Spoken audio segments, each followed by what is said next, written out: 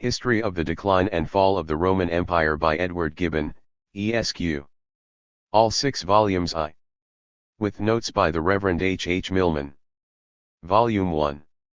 Introduction. Chapter I, The Extent of the Empire in the Age of the Antonines. Chapter 2, The Internal Prosperity in the Age of the Antonines. Chapter 3, The Constitution in the Age of the Antonines. Chapter 4, The Cruelty, Follies, and Murder of Commodus. Chapter V, Sale of the Empire to Didius Julianus.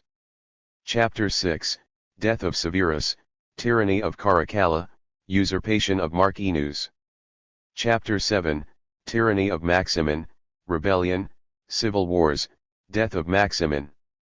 Chapter 8, State of Persian and Restoration of the Monarchy. Chapter 9, State of Germany until the Barbarians. Chapter X, Emperors Decius, Gallus, Aemilianus, Valerian, and Gallienus. Chapter 11, Reign of Claudius, Defeat of the Goths. Chapter 12, Reigns of Tacitus, Probus, Carus, and his sons. Chapter 13, Reign of Diocletian and his 3 associates. Chapter 14, 6 Emperors at the same time, Reunion of the Empire. Chapter 15, Progress of the Christian Religion. Chapter 16, Conduct towards the Christians, from Nero to Constantine. Volume 2. Chapter 17, Foundation of Constantinople. Chapter 18, Character of Constantine and his sons. Chapter 19, Constantius sole emperor. Chapter XX, Conversion of Constantine. Chapter XXI, Persecution of heresy, State of the Church. Chapter XXII, Julian declared emperor. Chapter XXIII, Reign of Julian. Chapter XXIV, The Retreat and Death of Julian. Chapter XXV, Reigns of Jovian and Valentinian, Division of the Empire. Chapter XXVI, Progress of the Huns. Volume 3.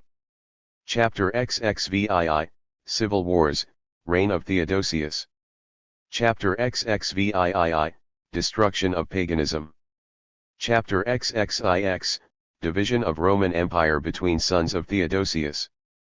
Chapter XXX, Revolt of the Goths. Chapter XXXI, Invasion of Italy, Occupation of territories by barbarians. Chapter XXXII, Emperors Arcadius, Eutropius, Theodosius II. Chapter XXXII, Conquest of Africa by the Vandals. Chapter XXXV, Attila. Chapter XXXV, Invasion by Attila. Chapter 30, Total extinction of the Western Empire. Chapter XXXVII, Conversion of the barbarians to Christianity. Chapter 38, Reign of Clovis. Volume 4. Chapter 36, Gothic Kingdom of Italy. Chapter XL, Reign of Justinian. Chapter XLI, Conquests of Justinian, Character of Belisarius. Chapter XLII, State of the Barbaric World. Chapter XLII, Last Victory and Death of Belisarius, Death of Justinian. Chapter XLIV, Idea of the Roman Jurisprudence. Chapter XLV, State of Italy under the Lombards. Chapter XLVI, Troubles in Persia. Chapter XLVIII, Ecclesiastical Discord. Chapter XLVIII, Succession and Characters of the Greek Emperors. Volume 5. Chapter XLIX, Conquest of Italy by the Franks. Chapter L, Description of Arabia and its inhabitants. Chapter Li, Conquests by the Arabs. Chapter Li, More conquests by the Arabs. Chapter Lii, Fate of the Eastern Empire. Chapter Liv, Origin and Doctrine of the Polycians. Chapter LV, The Bulgarians, the Hungarians, and the Russians. Chapter LVI, The Saracens, the Franks and the Normans. Chapter LVII, The Turks. Chapter Laïn, The First Crusade. Volume 6. Chapter Lix, The Crusades. Chapter LX, The Fourth Crusade. Chapter LXI, Partition of the Empire by the French and Venetians. Chapter LXII, Greek Emperors of Nice and Constantinople. Chapter LXVIII, Civil Wars and the Ruin of the Greek Empire. Chapter LXIV, Moguls, Ottoman Turks. Chapter LXV, Elevation of Timur or Tamerlane, and his death. Chapter LXVI, Union of the Greek and Latin Churches. Chapter LXVII, Schism of the Greeks and Latins. Chapter LXVIII, Reign of Muhammad II, Extinction of Eastern Empire. Chapter LXIX, State of Rome from the 12th century. Chapter LXX, Final settlement of the ecclesiastical state. Chapter LXXI, Prospect of the ruins of Rome in the 15th century. Underscore underscore underscore underscore underscore underscore underscore underscore underscore underscore underscore underscore. Volume 1. The memorable series of revolutions, which in the course of about 13 centuries gradually undermined, and at length destroyed, the solid fabric of human greatness, may, with some propriety, be divided into the three following periods. The first of these periods may be traced from the age of Trajan and the Antonines, when the Roman monarchy, having attained its full strength and maturity, began to verge towards its decline, and will extend to the subversion of the Western Empire, by the barbarians of Germany and Scythia, the rude ancestors of the most polished nations of modern Europe. This extraordinary revolution, which subjected Rome to the power of a Gothic conqueror, was completed about the beginning of the 6th century. The second period of the decline and fall of Rome may be supposed to commence with the reign of Justinian, who, by his laws, as well as by his victories, restored a transient splendor to the Eastern Empire. It will comprehend the invasion of Italy by the Lombards, the conquest of the Asiatic and African provinces by the Arabs, who embraced the religion of Muhammad, the revolt of the Roman people against the feeble princes of Constantinople, and the elevation of Charlemagne, who, in the year 800, established the Second, or German Empire of the West. The last and longest of these periods includes about 6 centuries and a half, from the revival of the Western Empire, till the taking of Constantinople by the Turks, and the extinction of a degenerate race of princes, who continued to assume the titles of Caesar and Augustus, after their dominions were contracted to the limits of a single city, in which the language, as well as manners, of the ancient Romans, had been long since forgotten. The writer who should undertake to relate the events of this period, would find himself obliged to enter into the general history of the Crusades, as far as they contributed to the ruin of the Greek Empire, and he would scarcely be able to restrain his curiosity from making some inquiry into the state of the city of Rome, during the darkness and confusion of the Middle Ages. As I have ventured, perhaps too hastily, to commit to the press a work which in every sense of the word, deserves the epithet of imperfect, I consider myself as contracting an engagement to finish, most probably in a second volume, to the first of these memorable periods, and to deliver to the public the complete history of the decline and fall of Rome, from the age of the Antonines to the subversion of the Western Empire.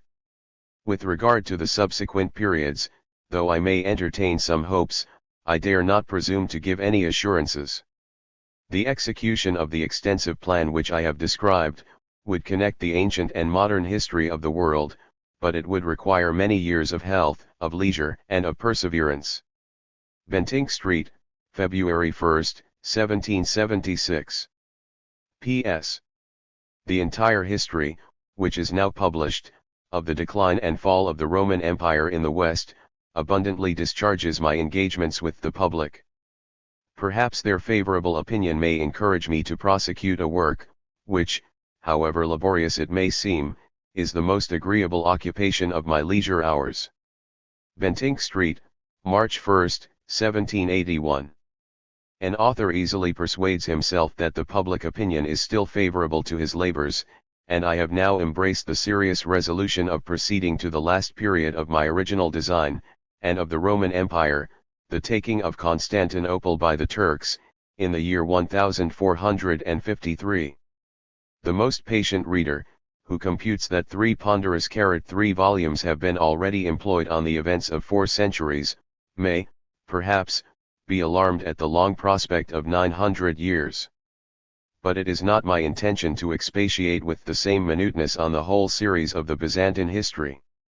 At our entrance into this period, the reign of Justinian, and the conquests of the Mahometans, will deserve and detain our attention, and the last age of Constantinople, the Crusades and the Turks, is connected with the revolutions of modern Europe. From the 7th to the 11th century, the obscure interval will be supplied by a concise narrative of such facts as may still appear either interesting or important. Bentinck Street, March 1, 1782. Preface to the first volume. Diligence and accuracy are the only merits which an historical writer may ascribe to himself, if any merit, indeed, can be assumed from the performance of an indispensable duty. I may therefore be allowed to say, that I have carefully examined all the original materials that could illustrate the subject which I had undertaken to treat. Should I ever complete the extensive design which has been sketched out in the preface, I might perhaps conclude it with a critical account of the authors consulted during the progress of the whole work, and however such an attempt might incur the censure of ostentation, I am persuaded that it would be susceptible of entertainment, as well as information. At present I shall content myself with a single observation. The biographers, who, under the reigns of Diocletian and Constantine, composed, or rather compiled, the lives of the emperors, from Hadrian to the sons of Carus, are usually mentioned under the names of Aelius Spartianus, Julius Capitolinus, Aelius Lampridius, Vulcatius Gallicanus, Trebellius Pollio, and Flavius Vopiscus. But there is so much perplexity in the titles of the manuscripts, and so many disputes have arisen among the critics, see Fabricius, Bibliath. Latin. L3. C6, concerning their number, their names, and their respective property, that for the most part I have quoted them without distinction, under the general and well-known title of the Augustan History. Preface to the 4th volume of the original quarto edition. I now discharge my promise, and complete my design, of writing the history of the decline and fall of the Roman Empire, both in the West and the East. The whole period extends from the age of Trajan and the Antonines, to the taking of Constantinople by Muhammad II, and includes a review of the Crusades, and the state of Rome during the Middle Ages. Since the publication of the first volume, 12 years have elapsed, 12 years, according to my wish, of health, of leisure, and of perseverance. I may now congratulate my deliverance from a long and laborious service, and my satisfaction will be pure and perfect, if the public favor should be extended to the conclusion of my work. It was my first intention to have collected, under one view, the numerous authors, of every age and language, from whom I have derived the materials of this history, and I am still convinced that the apparent ostentation would be more than compensated by real use. If I have renounced this idea, if I have declined an undertaking which had obtained the approbation of a master artist, my excuse may be found in the extreme difficulty of assigning a proper measure to such a catalogue. A naked list of names and editions would not be satisfactory either to myself or my readers. The characters of the principal authors of the Roman and Byzantine history have been occasionally connected with the events which they describe. A more copious and critical inquiry might indeed deserve, but it would demand, an elaborate volume, which might swell by degrees into a general library of historical writers. For the present, I shall content myself with renewing my serious protestation, that I have always endeavored to draw from the fountainhead, that my curiosity, as well as a sense of duty, has always urged me to study the originals, and that, if they have sometimes eluded my search, I have carefully marked the secondary evidence, on whose faith a passage or a fact were reduced to depend. I shall soon revisit the banks of the Lake of Lausanne, a country which I have known and loved from my early youth. Under a mild government, amidst a beauteous landscape, in a life of leisure and independence, and among a people of easy and elegant manners, I have enjoyed, and may again hope to enjoy, the varied pleasures of retirement and society. But I shall ever glory in the name and character of an Englishman, I am proud of my birth in a free and enlightened country, and the approbation of that country is the best and most honorable reward of my labors. Were I ambitious of any other patron than the public, I would inscribe this work to a statesman, who, in a long, a stormy, and at length an unfortunate administration, had many political opponents, almost without a personal enemy, who has retained, in his fall from power, many faithful and disinterested friends, and who, under the pressure of severe infirmity, enjoys the lively vigor of his mind, and the felicity of his incomparable temper. Lord North will permit me to express the feelings of friendship in the language of truth, but even truth and friendship should be silent, if he still dispense the favors of the crown. In a remote solitude, vanity may still whisper in my ear, that my readers, perhaps, may inquire whether, in the conclusion of the present work, I am now taking an everlasting farewell. They shall hear all that I know myself, and all that I could reveal to the most intimate friend. The motives of action or silence are now equally balanced, nor can I pronounce, in my most secret thoughts, on which side the scale will preponderate. I cannot dissemble that 6 quartos must have tried, and may have exhausted, the indulgence of the public, that, in the repetition of similar attempts, a successful author has much more to lose than he can hope to gain, that I am now descending into the vale of years, and that the most respectable of my countrymen, the men whom I aspire to imitate, have resigned the pen of history about the same period of their lives. Yet I consider that the annals of ancient and modern times may afford many rich and interesting subjects, that I am still possessed of health and leisure, that by the practice of writing some skill and facility must be acquired, and that, in the ardent pursuit of truth and knowledge, I am not conscious of decay. To an active mind, indolence is more painful than labor, and the first months of my liberty will be occupied and amused in the excursions of curiosity and taste. By such temptations, I have been sometimes seduced from the rigid duty even of a pleasing and voluntary task, but my time will now be my own, and in the use or abuse of independence, I shall no longer fear my own reproaches or those of my friends. I am fairly entitled to a year of jubilee. Next summer and the following winter will rapidly pass away, and experience only can determine whether I shall still prefer the freedom and variety of study to the design and composition of a regular work, which animates, while it confines, the daily application of the author. Caprice and accident may influence my choice, but the dexterity of self-love will contrive to applaud either active industry or philosophic repose. Downing Street, May 1, 1788. P.S. I shall embrace this opportunity of introducing 2 verbal remarks, which have not conveniently offered themselves to my notice. 1. As often as I use the definitions of beyond the Alps, the Rhine, the Danube, and sea, I generally suppose myself at Rome, and afterwards at Constantinople, without observing whether this relative geography may agree with the local, but variable, situation of the reader, or the historian. 2. In proper names of foreign, and especially of Oriental origin, it should be always our aim to express, in our English version, a faithful copy of the original. But this rule, which is founded on a just regard to uniformity and truth, must often be relaxed, and the exceptions will be limited or enlarged by the custom of the language and the taste of the interpreter. Our alphabets may be often defective, a harsh sound, an uncouth spelling, might offend the ear or the eye of our countrymen, and some words, notoriously corrupt, are fixed, and, as it were, naturalized in the vulgar tongue. The Prophet Mohammed can no longer be stripped of the famous, though improper, appellation of Muhammad. The well-known cities of Aleppo, Damascus, and Cairo, would almost be lost in the strange descriptions of Haleb, Dimashq, and Al-Qahira. The titles and offices of the Ottoman Empire are fashioned by the practice of 300 years, and we are pleased to blend the 3 Chinese monosyllables, Confuci, in the respectable name of Confucius, or even to adopt the Portuguese corruption of Mandarin. But I would vary the use of Zoroaster and Zerdusht, as I drew my information from Greece or Persia.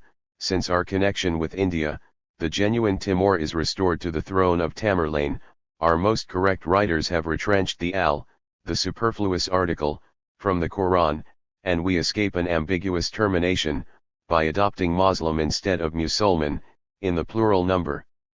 In these, and in 1,000 examples, the shades of distinction are often minute, and I can feel, where I cannot explain, the motives of my choice.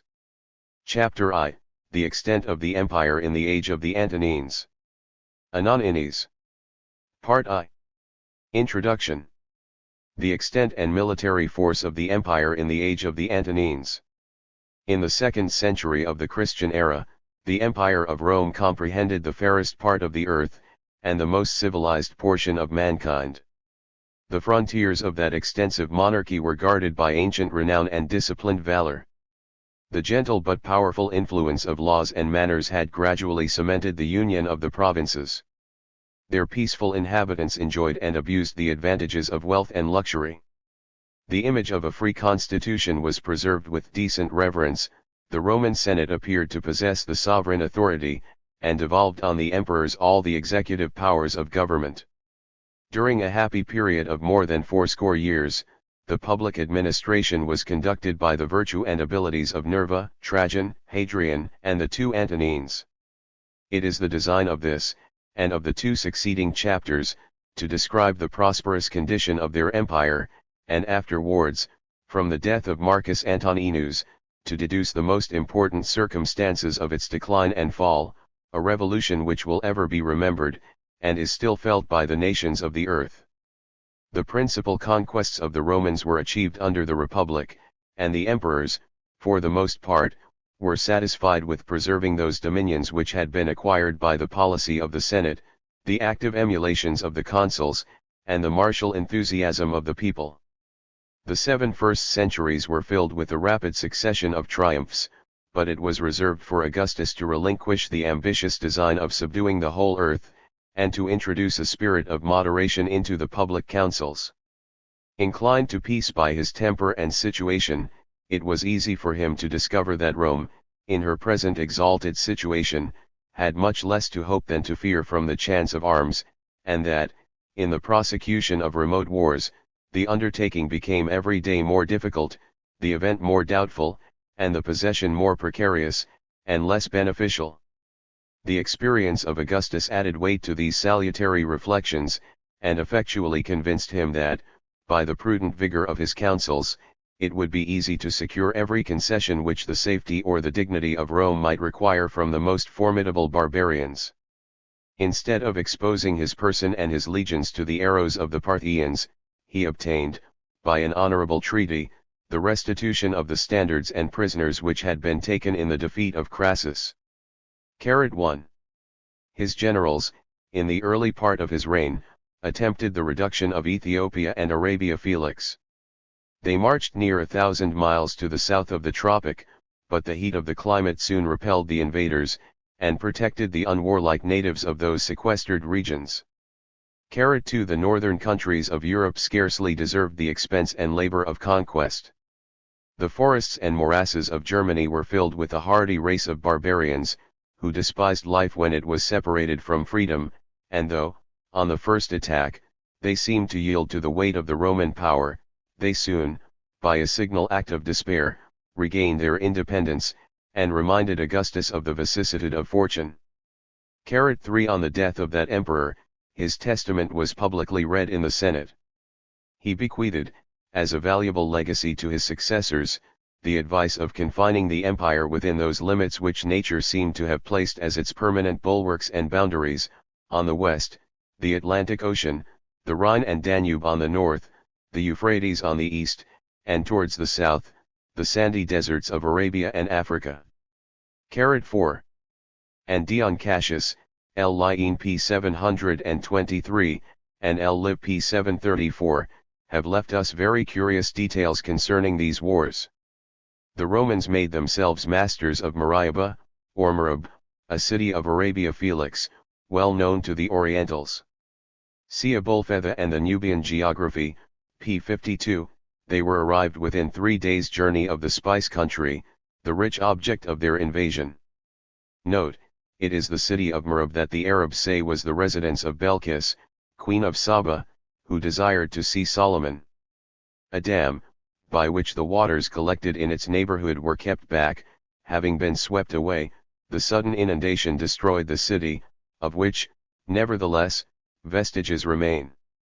It bordered on a country called Adramaut, where a particular aromatic plant grows.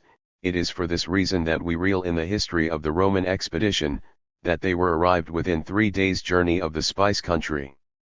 G. Compare Malti-Brun, Geogr. ENG Trans. Volume 2.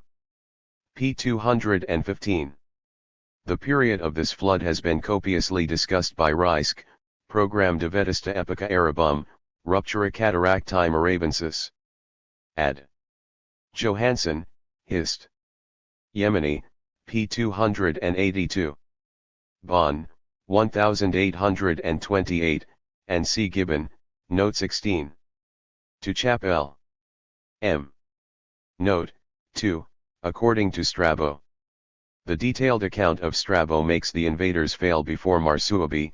This cannot be the same place as Mariaba. Euchert observes, that Aelius Gallus would not have failed for want of water before Mariaba. See Mgizo's note above. Either, therefore, they were different places, or Strabo is mistaken. Euchert, Geographic der Griechen und Römer, Volume IP 181. Strabo, indeed, mentions Mariaba distinct from Marsuabi. Gibbon has followed Pliny in reckoning Mariaba among the conquests of Gallus. There can be little doubt that he is wrong, as Gallus did not approach the capital of Sabia. Compare the note of the Oxford editor of Strabo. M. Happily for the repose of mankind, the moderate system recommended by the wisdom of Augustus, was adopted by the fears and vices of his immediate successors. Engaged in the pursuit of pleasure, or in the exercise of tyranny, the first Caesars seldom showed themselves to the armies, or to the provinces, nor were they disposed to suffer, that those triumphs which their indolence neglected, should be usurped by the conduct and valor of their lieutenants. The military fame of a subject was considered as an insolent invasion of the imperial prerogative, and it became the duty, as well as interest, of every Roman general, to guard the frontiers intrusted to his care, without aspiring to conquests which might have proved no less fatal to himself than to the vanquished barbarians. 5. The only accession which the Roman Empire received, during the first century of the Christian era, was the province of Britain. In this single instance, the successors of Caesar and Augustus were persuaded to follow the example of the former, rather than the precept of the latter. The proximity of its situation to the coast of Gaul seemed to invite their arms. The pleasing though doubtful intelligence of a pearl fishery, attracted their avarice. 6 And as Britain was viewed in the light of a distinct and insulated world, the conquest scarcely formed any exception to the general system of continental measures. After a war of about 40 years, undertaken by the most stupid, 7 maintained by the most dissolute, and terminated by the most timid of all the emperors, the far greater part of the island submitted to the Roman yoke. 8 The various tribes of Britain possessed valor without conduct, and the love of freedom without the spirit of union. They took up arms with savage fierceness, they laid them down, or turned them against each other, with wild inconsistency, and while they fought singly, they were successively subdued. Neither the fortitude of Caractacus, nor the despair of Boadicea, nor the fanaticism of the Druids, could avert the slavery of their country, or resist the steady progress of the imperial generals, who maintained the national glory, when the throne was disgraced by the weakest, or the most vicious of mankind. At the very time when Domitian, confined to his palace, felt the terrors which he inspired, his legions, under the command of the virtuous Agricola, defeated the collected force of the Caledonians, at the foot of the Grampian hills, and his fleets, venturing to explore an unknown and dangerous navigation, displayed the Roman arms round every part of the island. The conquest of Britain was considered as already achieved, and it was the design of Agricola to complete and ensure his success, by the easy reduction of Ireland, for which, in his opinion, 1 legion and a few auxiliaries were sufficient. 9 The Western Isle might be improved into a valuable possession, and the Britons would wear their chains with the less reluctance, if the prospect and example of freedom were on every side removed from before their eyes. But the superior merit of Agricola soon occasioned his removal from the government of Britain, and forever disappointed this rational, though extensive scheme of conquest. Before his departure, the prudent general had provided for security as well as for dominion. He had observed, that the island is almost divided into two unequal parts by the opposite gulfs, or, as they are now called, the Friths of Scotland. Across the narrow interval of about 40 miles, he had drawn a line of military stations, which was afterwards fortified, in the reign of Antoninus Pius, by a turf rampart, erected on foundations of stone. 10 This wall of Antoninus, at a small distance beyond the modern cities of Edinburgh and Glasgow, was fixed as the limit of the Roman province. The native Caledonians preserved, in the northern extremity of the island, their wild independence, for which they were not less indebted to their poverty than to their valor. Their incursions were frequently repelled and chastised, but their country was never subdued. 11 The masters of the fairest and most wealthy climates of the globe turned with contempt from gloomy hills, assailed by the winter tempest, from lakes concealed in a blue mist, and from cold and lonely heaths, over which the deer of the forest were chased by a troop of naked barbarians. 12 Such was the state of the Roman frontiers, and such the maxims of imperial policy, from the death of Augustus to the accession of Trajan. That virtuous and active prince had received the education of a soldier, and possessed the talents of a general. 13 The peaceful system of his predecessors was interrupted by scenes of war and conquest, and the legions, after a long interval, beheld a military emperor at their head. The first exploits of Trajan were against the Dacians, the most warlike of men, who dwelt beyond the Danube, and who, during the reign of Domitian, had insulted, with impunity, the majesty of Rome. 14 To the strength and fierceness of barbarians they added a contempt for life, which was derived from a warm persuasion of the immortality and transmigration of the soul. 15 Despolus, the Dacian king, approved himself a rival not unworthy of Trajan, nor did he despair of his own and the public fortune, till, by the confession of his enemies, he had exhausted every resource both of valor and policy. 16 This memorable war, with a very short suspension of hostilities, lasted 5 years, and as the emperor could exert, without control, the whole force of the state, it was terminated by an absolute submission of the barbarians. 17 The new province of Dacia, which formed a second exception to the precept of Augustus, was about 1,300 miles in circumference. Its natural boundaries were the Dniester, the Tis, or Tibuscus, the lower Danube, and the Euxine Sea.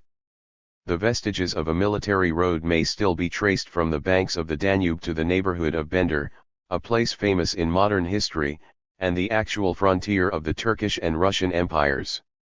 18 Trajan was ambitious of fame, and as long as mankind shall continue to bestow more liberal applause on their destroyers than on their benefactors, the thirst of military glory will ever be the vice of the most exalted characters.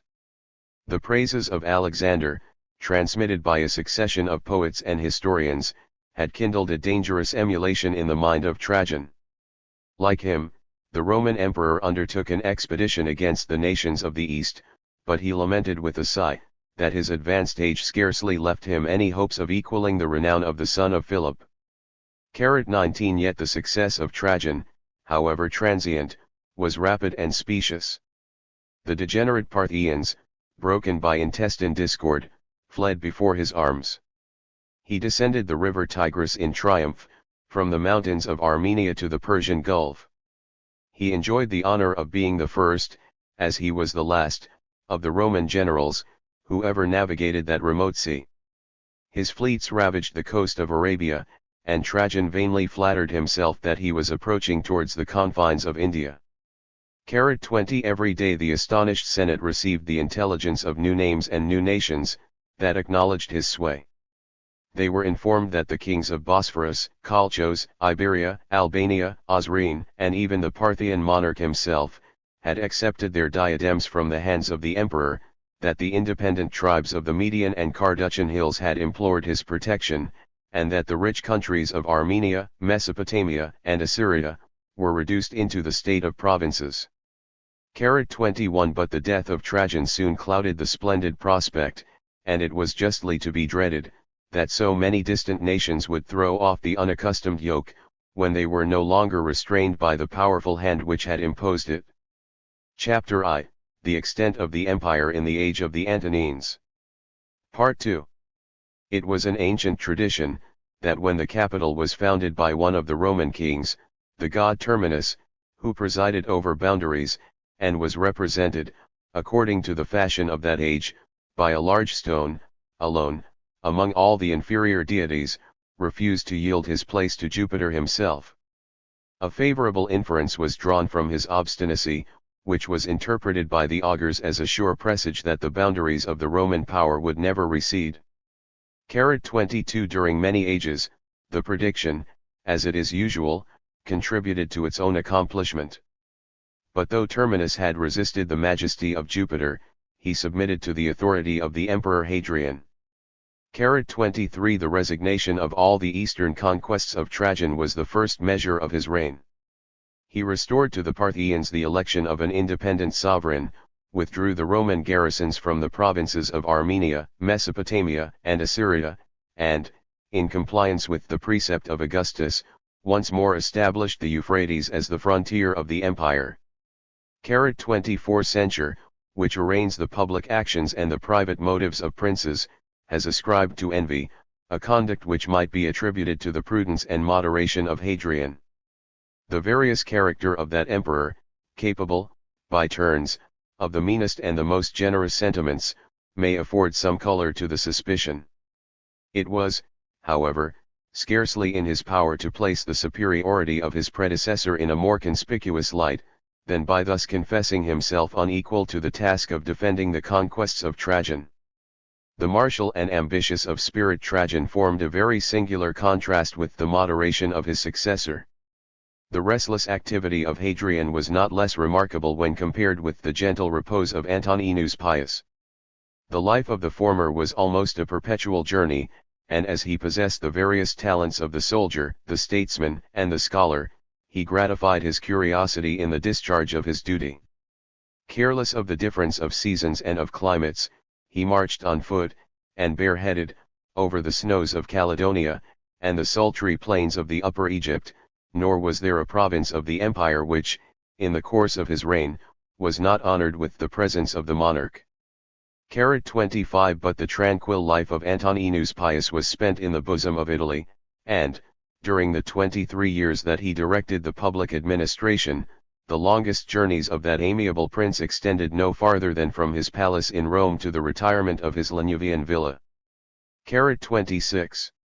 Notwithstanding this difference in their personal conduct, the general system of Augustus was equally adopted and uniformly pursued by Hadrian and by the two Antonines.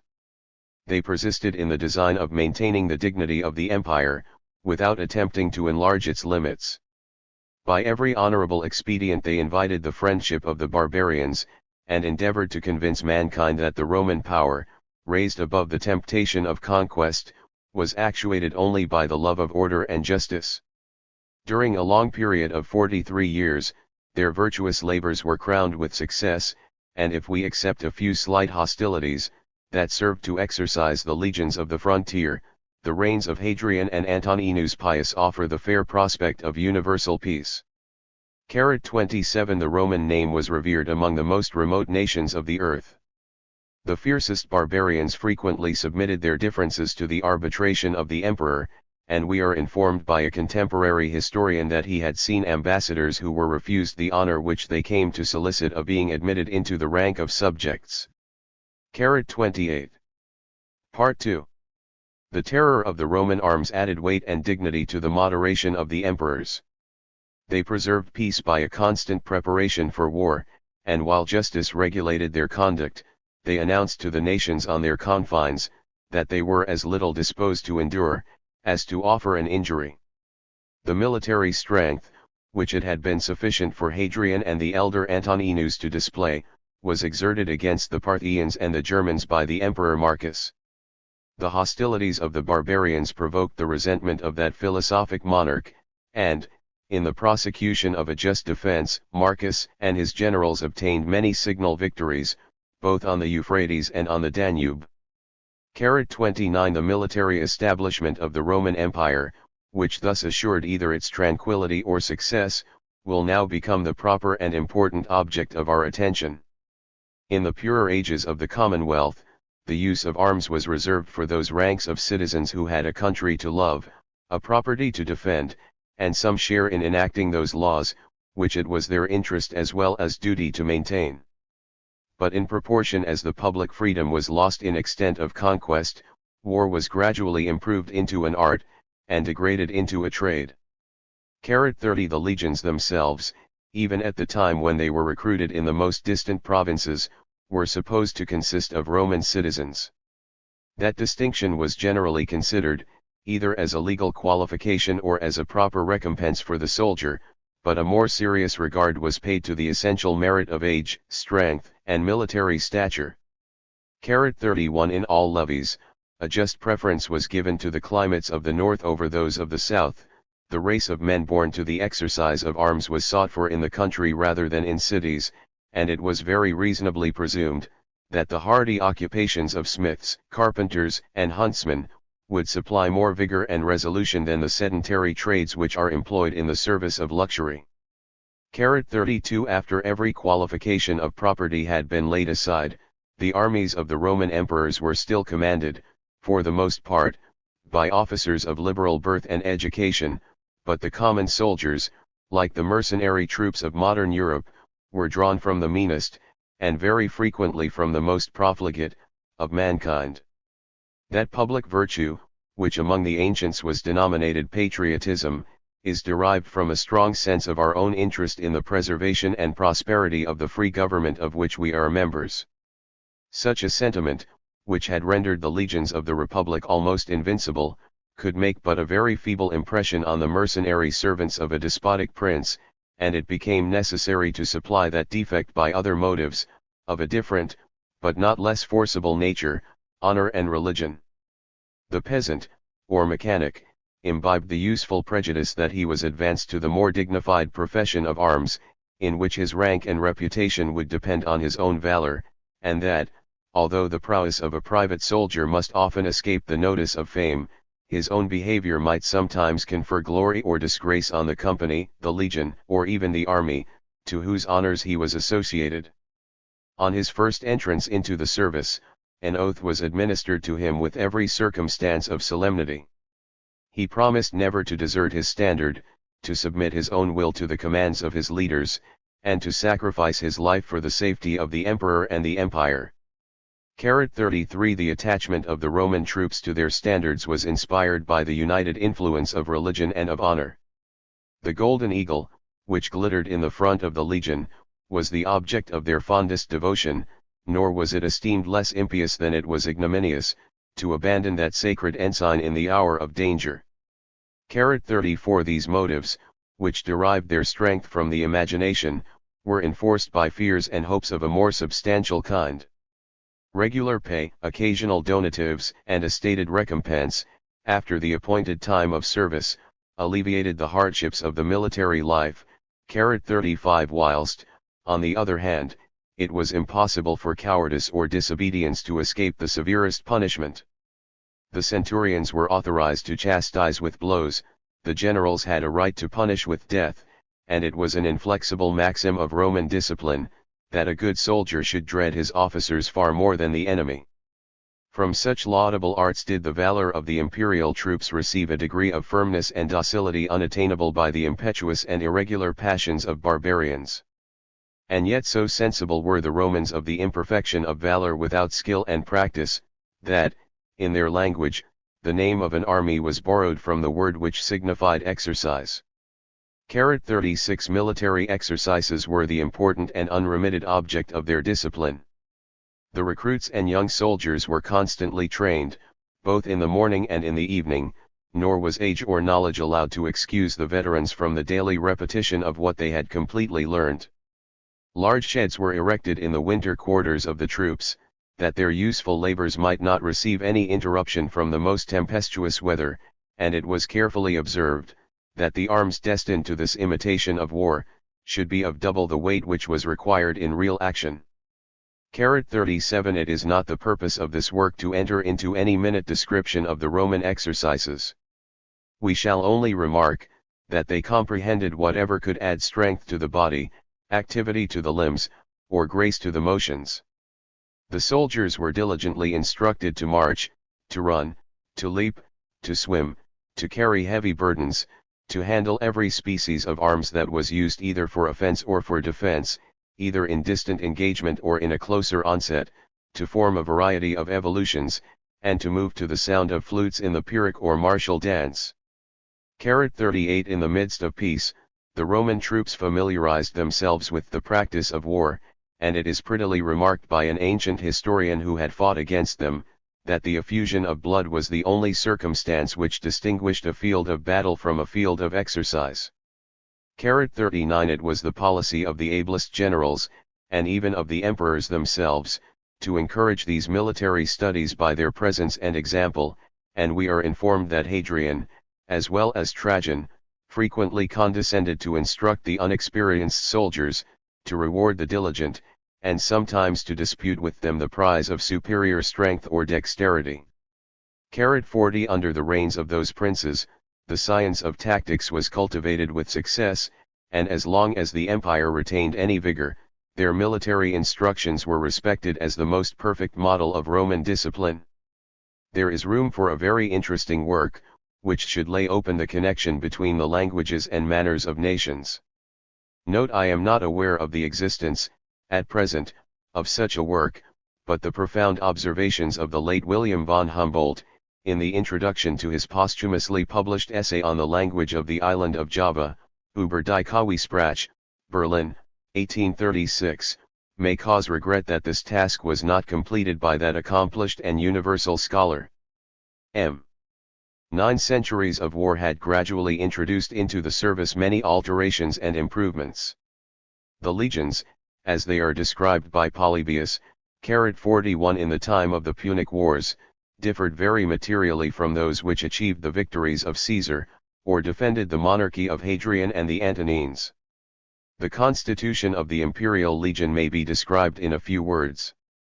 42 The heavy armed infantry, which composed its principal strength, 43 was divided into 10 cohorts, and 55 companies, under the orders of a correspondent number of tribunes and centurions. The first cohort, which always claimed the post of honor and the custody of the eagle, was formed of 1,105 soldiers, the most approved for valor and fidelity.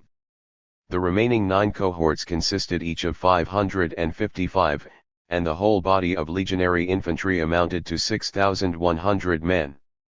Their arms were uniform, and admirably adapted to the nature of their service: an open helmet, with a lofty crest, a breastplate, or coat of mail, greaves on their legs, and an ample buckler on their left arm. The buckler was of an oblong and concave figure, 4 feet in length, and 2.5 in breadth, framed of a light wood, covered with a bull's hide, and strongly guarded with plates of brass. Besides a lighter spear, the legionary soldier grasped in his right hand the formidable pilum, a ponderous javelin, whose utmost length was about 6 feet, and which was terminated by a massy triangular point of steel of 18 inches. 44 This instrument was indeed much inferior to our modern firearms, since it was exhausted by a single discharge, at the distance of only 10 or 12 paces. Yet when it was launched by a firm and skillful hand, there was not any cavalry that durst venture within its reach, nor any shield or corslet that could sustain the impetuosity of its weight. As soon as the Roman had darted his pilum, he drew his sword, and rushed forwards to close with the enemy. His sword was a short well-tempered Spanish blade, that carried a double edge, and was alike suited to the purpose of striking or of pushing, but the soldier was always instructed to prefer the latter use of his weapon, as his own body remained less exposed, whilst he inflicted a more dangerous wound on his adversary. 45 The legion was usually drawn up 8 deep, and the regular distance of 3 feet was left between the files as well as ranks.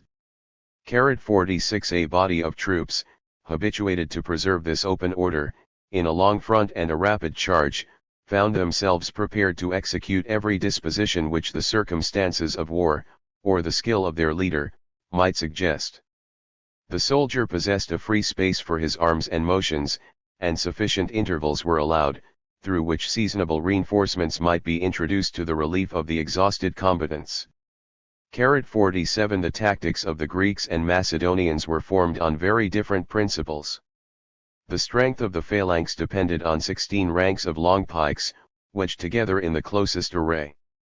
48 But it was soon discovered by reflection, as well as by the event, that the strength of the phalanx was unable to contend with the activity of the legion. 49 The cavalry, without which the force of the legion would have remained imperfect, was divided into 10 troops or squadrons. The first, as the companion of the first cohort, consisted of 132 men, whilst each of the other 9 amounted only to 66. The entire establishment formed a regiment, if we may use the modern expression, of 726 horse, naturally connected with its respective legion, but occasionally separated to act in the line, and to compose a part of the wings of the army. 50 The cavalry of the emperors was no longer composed, like that of the ancient republic, of the noblest youths of Rome and Italy, who, by performing their military service on horseback, prepared themselves for the offices of senator and consul, and solicited, by deeds of valor, the future suffrages of their countrymen. 51 Since the alteration of manners and government, the most wealthy of the equestrian order were engaged in the administration of justice, and of the revenue. 52 And whenever they embraced the profession of arms, they were immediately intrusted with a troop of horse, or a cohort of foot. 53 Trajan and Hadrian formed their cavalry from the same provinces, and the same class of their subjects, which recruited the ranks of the legion. The horses were bred, for the most part, in Spain or Cappadocia. The Roman troopers despised the complete armor with which the cavalry of the East was encumbered. Their more useful arms consisted in a helmet, an oblong shield, light boots, and a coat of mail. A javelin, and a long broadsword, were their principal weapons of offense. The use of lances and of iron maces they seem to have borrowed from the barbarians. 54 The safety and honor of the empire was principally intrusted to the legions, but the policy of Rome condescended to adopt every useful instrument of war. Considerable levies were regularly made among the provincials, who had not yet deserved the honorable distinction of Romans. Many dependent princes and communities, dispersed round the frontiers, were permitted, for a while, to hold their freedom and security by the tenure of military service. 55 Even select troops of hostile barbarians were frequently compelled or persuaded to consume their dangerous valor in remote climates, and for the benefit of the state. 56 All these were included under the general name of auxiliaries, and howsoever they might vary according to the difference of times and circumstances, their numbers were seldom much inferior to those of the legions themselves.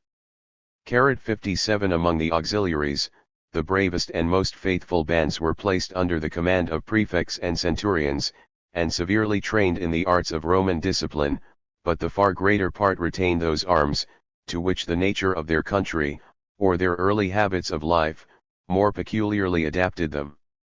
By this institution, each legion, to whom a certain proportion of auxiliaries was allotted, contained within itself every species of lighter troops, and of missile weapons, and was capable of encountering every nation, with the advantages of its respective arms and discipline. 58 Nor was the legion destitute of what, in modern language, would be styled a train of artillery. It consisted in 10 military engines of the largest, and 55 of a smaller size, but all of which, either in an oblique or horizontal manner, discharged stones and darts with irresistible violence. 59 Chapter I, The extent of the empire in the age of the Antonines. Part 3. The camp of a Roman legion presented the appearance of a fortified city. 60. As soon as the space was marked out, the pioneers carefully leveled the ground, and removed every impediment that might interrupt its perfect regularity. Its form was an exact quadrangle, and we may calculate that a square of about 700 yards was sufficient for the encampment of 20,000 Romans, though a similar number of our own troops would expose to the enemy a front of more than treble that extent. In the midst of the camp, the praetorium, or general's quarters, rose above the others. The cavalry, the infantry, and the auxiliaries occupied their respective stations. The streets were broad and perfectly straight, and a vacant space of 200 feet was left on all sides between the tents and the rampart. The rampart itself was usually 12 feet high, armed with a line of strong and intricate palisades, and defended by a ditch of 12 feet in depth as well as in breadth. This important labor was performed by the hands of the legionaries themselves, to whom the use of the spade and the pickaxe was no less familiar than that of the sword or pilum.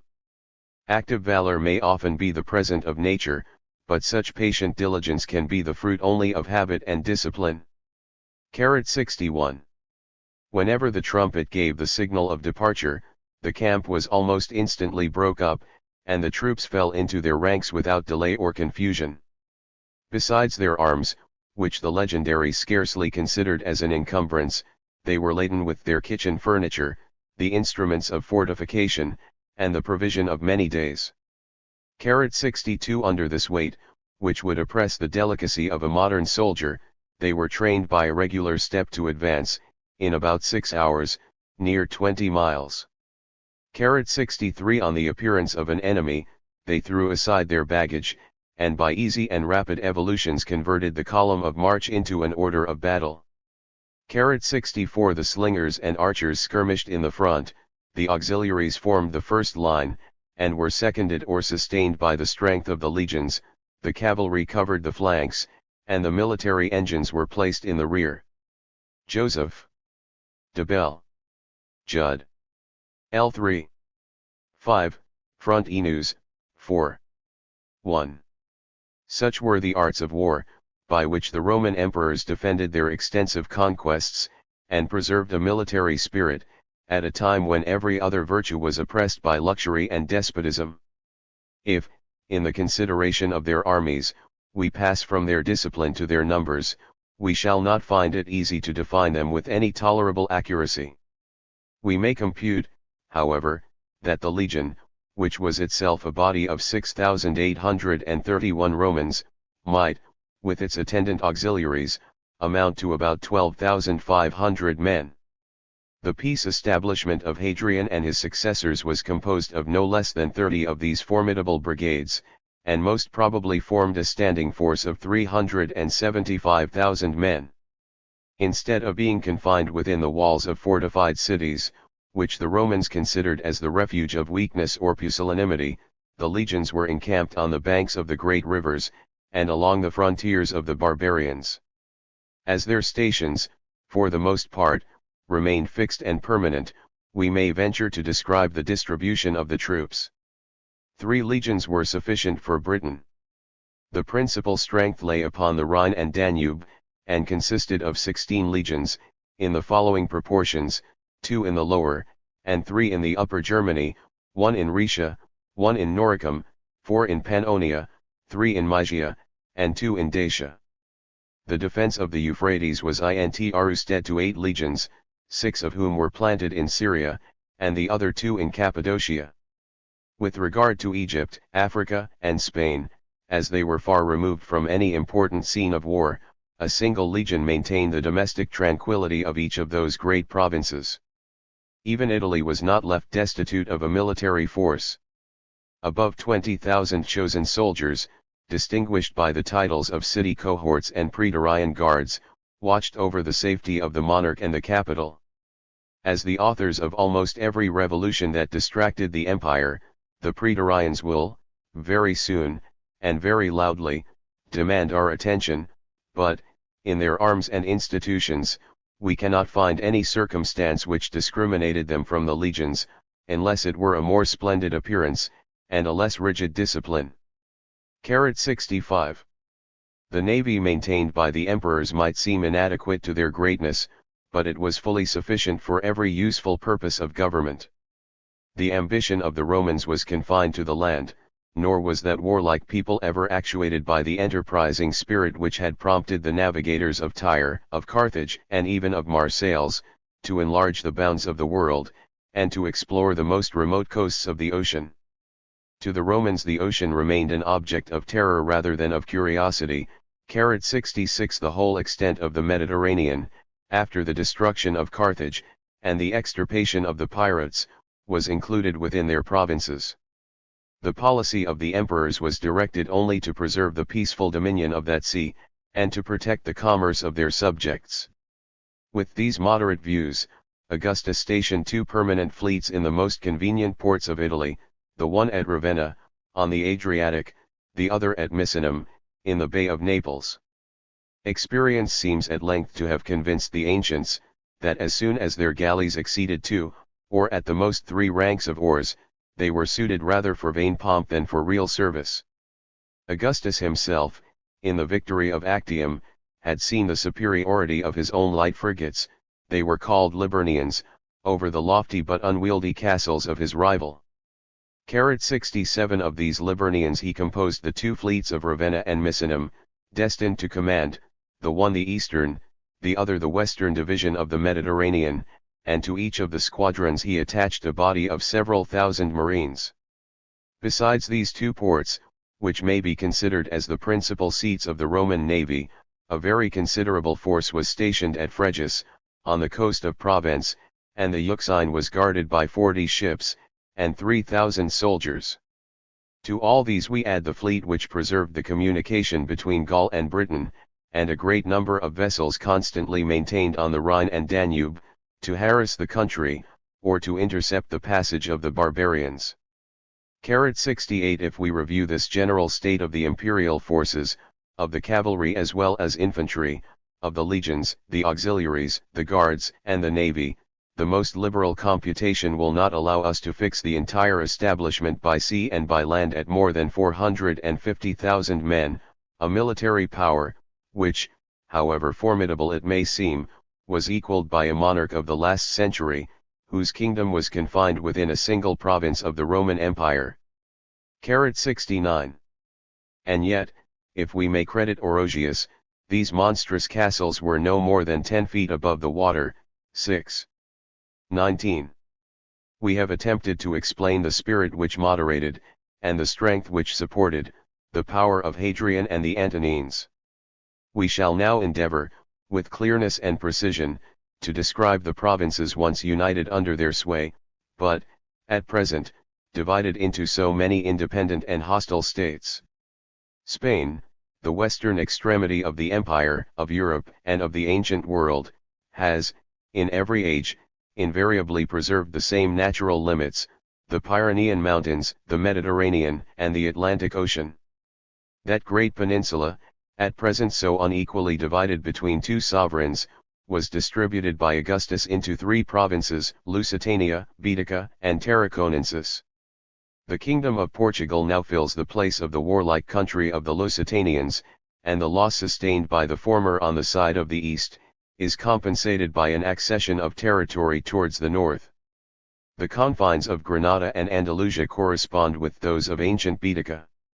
The remainder of Spain, Galicia, and the Asturias, Biscay, and Navarre, Leon, and the 2 Castiles, Murcia, Valencia, Catalonia, and Aragon, all contributed to form the third and most considerable of the Roman governments, which, from the name of its capital, was styled the province of Tarragona. 70 Of the native barbarians, the Celt-Iberians were the most powerful, as the Cantabrians and Asturians proved the most obstinate. Confident in the strength of their mountains, they were the last who submitted to the arms of Rome, and the first who threw off the yoke of the Arabs. Ancient Gaul, as it contained the whole country between the Pyrenees, the Alps, the Rhine, and the ocean, was of greater extent than modern France. To the dominions of that powerful monarchy, with its recent acquisitions of Alsace and Lorraine, we must add the Duchy of Savoy, the cantons of Switzerland, the 4 electorates of the Rhine, and the territories of Liege, Luxembourg, Hainault, Flanders, and Brabant. When Augustus gave laws to the conquests of his father, he introduced a division of Gaul, equally adapted to the progress of the legions, to the course of the rivers, and to the principal national distinctions, which had comprehended above 100 independent states. 71 The sea-coast of the Mediterranean, Languedoc, Provence, and Dauphine, received their provincial appellation from the colony of Narbonne. The government of Aquitaine was extended from the Pyrenees to the Loire. The country between the Loire and the Seine was styled the Celtic Gaul, and soon borrowed a new denomination from the celebrated colony of Lugdunum, or Lions. The Belgic lay beyond the Seine, and in more ancient times had been bounded only by the Rhine, but a little before the age of Caesar, the Germans, abusing their superiority of valor, had occupied a considerable portion of the Belgic territory. The Roman conquerors very eagerly embraced so flattering a circumstance, and the Gallic frontier of the Rhine, from Basel to Leiden, received the pompous names of the Upper and the Lower Germany. 72 Such, under the reign of the Antonines, were the 6 provinces of Gaul, the Narbonnese, Aquitaine, the Celtic, or Lyonesse, the Belgic, and the 2 Germanies.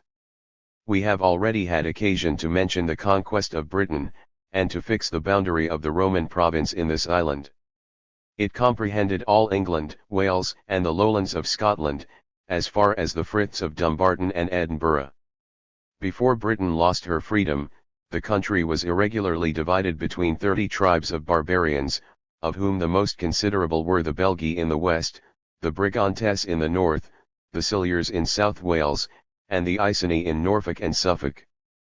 73 As far as we can either trace or credit the resemblance of manners and language, Spain, Gaul, and Britain were peopled by the same hardy race of savages. Before they yielded to the Roman arms, they often disputed the field, and often renewed the contest. After their submission, they constituted the western division of the European provinces, which extended from the columns of Hercules to the wall of Antoninus, and from the mouth of the Tagus to the sources of the Rhine and Danube. Before the Roman conquest, the country which is now called Lombardy, was not considered as a part of Italy. It had been occupied by a powerful colony of Gauls, who, settling themselves along the banks of the Po, from Piedmont to Romagna, carried their arms and diffused their name from the Alps to the Apennine. The Ligurians dwelt on the rocky coast which now forms the Republic of Genoa. Venice was yet unborn, but the territories of that state, which lie to the east of the Adige, were inhabited by the Venetians. 74 The middle part of the peninsula, that now composes the Duchy of Tuscany and the ecclesiastical state, was the ancient seat of the Etruscans and Umbrians, to the former of whom Italy was indebted for the first rudiments of civilized life. 75 The Tiber rolled at the foot of the 7 hills of Rome, and the country of the Sabines, the Latins, and the Volsci, from that river to the frontiers of Naples, was the theatre of her infant victories. On that celebrated ground the first consuls deserved triumphs, their successors adorned villas, and their posterity have erected convents. 76 Capua and Campania possessed the immediate territory of Naples. The rest of the kingdom was inhabited by many warlike nations, the Marsi, the Samnites, the Apulians, and the Lucanians, and the sea coasts had been covered by the flourishing colonies of the Greeks. We may remark, that when Augustus divided Italy into 11 regions, the little province of Istria was annexed to that seat of Roman sovereignty. 77 The European provinces of Rome were protected by the course of the Rhine and the Danube. The latter of those mighty streams, which rises at the distance of only 30 miles from the former, flows above 1,300 miles, for the most part to the southeast, collects the tribute of 60 navigable rivers, and is, at length, through 6 mouths, received into the Euxine, which appears scarcely equal to such an accession of waters. 78 The provinces of the Danube soon acquired the general appellation of Illyricum, or the Illyrian frontier, 79 and were esteemed the most warlike of the empire, but they deserve to be more particularly considered under the names of Rhaetia, Noricum, Pannonia, Dalmatia, Dacia, Mysia, Thrace, Macedonia, and Greece. The province of Rhaetia, which soon extinguished the name of the Vindelians, extended from the summit of the Alps to the banks of the Danube, from its source, as far as its conflux with the Inn.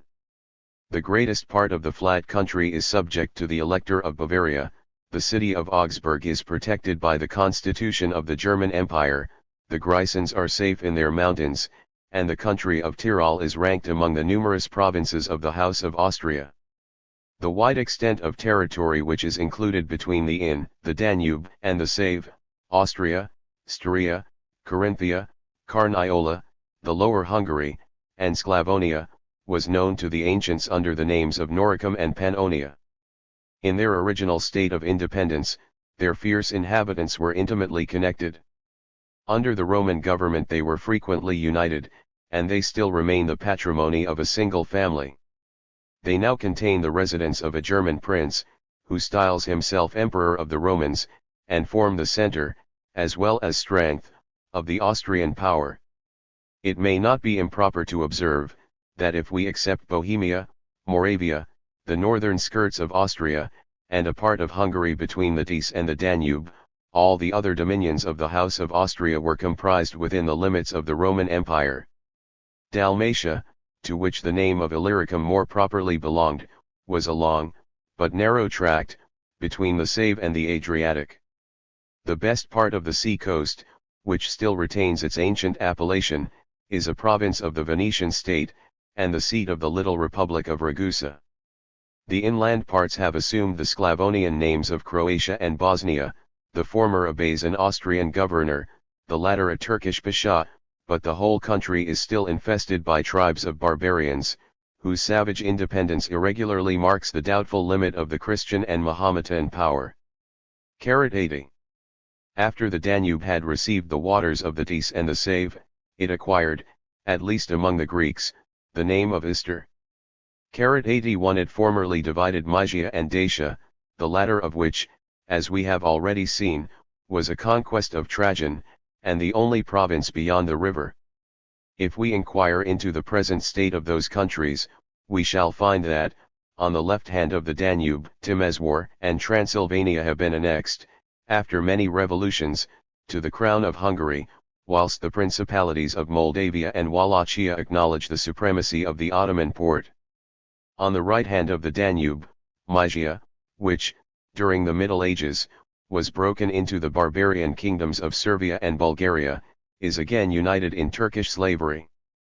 The appellation of Rumelia, which is still bestowed by the Turks on the extensive countries of Thrace, Macedonia, and Greece, preserves the memory of their ancient state under the Roman Empire.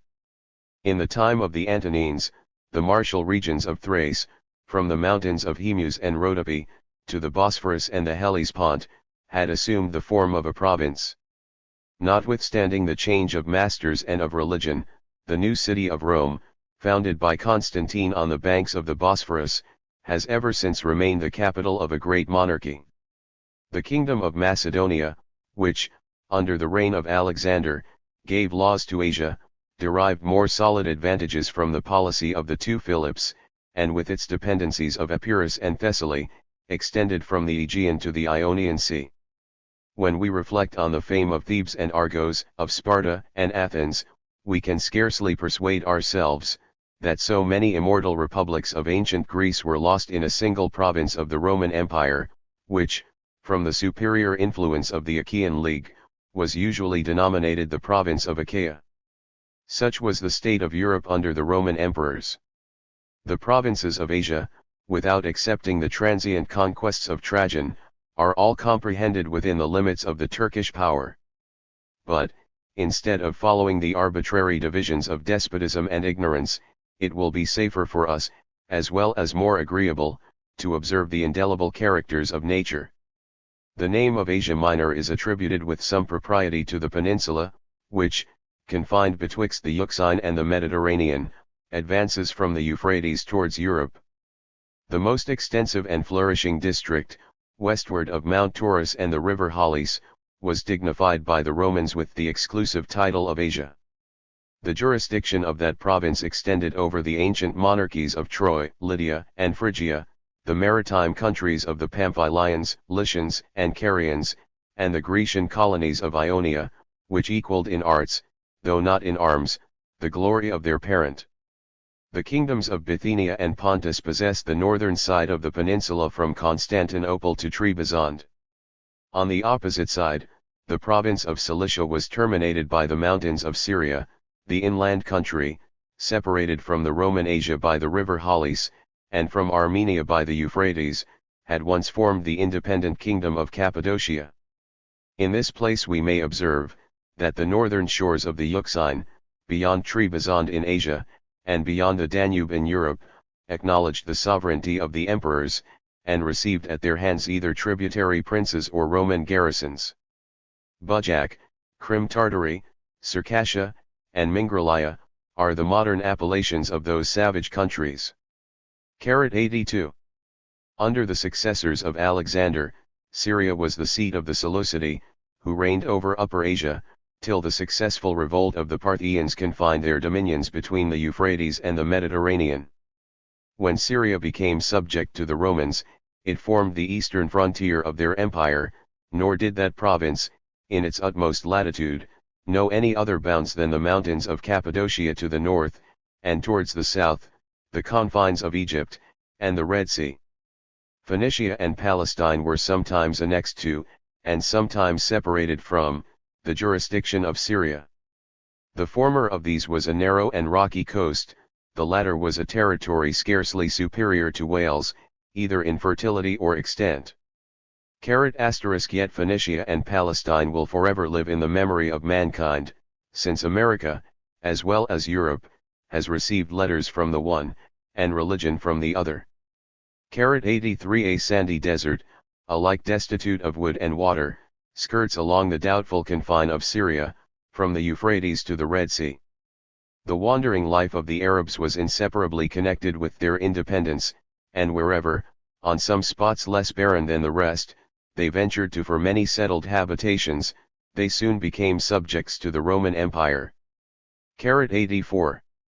The geographers of antiquity have frequently hesitated to what portion of the globe they should ascribe Egypt. 85. By its situation that celebrated kingdom is included within the immense peninsula of Africa, but it is accessible only on the side of Asia, whose revolutions, in almost every period of history, Egypt has humbly obeyed. A Roman prefect was seated on the splendid throne of the Ptolemies, and the iron scepter of the Mamluks is now in the hands of a Turkish pasha. The Nile flows down the country, above 500 miles from the Tropic of Cancer to the Mediterranean, and marks on either side of the extent of fertility by the measure of its inundations. Cyrene, situate towards the west, and along the sea coast, was first a Greek colony, afterwards a province of Egypt, and is now lost in the desert of Barca.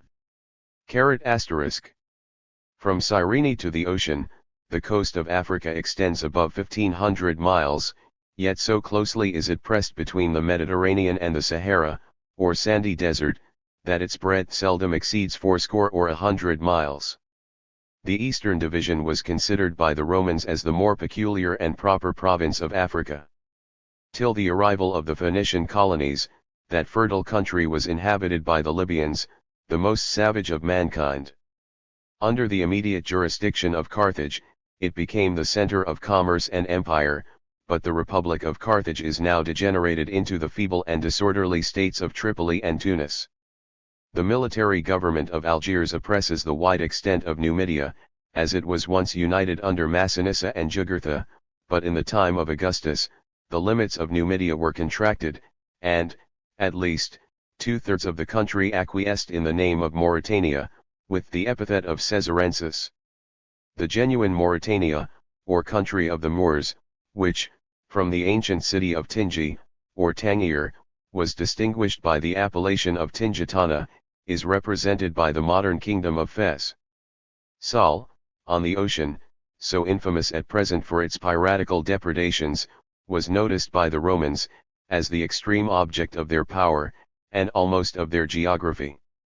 A city of their foundation may still be discovered near Mycenae, the residence of the barbarian whom we condescend to style the Emperor of Morocco, but it does not appear, that his more southern dominions, Morocco itself, and Sejel Messa, were ever comprehended within the Roman province. The western parts of Africa are intersected by the branches of Mount Atlas, a name so idly celebrated by the fancy of poets, 86 but which is now diffused over the immense ocean that rolls between the ancient and the new continent. 87. Having now finished the circuit of the Roman Empire, we may observe, that Africa is divided from Spain by a narrow strait of about 12 miles, through which the Atlantic flows into the Mediterranean. The columns of Hercules, so famous among the ancients, were two mountains which seem to have been torn asunder by some convulsion of the elements, and at the foot of the European mountain, the fortress of Gibraltar is now seated.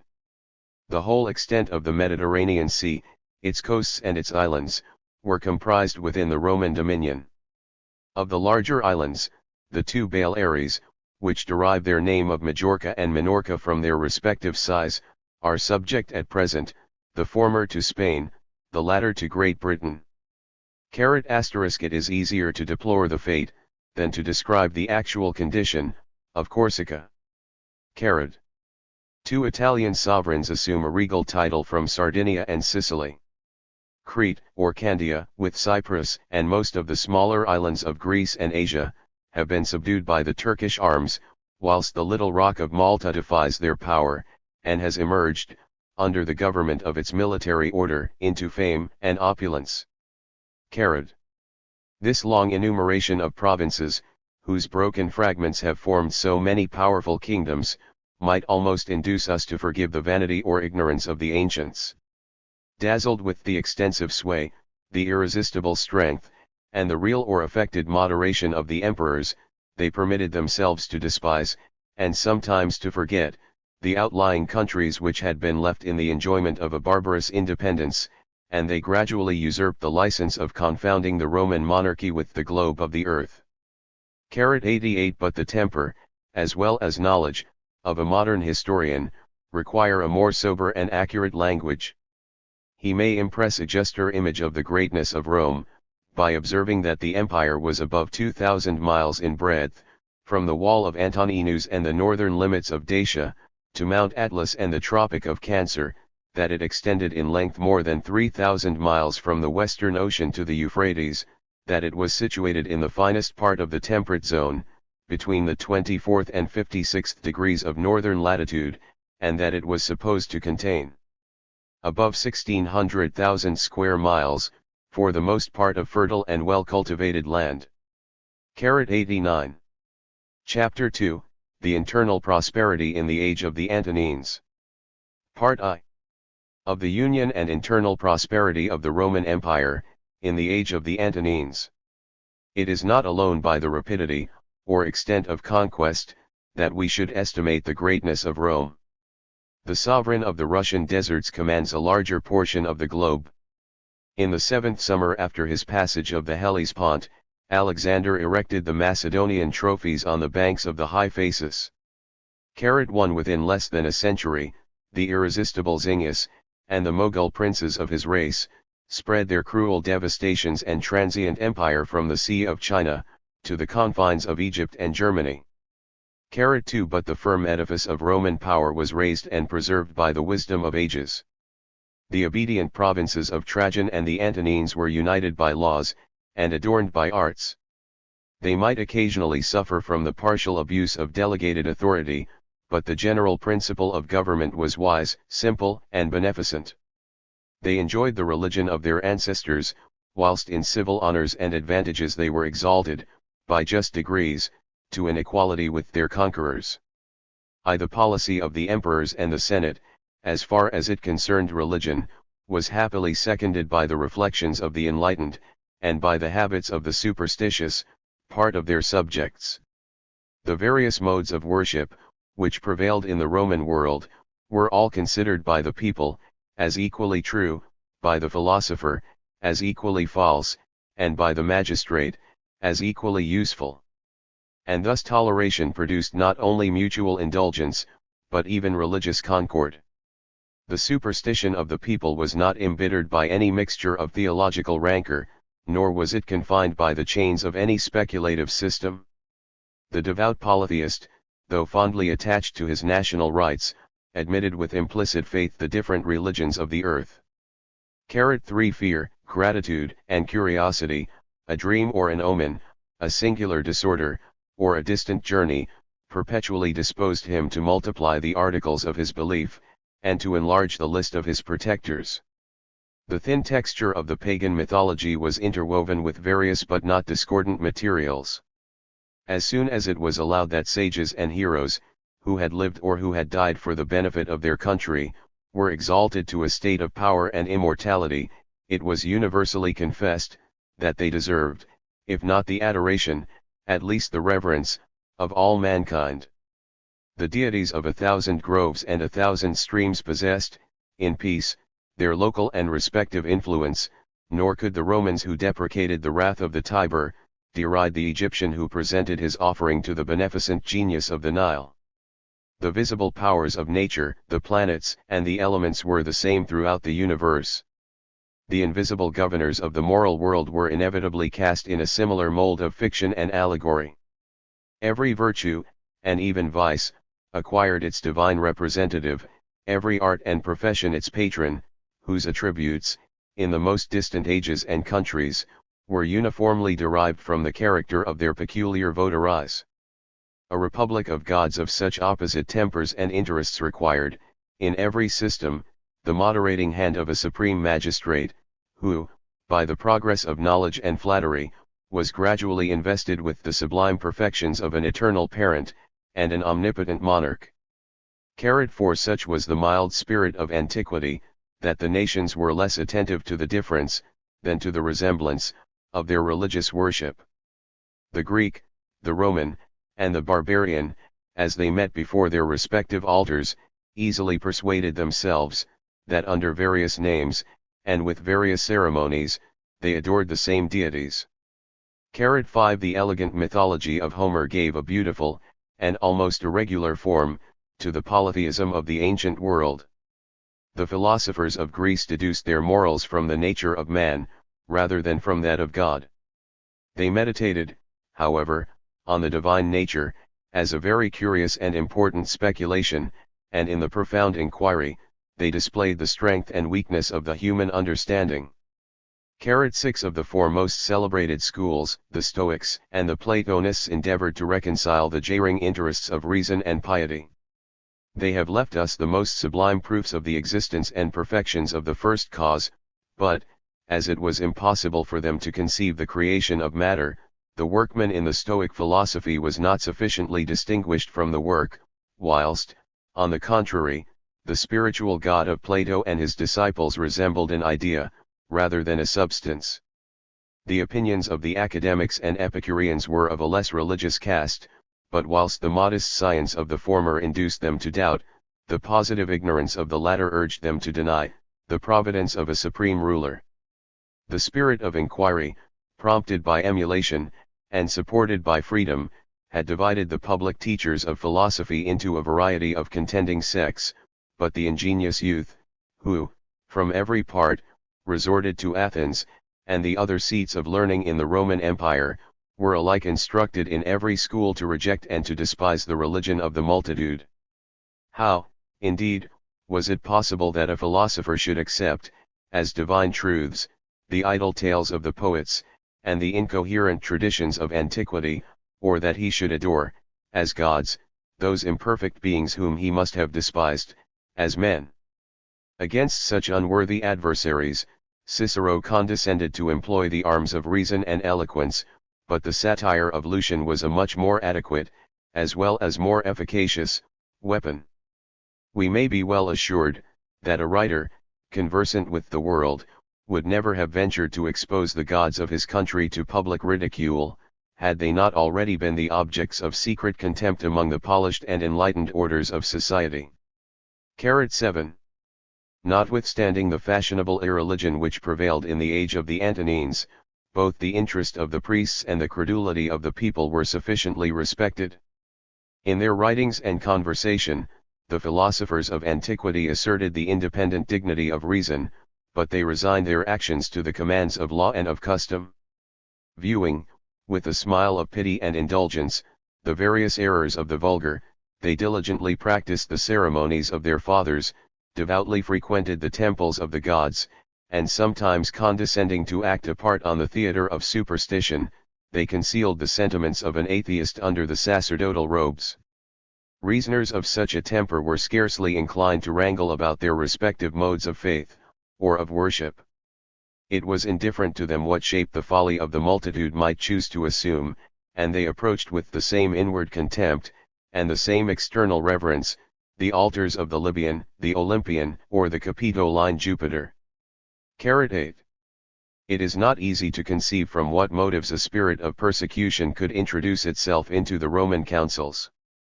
The magistrates could not be actuated by a blind, though honest bigotry, since the magistrates were themselves philosophers, and the schools of Athens had given laws to the Senate.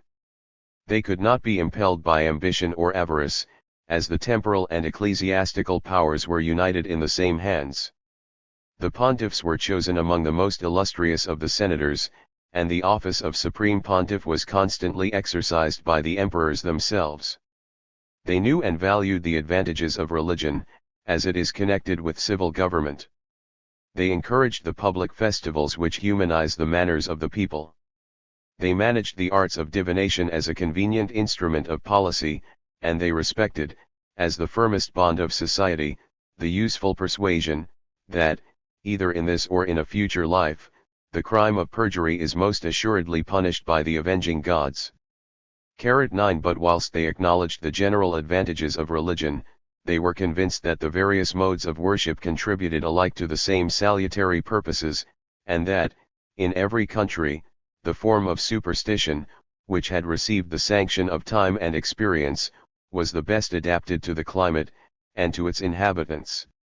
Avarice and taste very frequently despoiled the vanquished nations of the elegant statues of their gods, and the rich ornaments of their temples. 10. But, in the exercise of the religion which they derived from their ancestors, they uniformly experienced the indulgence, and even protection, of the Roman conquerors. The province of Gaul seems, and indeed only seems, an exception to this universal toleration. Under the specious pretext of abolishing human sacrifices, the emperors Tiberius and Claudius suppressed the dangerous power of the Druids. 11. But the priests themselves, their gods and their altars, subsisted in peaceful obscurity till the final destruction of paganism. 12. Rome, the capital of a great monarchy, was incessantly filled with subjects and strangers from every part of the world. 13. Who all introduced and enjoyed the favorite superstitions of their native country. 14. Every city in the empire was justified in maintaining the purity of its ancient ceremonies, and the Roman Senate, using the common privilege, sometimes interposed, to check this inundation of foreign rites. The Egyptian superstition, of all the most contemptible and abject, was frequently prohibited, the temples of Serapis and Isis demolished, and their worshippers banished from Rome and Italy. 15. But the zeal of fanaticism prevailed over the cold and feeble efforts of policy. The exiles returned, the proselytes multiplied, the temples were restored with increasing splendor, and Isis and Serapis at length assumed their place among the Roman deities.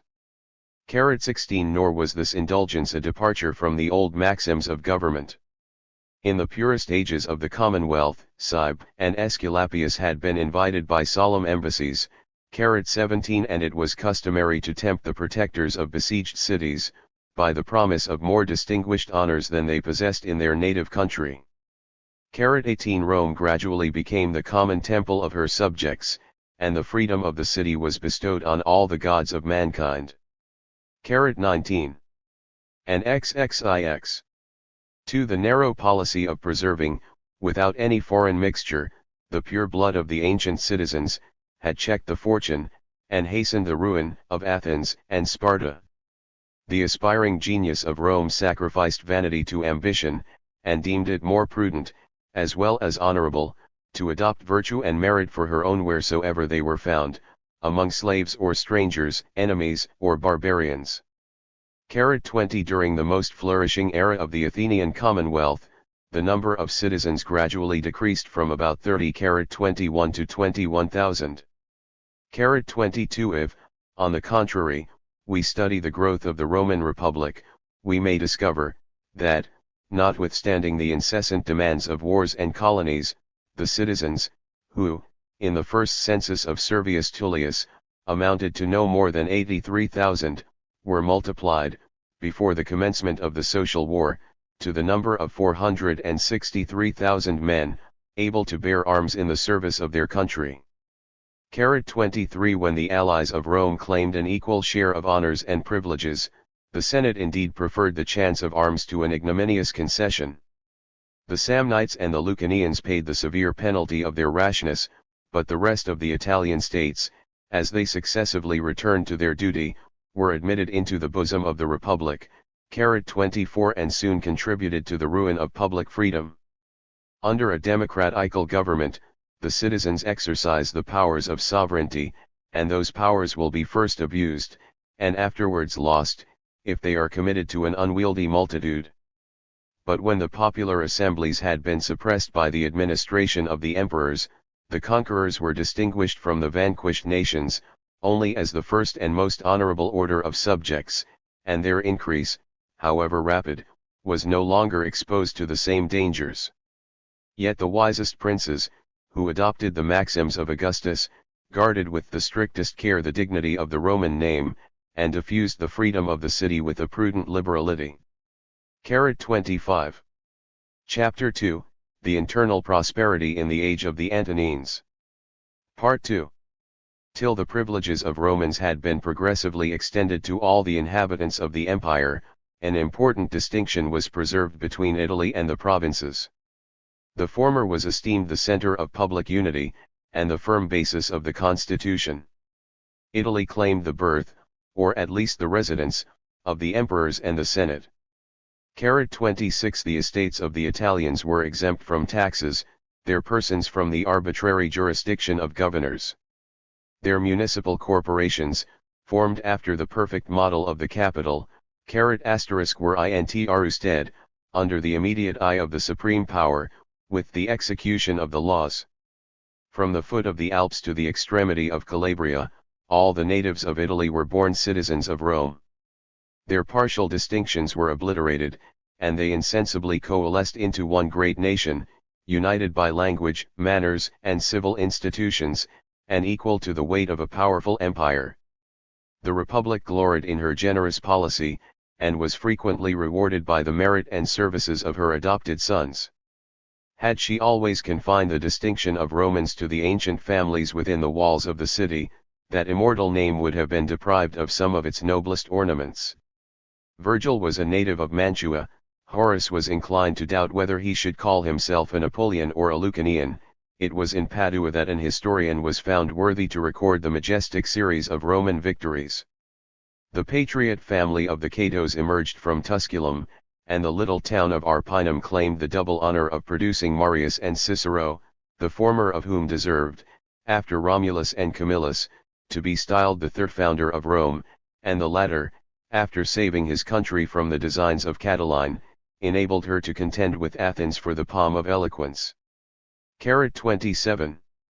The provinces of the empire, as they have been described in the preceding chapter, were destitute of any public force, or constitutional freedom. In Etruria, in Greece, 28 and in Gaul, 29 it was the first care of the Senate to dissolve those dangerous confederacies, which taught mankind that, as the Roman arms prevailed by division, they might be resisted by union. Those princes, whom the ostentation of gratitude or generosity permitted for a while to hold a precarious scepter, were dismissed from their thrones, as soon as they had performed their appointed task of fashioning to the yoke the vanquished nations. The free states and cities which had embraced the cause of Rome were rewarded with a nominal alliance, and insensibly sunk into real servitude. The public authority was everywhere exercised by the ministers of the Senate and of the emperors, and that authority was absolute, and without control. But the same salutary maxims of government, which had secured the peace and obedience of Italy, were extended to the most distant conquests. A nation of Romans was gradually formed in the provinces, by the double expedient of introducing colonies, and of admitting the most faithful and deserving of the provincials to the freedom of Rome. Wheresoever the Roman conquers, he inhabits, is a very just observation of Seneca, 30 confirmed by history and experience. The natives of Italy, allured by pleasure or by interest, hasten to enjoy the advantages of victory, and we may remark, that, about 40 years after the reduction of Asia, 80,000 Romans were massacred in one day, by the cruel orders of Mithridates. 31 These voluntary exiles were engaged, for the most part, in the occupations of commerce, agriculture, and the farm of the revenue. But after the legions were rendered permanent by the emperors, the provinces were peopled by a race of soldiers, and the veterans, whether they received the reward of their service in land or in money, usually settled with their families in the country, where they had honorably spent their youth. Throughout the empire, but more particularly in the western parts, the most fertile districts, and the most convenient situations, were reserved for the establishment of colonies, some of which were of a civil, and others of a military nature. In their manners and internal policy, the colonies formed a perfect representation of their great parent, and they were soon endeared to the natives by the ties of friendship and alliance. They effectually diffused a reverence for the Roman name, and a desire, which was seldom disappointed, of sharing, in due time, its honors and advantages. 32 The municipal cities insensibly equaled the rank and splendor of the colonies, and in the reign of Hadrian, it was disputed which was the preferable condition, of those societies which had issued from, or those which had been received into, the bosom of Rome. 33 The right of Latium, as it was called, conferred on the cities to which it had been granted, a more partial favor. The magistrates only, at the expiration of their office, assumed the quality of Roman citizens, but as those offices were annual, in a few years they circulated round the principal families.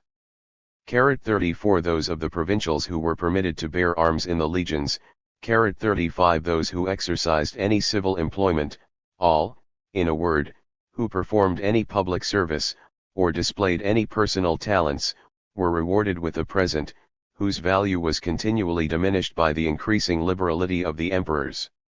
Yet even, in the age of the Antonines, when the freedom of the city had been bestowed on the greater number of their subjects, it was still accompanied with very solid advantages. The bulk of the people acquired, with that title, the benefit of the Roman laws, particularly in the interesting articles of marriage, testaments, and inheritances, and the road of fortune was open to those whose pretensions were seconded by favor or merit. The grandsons of the Gauls, who had besieged Julius Caesar in Altia, commanded legions, governed provinces, and were admitted into the Senate of Rome. 36 Their ambition, instead of disturbing the tranquility of the state, was intimately connected with its safety and greatness. Valor. Maxim. 9-2. Plutarch and Dion Cassius swell the massacre to 150,000 citizens, but I should esteem the smaller number to be more than sufficient. So sensible were the Romans of the influence of language over national manners, that it was their most serious care to extend, with the progress of their arms, the use of the Latin tongue. 37 The ancient dialects of Italy, the Sabina, the Etruscan, and the Venetian, sunk into oblivion, but in the provinces, the East was less docile than the West to the voice of its victorious preceptors.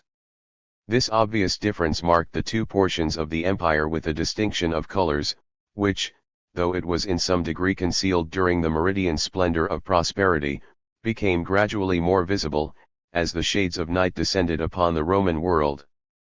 The western countries were civilized by the same hands which subdued them.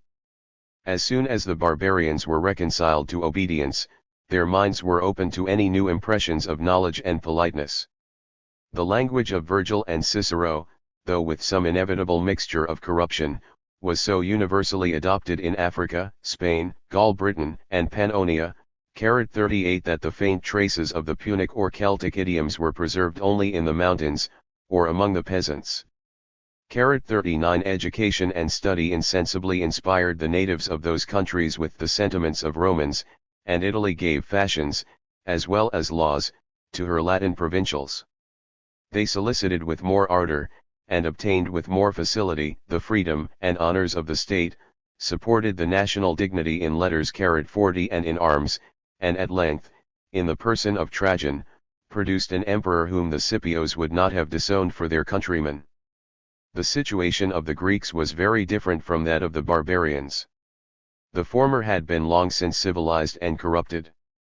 They had too much taste to relinquish their language, and too much vanity to adopt any foreign institutions. Still preserving the prejudices, after they had lost the virtues, of their ancestors, they affected to despise the unpolished manners of the Roman conquerors, whilst they were compelled to respect their superior wisdom and power. 41 Nor was the influence of the Grecian language and sentiments confined to the narrow limits of that once celebrated country. Their empire, by the progress of colonies and conquest, had been diffused from the Adriatic to the Euphrates and the Nile. Asia was covered with Greek cities, and the long reign of the Macedonian kings had introduced a silent revolution into Syria and Egypt. In their pompous courts, those princes united the elegance of Athens with the luxury of the East, and the example of the court was imitated, at an humble distance, by the higher ranks of their subjects. Such was the general division of the Roman Empire into the Latin and Greek languages.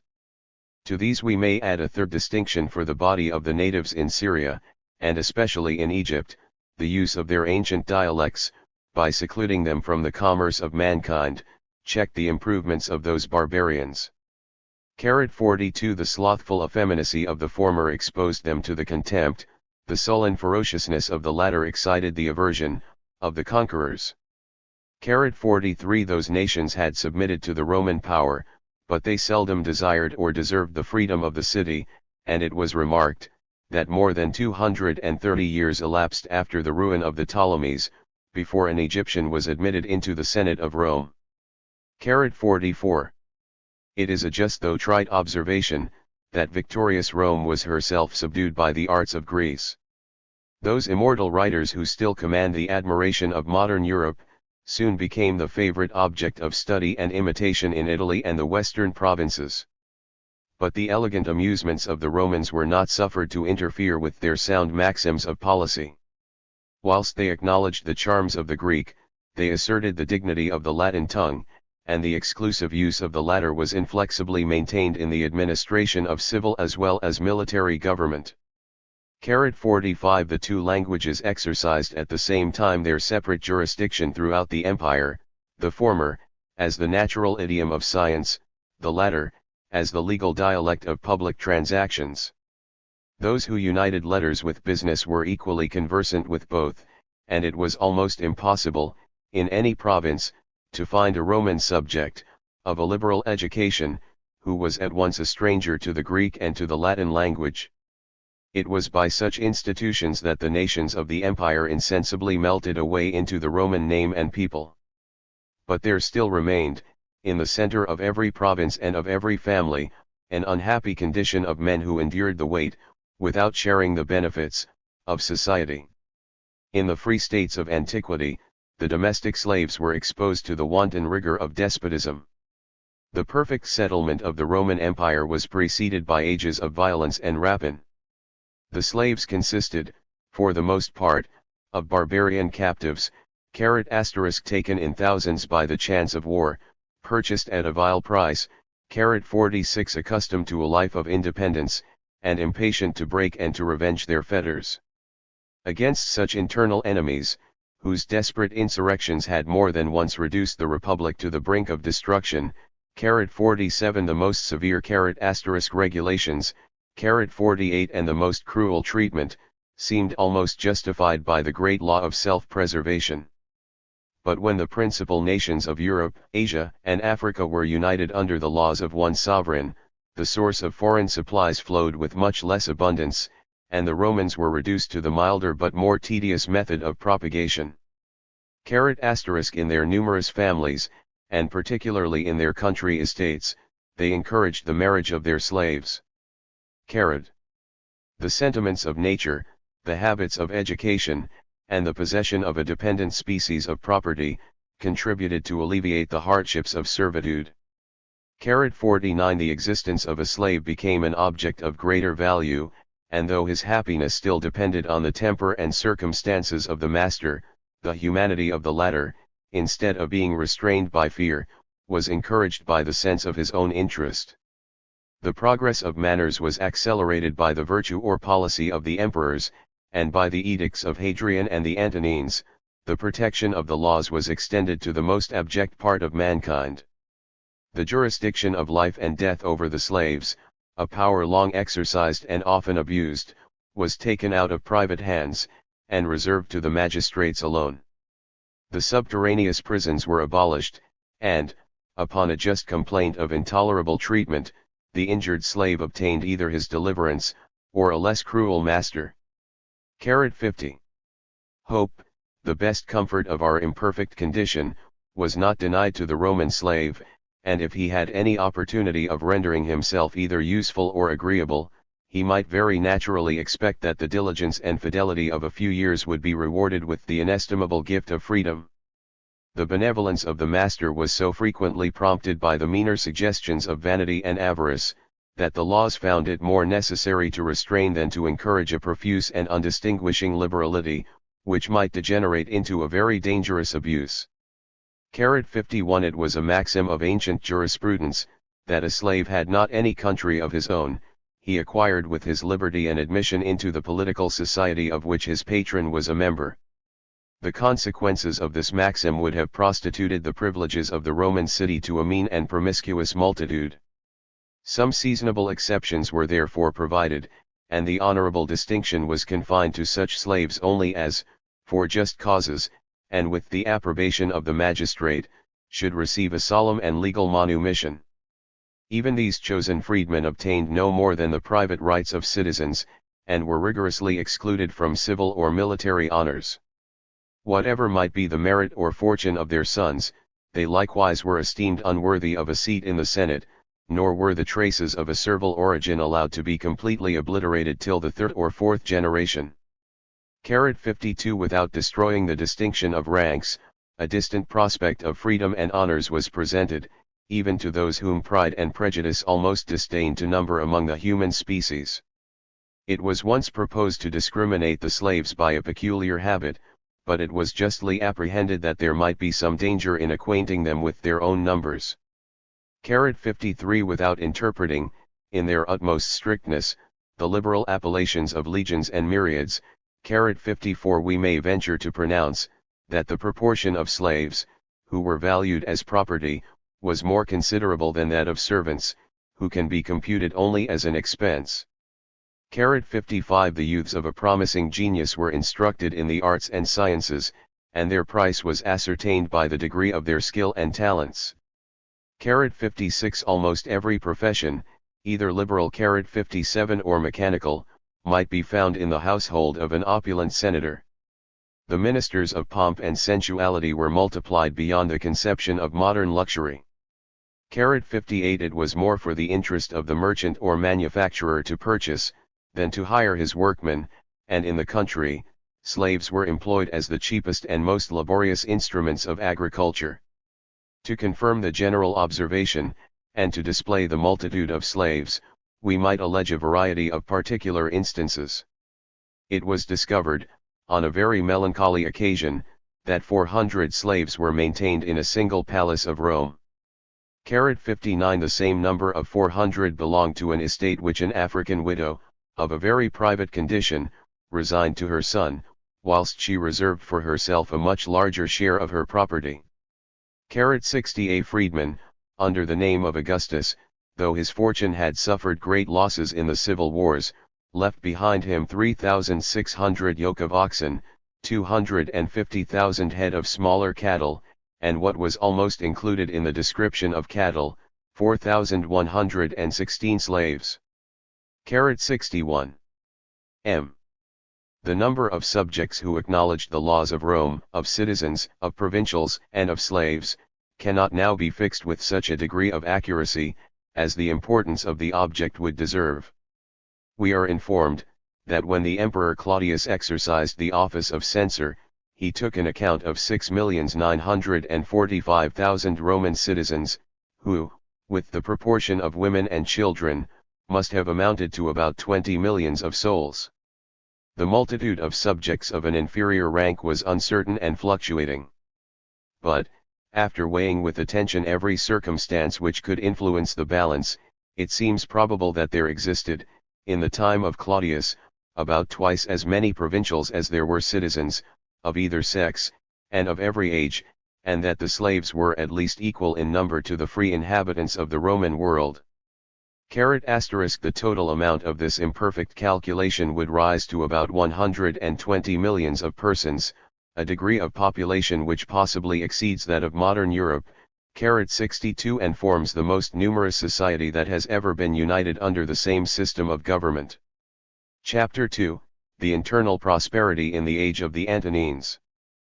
Part 3. Domestic peace and union were the natural consequences of the moderate and comprehensive policy embraced by the Romans. If we turn our eyes towards the monarchies of Asia, we shall behold despotism in the center, and weakness in the extremities, the collection of the revenue, or the administration of justice, enforced by the presence of an army, hostile barbarians established in the heart of the country, hereditary satraps usurping the dominion of the provinces, and subjects inclined to rebellion, though incapable of freedom. But the obedience of the Roman world was uniform, voluntary, and permanent. The vanquished nations, blended into one great people, resigned the hope, nay, even the wish, of resuming their independence, and scarcely considered their own existence as distinct from the existence of Rome. The established authority of the emperors pervaded without an effort the wide extent of their dominions, and was exercised with the same facility on the banks of the Thames, or of the Nile, as on those of the Tiber. The legions were destined to serve against the public enemy, and the civil magistrate seldom required the aid of a military force. 63 In the state of general security, the leisure, as well as opulence, both of the prince and people, were devoted to improve and to adorn the Roman Empire. Among the innumerable monuments of architecture constructed by the Romans, how many have escaped the notice of history, how few have resisted the ravages of time and barbarism.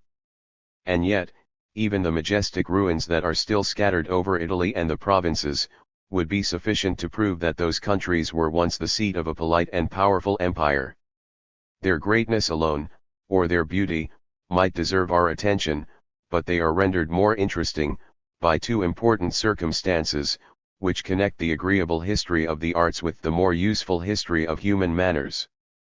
Many of those works were erected at private expense, and almost all were intended for public benefit. It is natural to suppose that the greatest number, as well as the most considerable of the Roman edifices, were raised by the emperors, who possessed so unbounded a command both of men and money. Augustus was accustomed to boast that he had found his capital of brick, and that he had left it of marble. 64 The strict economy of Vespasian was the source of his magnificence. The works of Trajan bear the stamp of his genius. The public monuments with which Hadrian adorned every province of the empire, were executed not only by his orders, but under his immediate inspection. He was himself an artist, and he loved the arts, as they conduced to the glory of the monarch. They were encouraged by the Antonines, as they contributed to the happiness of the people. But if the emperors were the first, they were not the only architects of their dominions. Their example was universally imitated by their principal subjects, who were not afraid of declaring to the world that they had spirit to conceive, and wealth to accomplish, the noblest undertakings. Scarcely had the proud structure of the Colosseum been dedicated at Rome, before the edifices, of a smaller scale indeed, but of the same design and materials, were erected for the use, and at the expense, of the cities of Capua and Verona. 65 The inscription of the stupendous bridge of Alcantara attests that it was thrown over the Tagus by the contribution of a few Lusitanian communities. When Pliny was in Arusted with the government of Bithynia and Pontus, provinces by no means the richest or most considerable of the empire, he found the cities within his jurisdiction striving with each other in every useful and ornamental work, that might deserve the curiosity of strangers, or the gratitude of their citizens. It was the duty of the proconsul to supply their deficiencies, to direct their taste, and sometimes to moderate their emulation. 66 The opulent senators of Rome and the provinces esteemed it an honor, and almost an obligation, to adorn the splendor of their age and country, and the influence of fashion very frequently supplied the want of taste or generosity. Among a crowd of these private benefactors, we may select Herod's Atticus, an Athenian citizen, who lived in the age of the Antonines. Whatever might be the motive of his conduct, his magnificence would have been worthy of the greatest kings. The family of Herod, at least after it had been favored by fortune, was lineally descended from Cimon and Miltiades, Theseus and Cecrops, Aeacus and Jupiter. But the posterity of so many gods and heroes was fallen into the most abject state. His grandfather had suffered by the hands of Justus, and Julius Atticus, his father, must have ended his life in poverty and contempt, had he not discovered an immense treasure buried under an old house, the last remains of his patrimony. According to the rigor of the law, the emperor might have asserted his claim, and the prudent Atticus prevented, by a frank confession, the officiousness of informers. But the equitable Nerva, who then filled the throne, refused to accept any part of it, and commanded him to use, without scruple, the present of fortune. The cautious Athenian still insisted, that the treasure was too considerable for a subject, and that he knew not how to use it. Abuse it then, replied the monarch, with a good-natured peevishness, for it is your own. 67 Many will be of opinion, that Atticus literally obeyed the emperor's last instructions, since he expended the greatest part of his fortune, which was much increased by an advantageous marriage, in the service of the public.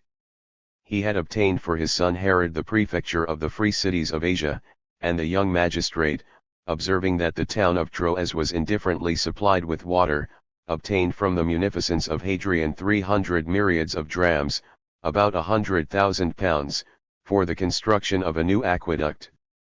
But in the execution of the work, the charge amounted to more than double the estimate, and the officers of the revenue began to murmur, till the generous Atticus silenced their complaints, by requesting that he might be permitted to take upon himself the whole additional expense.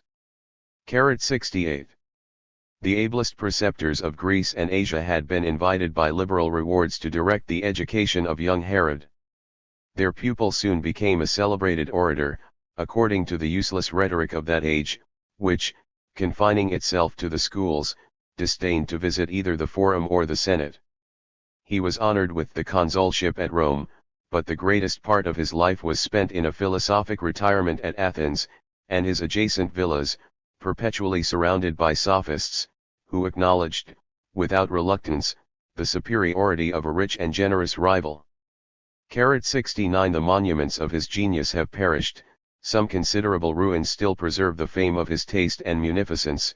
Modern travelers have measured the remains of the stadium which he constructed at Athens. It was 600 feet in length, built entirely of white marble, capable of admitting the whole body of the people, and finished in 4 years, whilst Herod was president of the Athenian Games. To the memory of his wife Regilla he dedicated a theatre, scarcely to be paralleled in the empire. No wood except cedar, very curiously carved, was employed in any part of the building. The Odeum, designed by Pericles for musical performances, and the rehearsal of new tragedies, had been a trophy of the victory of the arts over barbaric greatness, as the timbers employed in the construction consisted chiefly of the masts of the Persian vessels. Notwithstanding the repairs bestowed on that ancient edifice by a king of Cappadocia, it was again fallen to decay. Herod restored its ancient beauty and magnificence. Nor was the liberality of that illustrious citizen confined to the walls of Athens. The most splendid ornaments bestowed on the temple of Neptune in the Isthmus, a theatre at Corinth, a stadium at Delphi, a bath at Thermopylae, and an aqueduct at Canisum in Italy, were insufficient to exhaust his treasures. The people of Epirus, Thessaly, Euboea, Boeotia, and Peloponnesus, experienced his favors, and many inscriptions of the cities of Greece and Asia gratefully style Herod's Atticus their patron and benefactor. 70. In the commonwealths of Athens and Rome, the modest simplicity of private houses announced the equal condition of freedom, whilst the sovereignty of the people was represented in the majestic edifices designed to the public use. 71. Nor was this republican spirit totally extinguished by the introduction of wealth and monarchy. It was in works of national honor and benefit, that the most virtuous of the emperors affected to display their magnificence. The golden palace of Nero excited a just indignation, but the vast extent of ground which had been usurped by his selfish luxury was more nobly filled under the succeeding reigns by the Colosseum, the baths of Titus, the Claudian portico, and the temples dedicated to the goddess of peace, and to the genius of Rome. 72. These monuments of architecture, the property of the Roman people, were adorned with the most beautiful productions of Grecian painting and sculpture, and in the Temple of Peace, a very curious library was open to the curiosity of the learned. At a small distance from thence was situated the Forum of Trajan. It was surrounded by a lofty portico, in the form of a quadrangle, into which 4 triumphal arches opened a noble and spacious entrance. In the center arose a column of marble, whose height, of 110 feet, denoted the elevation of the hill that had been cut away. This column, which still subsists in its ancient beauty, exhibited an exact representation of the Dacian victories of its founder. The veteran soldier contemplated the story of his own campaigns, and by an easy illusion of national vanity, the peaceful citizen associated himself to the honors of the triumph. All the other quarters of the capital, and all the provinces of the empire, were embellished by the same liberal spirit of public magnificence, and were filled with amphitheaters, theaters, temples, porticos, triumphal arches, baths, and aqueducts, all variously conducive to the health, the devotion, and the pleasures of the meanest citizen. The last mentioned of those edifices deserve our peculiar attention. The boldness of the enterprise, the solidity of the execution, and the uses to which they were subservient, rank the aqueducts among the noblest monuments of Roman genius and power. The aqueducts of the capital claim a just preeminence, but the curious traveler, who, without the light of history, should examine those of Spoleto, of Metz, or of Segovia, would very naturally conclude that those provincial towns had formerly been the residence of some potent monarch. The solitudes of Asia and Africa were once covered with flourishing cities, whose populousness, and even whose existence, was derived from such artificial supplies of a perennial stream of fresh water. 73. We have computed the inhabitants, and contemplated the public works, of the Roman Empire. The observation of the number and greatness of its cities will serve to confirm the former, and to multiply the latter. It may not be unpleasing to collect a few scattered instances relative to that subject without forgetting, however, that from the vanity of nations and the poverty of language, the vague appellation of city has been indifferently bestowed on Rome and upon Laurentum. Ancient Italy is said to have contained 1197 cities, and for whatsoever era of antiquity the expression might be intended, 74 there is not any reason to believe the country less populous in the age of the Antonines, than in that of Romulus. The petty states of Latium were contained within the metropolis of the empire, by whose superior influence they had been attracted. Those parts of Italy which have so long languished under the lazy tyranny of priests and viceroys, had been afflicted only by the more tolerable calamities of war, and the first symptoms of decay which they experienced, were amply compensated by the rapid improvements of the Cisalpine Gaul. The splendor of Verona may be traced in its remains, yet Verona was less celebrated than Aquileia or Padua, Milan, or Ravenna. 2. The spirit of improvement had passed the Alps, and been felt even in the woods of Britain, which were gradually cleared away to open a free space for convenient and elegant habitations. York was the seat of government, London was already enriched by commerce, and Bath was celebrated for the salutary effects of its medicinal waters. Gaul could boast of her 1200 cities, 75, and though, in the northern parts, many of them, without excepting Paris itself, were little more than the rude and imperfect townships of a rising people. The southern provinces imitated the wealth and elegance of Italy. 76 Many were the cities of Gaul, Marseilles, Arles, Nizams, Narbonne, Toulouse, Bordeaux, Autun, Vienna, Lyons, Langres, and Treves, whose ancient condition might sustain an equal, and perhaps advantageous comparison with their present state. With regard to Spain, that country flourished as a province, and has declined as a kingdom. Exhausted by the abuse of her strength, by America, and by superstition, her pride might possibly be confounded, if we required such a list of 360 cities, as Pliny has exhibited under the reign of Vespasian. 77 300 African cities had once acknowledged the authority of Carthage. 78 Nor is it likely that their numbers diminished under the administration of the emperors. Carthage itself rose with new splendor from its ashes, and that capital, as well as Capua and Corinth, soon recovered all the advantages which can be separated from independent sovereignty. 4. The provinces of the East present the contrast of Roman magnificence with Turkish barbarism. The ruins of antiquity scattered over uncultivated fields, and ascribed, by ignorance to the power of magic, scarcely afford a shelter to the oppressed peasant or wandering Arab. Under the reign of the Caesars, the proper Asia alone contained 500 populous cities, 79 enriched with all the gifts of nature, and adorned with all the refinements of art. 11 cities of Asia had once disputed the honor of dedicating a temple of Tiberius, and their respective merits were examined by the Senate. 84 of them were immediately rejected as unequal to the burden, and among these was Laodicea, whose splendor is still displayed in its ruins. 81 Laodicea collected a very considerable revenue from its flocks of sheep, celebrated for the fineness of their wool, and had received, a little before the contest, a legacy of above £400,000 by the testament of a generous citizen. 82 If such was the poverty of Laodicea, what must have been the wealth of those cities, whose claim appeared preferable, and particularly of Pergamus, of Smyrna, and of Ephesus, who so long disputed with each other the titular primacy of Asia. 83 The capitals of Syria and Egypt held a still superior rank in the empire. Antioch and Alexandria looked down with disdain on a crowd of dependent cities. 84 And yielded, with reluctance, to the majesty of Rome itself.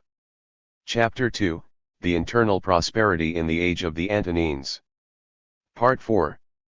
All these cities were connected with each other, and with the capital, by the public highways, which, issuing from the Forum of Rome, traversed Italy, pervaded the provinces, and were terminated only by the frontiers of the empire. If we carefully trace the distance from the wall of Antoninus to Rome, and from thence to Jerusalem, it will be found that the great chain of communication, from the northwest to the southeast point of the empire, was drawn out to the length of 4,080 Roman miles. 85 The public roads were accurately divided by milestones, and ran in a direct line from one city to another, with very little respect for the obstacles either of nature or private property. Mountains were perforated, and bold arches thrown over the broadest and most rapid streams. 86 The middle part of the road was raised into a terrace which commanded the adjacent country, consisted of several strata of sand, gravel, and cement, and was paved with large stones, or, in some places near the capital, with granite. 87 Such was the solid construction of the Roman highways, whose firmness has not entirely yielded to the effort of 15 centuries. They united the subjects of the most distant provinces by an easy and familiar intercourse, out their primary object had been to facilitate the marches of the legions, nor was any country considered as completely subdued, till it had been rendered, in all its parts, pervious to the arms and authority of the conqueror.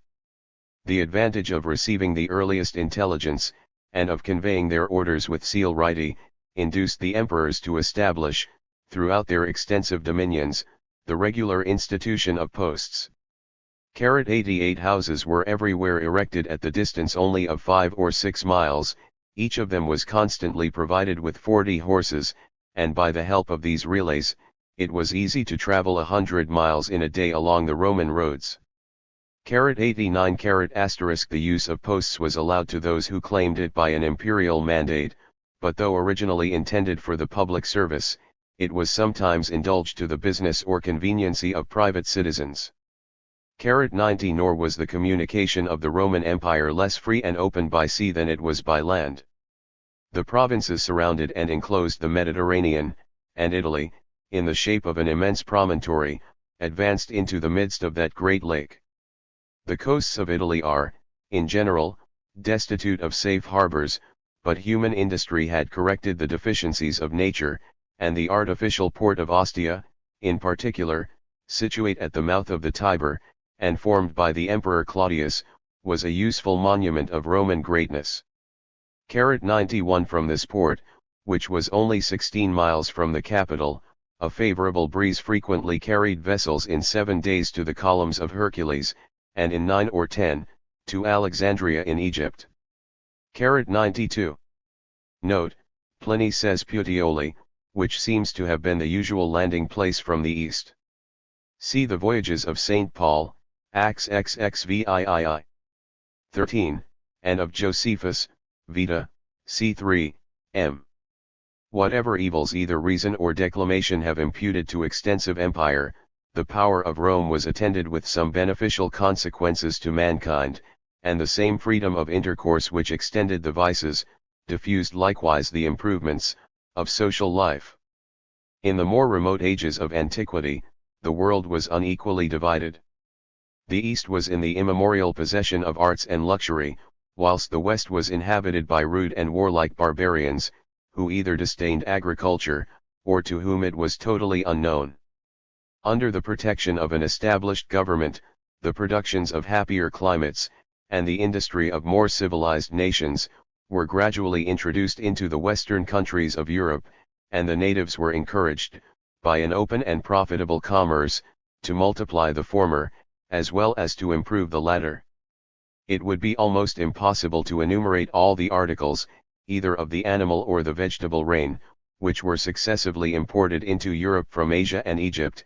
93 But it will not be unworthy of the dignity, and much less of the utility, of an historical work, slightly to touch on a few of the principal heads. 1. Almost all the flowers, the herbs, and the fruits, that grow in our European gardens, are of foreign extraction, which, in many cases, is betrayed even by their names. The apple was a native of Italy, and when the Romans had tasted the richer flavor of the apricot, the peach, the pomegranate, the citron, and the orange, they contented themselves with applying to all these new fruits the common denomination of apple, discriminating them from each other by the additional epithet of their country. 2. In the time of Homer, the vine grew wild in the island of Sicily, and most probably in the adjacent continent, but it was not improved by the skill, nor did it afford a liquor grateful to the taste, of the savage inhabitants. 94 8,000 years afterwards, Italy could boast, that of the 80 most generous and celebrated wines, more than 2/3 were produced from her soil. 95 The blessing was soon communicated to the Narbonnese province of Gaul, but so intense was the cold to the north of the Svans, that, in the time of Strabo, it was thought impossible to ripen the grapes in those parts of Gaul. 96 This difficulty, however, was gradually vanquished, and there is some reason to believe, that the vineyards of Burgundy are as old as the age of the Antonines. 97 3. The olive, in the Western world, followed the progress of peace, of which it was considered as the symbol. 2 centuries after the foundation of Rome, both Italy and Africa were strangers to that useful plant. It was naturalized in those countries, and at length carried into the heart of Spain and Gaul. The timid errors of the ancients, that it required a certain degree of heat, and could only flourish in the neighborhood of the sea, were insensibly exploded by industry and experience. 98 4. The cultivation of flax was transported from Egypt to Gaul, and enriched the whole country, however it might impoverish the particular lands on which it was sown. 99 5. The use of artificial grasses became familiar to the farmers both of Italy and the provinces, particularly the lucerne, which derived its name and origin from media. 100 The assured supply of wholesome and plentiful food for the cattle during winter, multiplied the number of the docks and herds, which in their turn contributed to the fertility of the soil. To all these improvements may be added an assiduous attention to mines and fisheries, which, by employing a multitude of laborious hands, serve to increase the pleasures of the rich and the subsistence of the poor. The elegant treatise of Columella describes the advanced state of the Spanish husbandry under the reign of Tiberius, and it may be observed, that those famines, which so frequently afflicted the infant republic, were seldom or never experienced by the extensive empire of Rome. The accidental scarcity, in any single province, was immediately relieved by the plenty of its more fortunate neighbors. Agriculture is the foundation of manufactures, since the productions of nature are the materials of art. Under the Roman Empire, the labor of an industrious and ingenious people was variously, but incessantly, employed in the service of the rich. In their dress, their table, their houses, and their furniture, the favorites of fortune united every refinement of conveniency, of elegance, and of splendor, whatever could soothe their pride or gratify their sensuality. Such refinements, under the odious name of luxury, have been severely arraigned by the moralists of every age, and it might perhaps be more conducive to the virtue, as well as happiness, of mankind, if all possessed the necessaries, and none the superfluities, of life. But in the present imperfect condition of society, luxury, though it may proceed from vice or folly, seems to be the only means that can correct the unequal distribution of property. The diligent mechanic, and the skillful artist, who have obtained no share in the division of the earth, receive a voluntary tax from the possessors of land, and the latter are prompted, by a sense of interest, to improve those estates, with whose produce they may purchase additional pleasures. This operation, the particular effects of which are felt in every society, acted with much more diffusive energy in the Roman world. The provinces would soon have been exhausted of their wealth, if the manufactures and commerce of luxury had not insensibly restored to the industrious subjects the sums which were exacted from them by the arms and authority of Rome. As long as the circulation was confined within the bounds of the empire, it impressed the political machine with a new degree of activity, and its consequences, sometimes beneficial, could never become pernicious. But it is no easy task to confine luxury within the limits of an empire. The most remote countries of the ancient world were ransacked to supply the pomp and delicacy of Rome. The forests of Scythia afforded some valuable furs. Amber was brought overland from the shores of the Baltic to the Danube, and the barbarians were astonished at the price which they received in exchange for so useless a commodity. 101 There was a considerable demand for Babylonian carpets, and other manufactures of the East, but the most important and unpopular branch of foreign trade was carried on with Arabia and India.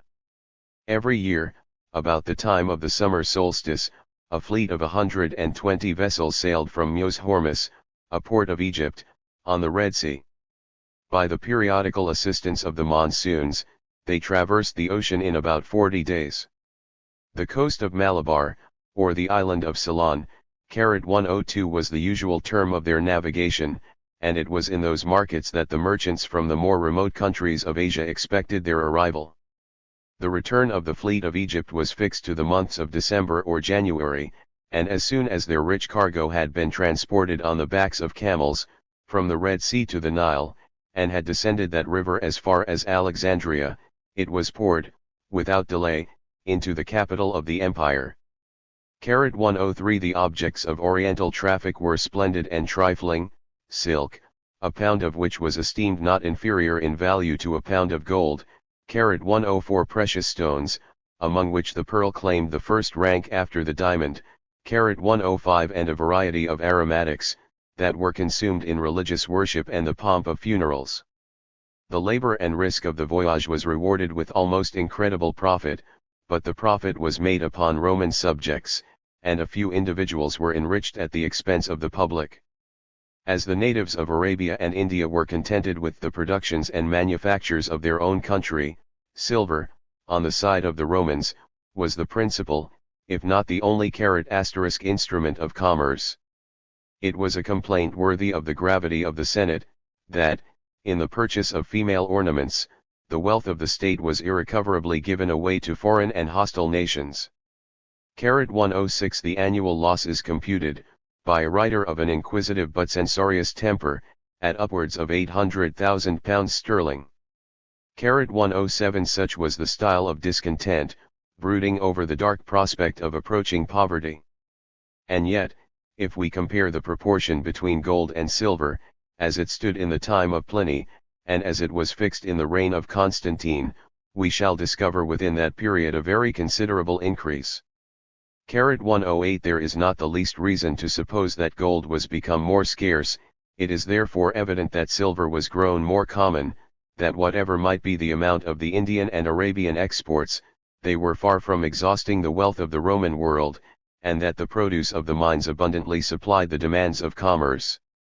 Notwithstanding the propensity of mankind to exalt the past, and to depreciate the present, the tranquil and prosperous state of the empire was warmly felt, and honestly confessed, by the provincials as well as Romans. They acknowledged that the true principles of social life, laws, agriculture, and science, which had been first invented by the wisdom of Athens, were now firmly established by the power of Rome, under whose auspicious influence the fiercest barbarians were united by an equal government and common language.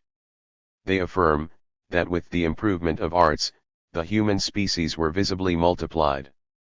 They celebrate the increasing splendor of the cities, the beautiful face of the country, cultivated and adorned like an immense garden, and the long festival of peace which was enjoyed by so many nations, forgetful of the ancient animosities, and delivered from the apprehension of future danger.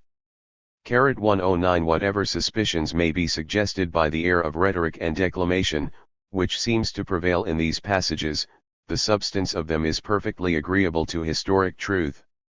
It was scarcely possible that the eyes of contemporaries should discover in the public felicity the latent causes of decay and corruption.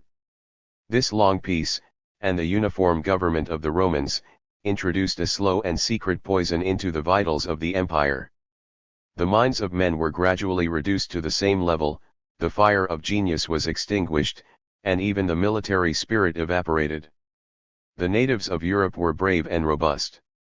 Spain, Gaul, Britain, and Illyricum supplied the legions with excellent soldiers, and constituted the real strength of the monarchy.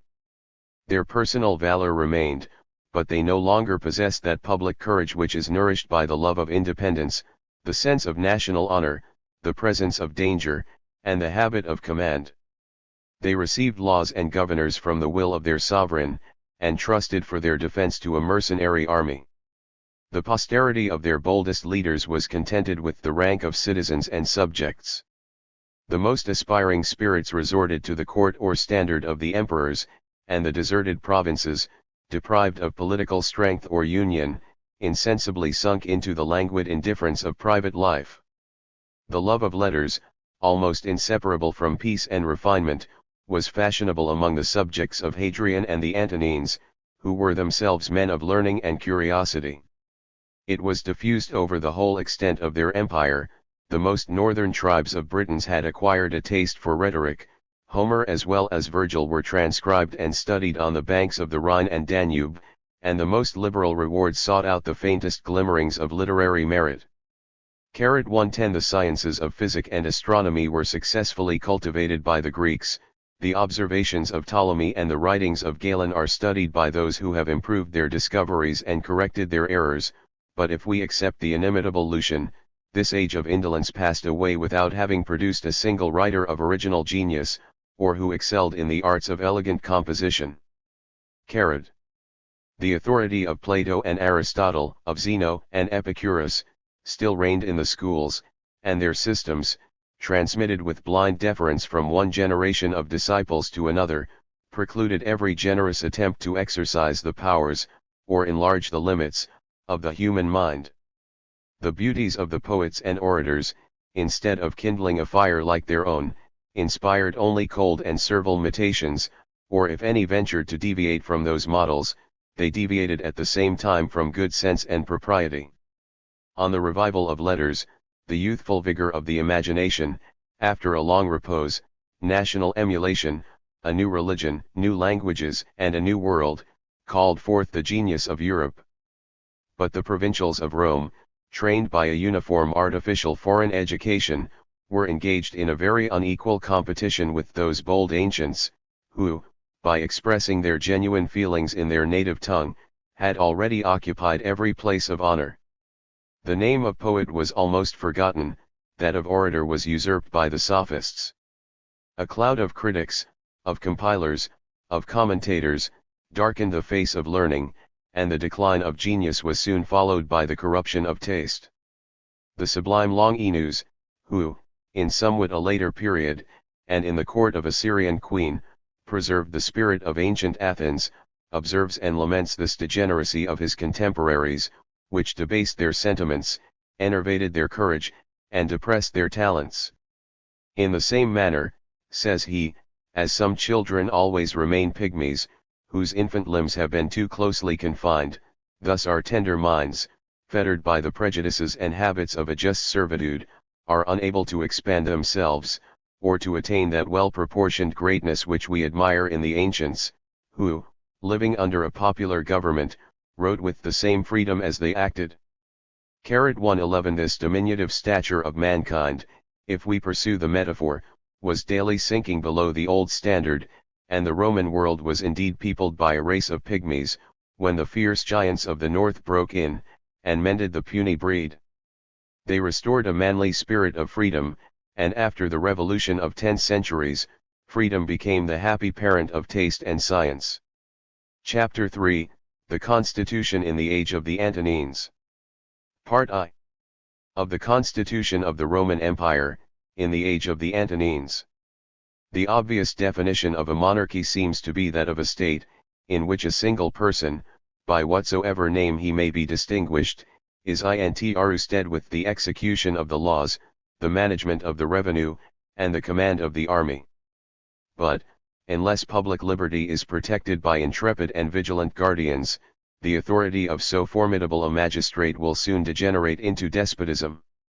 The influence of the clergy, in an age of superstition, might be usefully employed to assert the rights of mankind, but so intimate is the connection between the throne and the altar, that the banner of the Church has very seldom been seen on the side of the people. A martial nobility and stubborn commons, possessed of arms, tenacious of property, and collected into constitutional assemblies, form the only balance capable of preserving a free constitution against enterprises of an aspiring prince. Every barrier of the Roman constitution had been levelled by the vast ambition of the dictator, every fence had been extirpated by the cruel hand of the triumvir. After the victory of Actium, the fate of the Roman world depended on the will of Octavianus, surnamed Caesar, by his uncle's adoption, and afterwards Augustus, by the flattery of the Senate. The conqueror was at the head of 44 veteran legions, one conscious of their own strength, and of the weakness of the constitution, habituated, during 20 years' civil war, to every act of blood and violence, and passionately devoted to the house of Caesar, from whence alone they had received, and expected the most lavish rewards. The provinces, long oppressed by the ministers of the Republic, sighed for the government of a single person, who would be the master, not the accomplice, of those petty tyrants. The people of Rome, viewing, with a secret pleasure, the humiliation of the aristocracy, demanded only bread and public shows, and were supplied with both by the liberal hand of Augustus. The rich and polite Italians, who had almost universally embraced the philosophy of Epicurus, enjoyed the present blessings of ease and tranquility, and suffered not the pleasing dream to be interrupted by the memory of their old tumultuous freedom. With its power, the Senate had lost its dignity, many of the most noble families were extinct. The republicans of spirit and ability had perished in the field of battle, or in the proscription.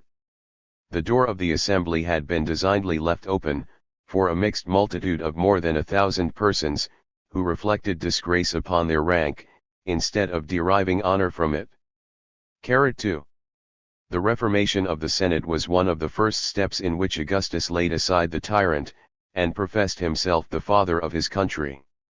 He was elected censor, and, In concert with his faithful Agrippa, he examined the list of the senators, expelled a few members, whose vices or whose obstinacy required a public example, persuaded near 200 to prevent the shame of an expulsion by a voluntary retreat, raised the qualification of a senator to about £10,000, created a sufficient number of patrician families, and accepted for himself the honorable title of Prince of the Senate, which had always been bestowed, by the censors, on the citizen the most eminent for his honors and services.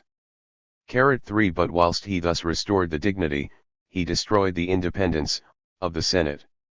The principles of a free constitution are irrecoverably lost, when the legislative power is nominated by the executive. Before an assembly thus modelled and prepared, Augustus pronounced a studied oration, which displayed his patriotism, and disguised his ambition. He lamented, yet excused, his past conduct. Filial piety had required at his hands the revenge of his father's murder, the humanity of his own nature had sometimes given way to the stern laws of necessity, and to a forced connection with two unworthy colleagues.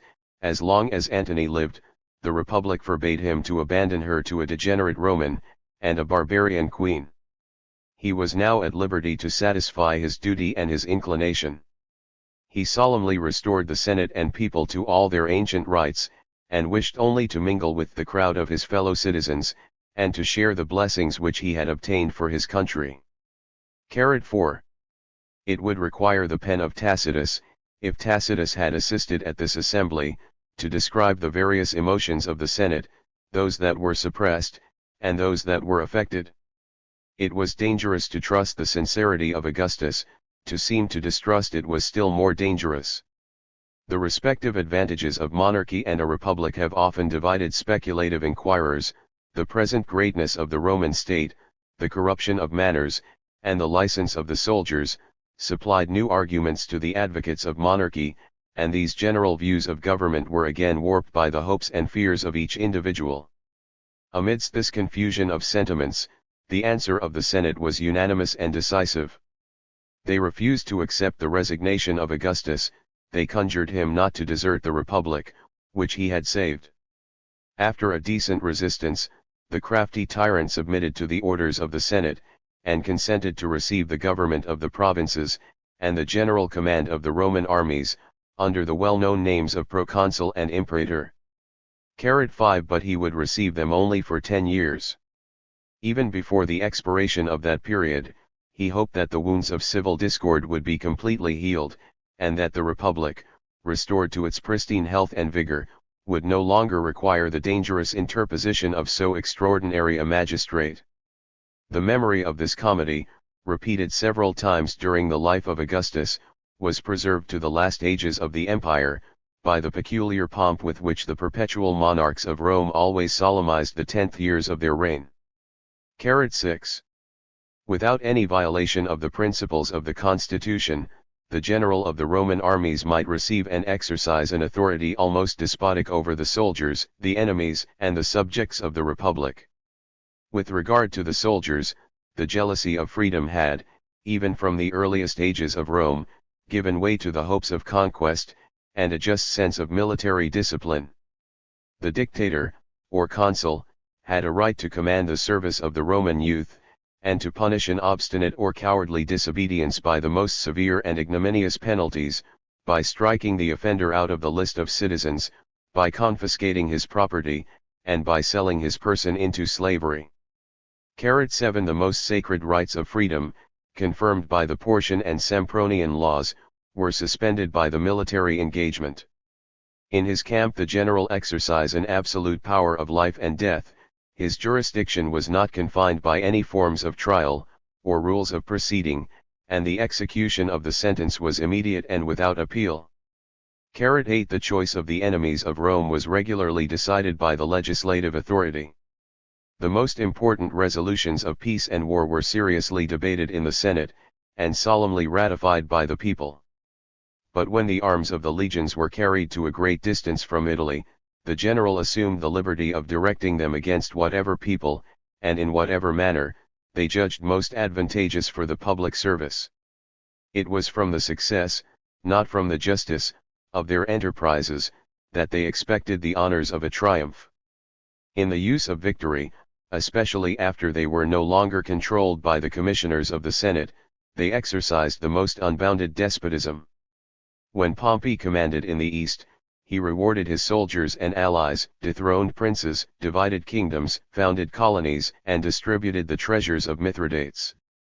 On his return to Rome, he obtained, by a single act of the Senate and people, the universal ratification of all his proceedings.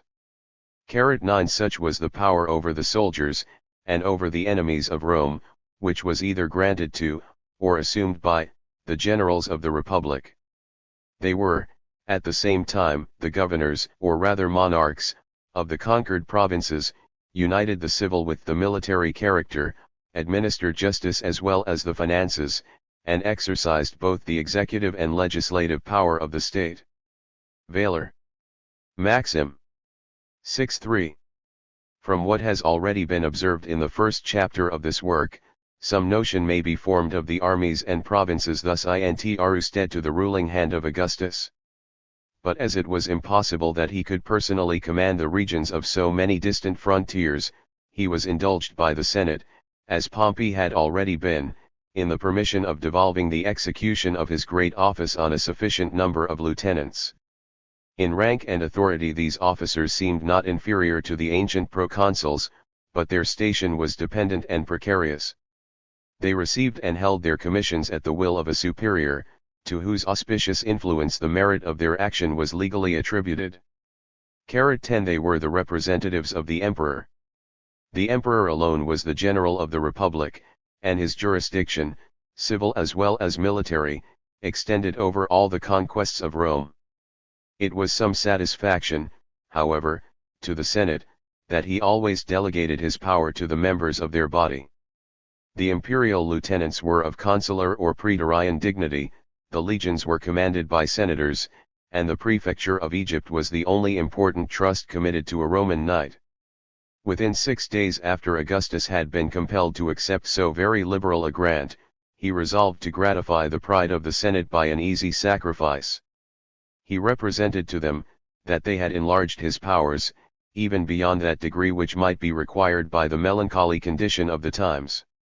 They had not permitted him to refuse the laborious command of the armies and the frontiers, but he must insist on being allowed to restore the more peaceful and secure provinces to the mild administration of the civil magistrate. In the division of the provinces, Augustus provided for his own power and for the dignity of the republic. The proconsuls of the Senate, particularly those of Asia, Greece, and Africa, enjoyed a more honorable character than the lieutenants of the emperor, who commanded in Gaul or Syria. The former were attended by lictors, the latter by soldiers. A law was passed, that wherever the emperor was present, his extraordinary commission should supersede the ordinary jurisdiction of the governor. A custom was introduced, that the new conquests belonged to the imperial portion, and it was soon discovered that the authority of the Parents, the favorite epithet of Augustus, was the same in every part of the empire. In return for this imaginary concession, Augustus obtained an important privilege, which rendered him master of Rome and Italy. By a dangerous exception to the ancient maxims, he was authorized to preserve his military command, supported by a numerous body of guards, even in time of peace, and in the heart of the capital. His command, indeed, was confined to those citizens who were engaged in the service by the military oath, but such was the propensity of the Romans to servitude, that the oath was voluntarily taken by the magistrates, the senators, and the equestrian order, till the homage of flattery was insensibly converted into an annual and solemn protestation of fidelity. Although Augustus considered a military force as the firmest foundation, he wisely rejected it, as a very odious instrument of government. It was more agreeable to his temper, as well as to his policy, to reign under the venerable names of ancient magistracy, and artfully to collect, in his own person, all the scattered rays of civil jurisdiction. With this view, he permitted the Senate to confer upon him, for his life, the powers of the consular 11 and tribunician offices, 12 which were, in the same manner, continued to all his successors. The consuls had succeeded to the kings of Rome, and represented the dignity of the state. They superintended the ceremonies of religion, levied and commanded the legions, gave audience to foreign ambassadors, and presided in the assemblies both of the Senate and people. The general control of the finances was entrusted to their care, and though they seldom had leisure to administer justice in person, they were considered as the supreme guardians of law, equity, and the public peace. Such was their ordinary jurisdiction, but whenever the Senate empowered the first magistrate to consult the safety of the commonwealth, he was raised by that decree above the laws, and exercised, in the defense of liberty, a temporary despotism. 13 The character of the tribunes was, in every respect, different from that of the consuls. The appearance of the former was modest and humble, but their persons were sacred and inviolable. Their force was suited rather for opposition than for action. They were instituted to defend the oppressed, to pardon offenses, to arraign the enemies of the people, and, when they judged it necessary, to stop, by a single word, the whole machine of government. As long as the republic subsisted, the dangerous influence, which either the consul or the tribune might derive from their respective jurisdiction, was diminished by several important restrictions. Their authority expired with the year in which they were elected. The former office was divided between two, the latter among 10 persons, and, as both in their private and public interest they were averse to each other, their mutual conflicts contributed, for the most part, to strengthen rather than to destroy the balance of the constitution. But when the consular and tribunician powers were united, when they were vested for life in a single person, when the general of the army was, at the same time, the minister of the Senate and the representative of the Roman people, it was impossible to resist the exercise, nor was it easy to define the limits, of his imperial prerogative. To these accumulated honors, the policy of Augustus soon added the splendid as well as important dignities of supreme pontiff, and of censor. By the former he acquired the management of the religion, and by the latter a legal inspection over the manners and fortunes, of the Roman people. If so many distinct and independent powers did not exactly unite with each other, the complaisance of the Senate was prepared to supply every deficiency by the most ample and extraordinary concessions. The emperors, as the first ministers of the Republic, were exempted from the obligation and penalty of many inconvenient laws. They were authorized to convoke the Senate, to make several motions in the same day, to recommend candidates for the honors of the state, to enlarge the bounds of the city, to employ the revenue at their discretion, to declare peace and war, to ratify treaties, and by a most comprehensive clause, they were empowered to execute whatsoever they should judge advantageous to the empire, and agreeable to the majesty of things private or public, human or divine. 14. When all the various powers of executive government were committed to the imperial magistrate, the ordinary magistrates of the Commonwealth languished in obscurity, without vigor, and almost without business. The names and forms of the ancient administration were preserved by Augustus with the most anxious care. The usual number of consuls, praetors, and tribunes, 15, were annually invested with their respective ensigns of office, and continued to discharge some of their least important functions. Those honors still attracted the vain ambition of the Romans, and the emperors themselves, though invested for life with the powers of the consulship, frequently aspired to the title of that annual dignity, which they condescended to share with the most illustrious of their fellow citizens. 16 In the election of these magistrates, the people, during the reign of Augustus, were permitted to expose all the inconveniences of a wild democracy. That artful prince, instead of discovering the least symptom of impatience, humbly solicited their suffrages for himself or his friends, and scrupulously practiced all the duties of an ordinary candidate. 17 But we may venture to ascribe to his counsels the first measure of the succeeding reign, by which the elections were transferred to the Senate. 18 The assemblies of the people were forever abolished, and the emperors were delivered from a dangerous multitude, who, without restoring liberty, might have disturbed, and perhaps endangered, the established government. By declaring themselves the protectors of the people, Marius and Caesar had subverted the constitution of their country. But as soon as the Senate had been humbled and disarmed, such an assembly, consisting of 500 or 600 persons, was found a much more tractable and useful instrument of dominion. It was on the dignity of the Senate that Augustus and his successors founded their new empire, and they affected, on every occasion, to adopt the language and principles of patricians. In the administration of their own powers, they frequently consulted the great national council, and seemed to refer to its decision the most important concerns of peace and war. Rome, Italy, and the internal provinces, were subject to the immediate jurisdiction of the Senate. With regard to civil objects, it was the Supreme Court of Appeal; with regard to criminal matters, a tribunal, constituted for the trial of all offenses that were committed by men in any public station, or that affected the peace and majesty of the Roman people. The exercise of the judicial power became the most frequent and serious occupation of the Senate, and the important causes that were pleaded before them afforded a last refuge to the spirit of ancient eloquence. As a council of state, and as a court of justice, the Senate possessed very considerable prerogatives, but in its legislative capacity, in which it was supposed virtually to represent the people, the rights of sovereignty were acknowledged to reside in that assembly. Every power was derived from their authority, every law was ratified by their sanction. Their regular meetings were held on 3 stated days in every month, the calends, the nuns, and the ides. The debates were conducted with decent freedom, and the emperors themselves, who gloried in the name of senators, sat, voted, and divided with their equals. To resume, in a few words, the system of the imperial government, as it was instituted by Augustus, and maintained by those princes who understood their own interest and that of the people, it may be defined an absolute monarchy disguised by the forms of a commonwealth.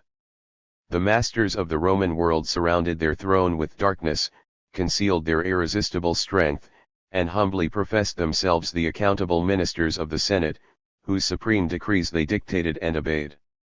19.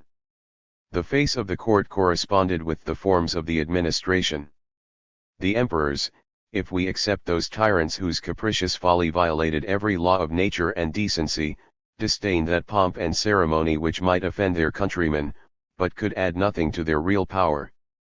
In all the offices of life, they affected to confound themselves with their subjects, and maintained with them an equal intercourse of visits and entertainments.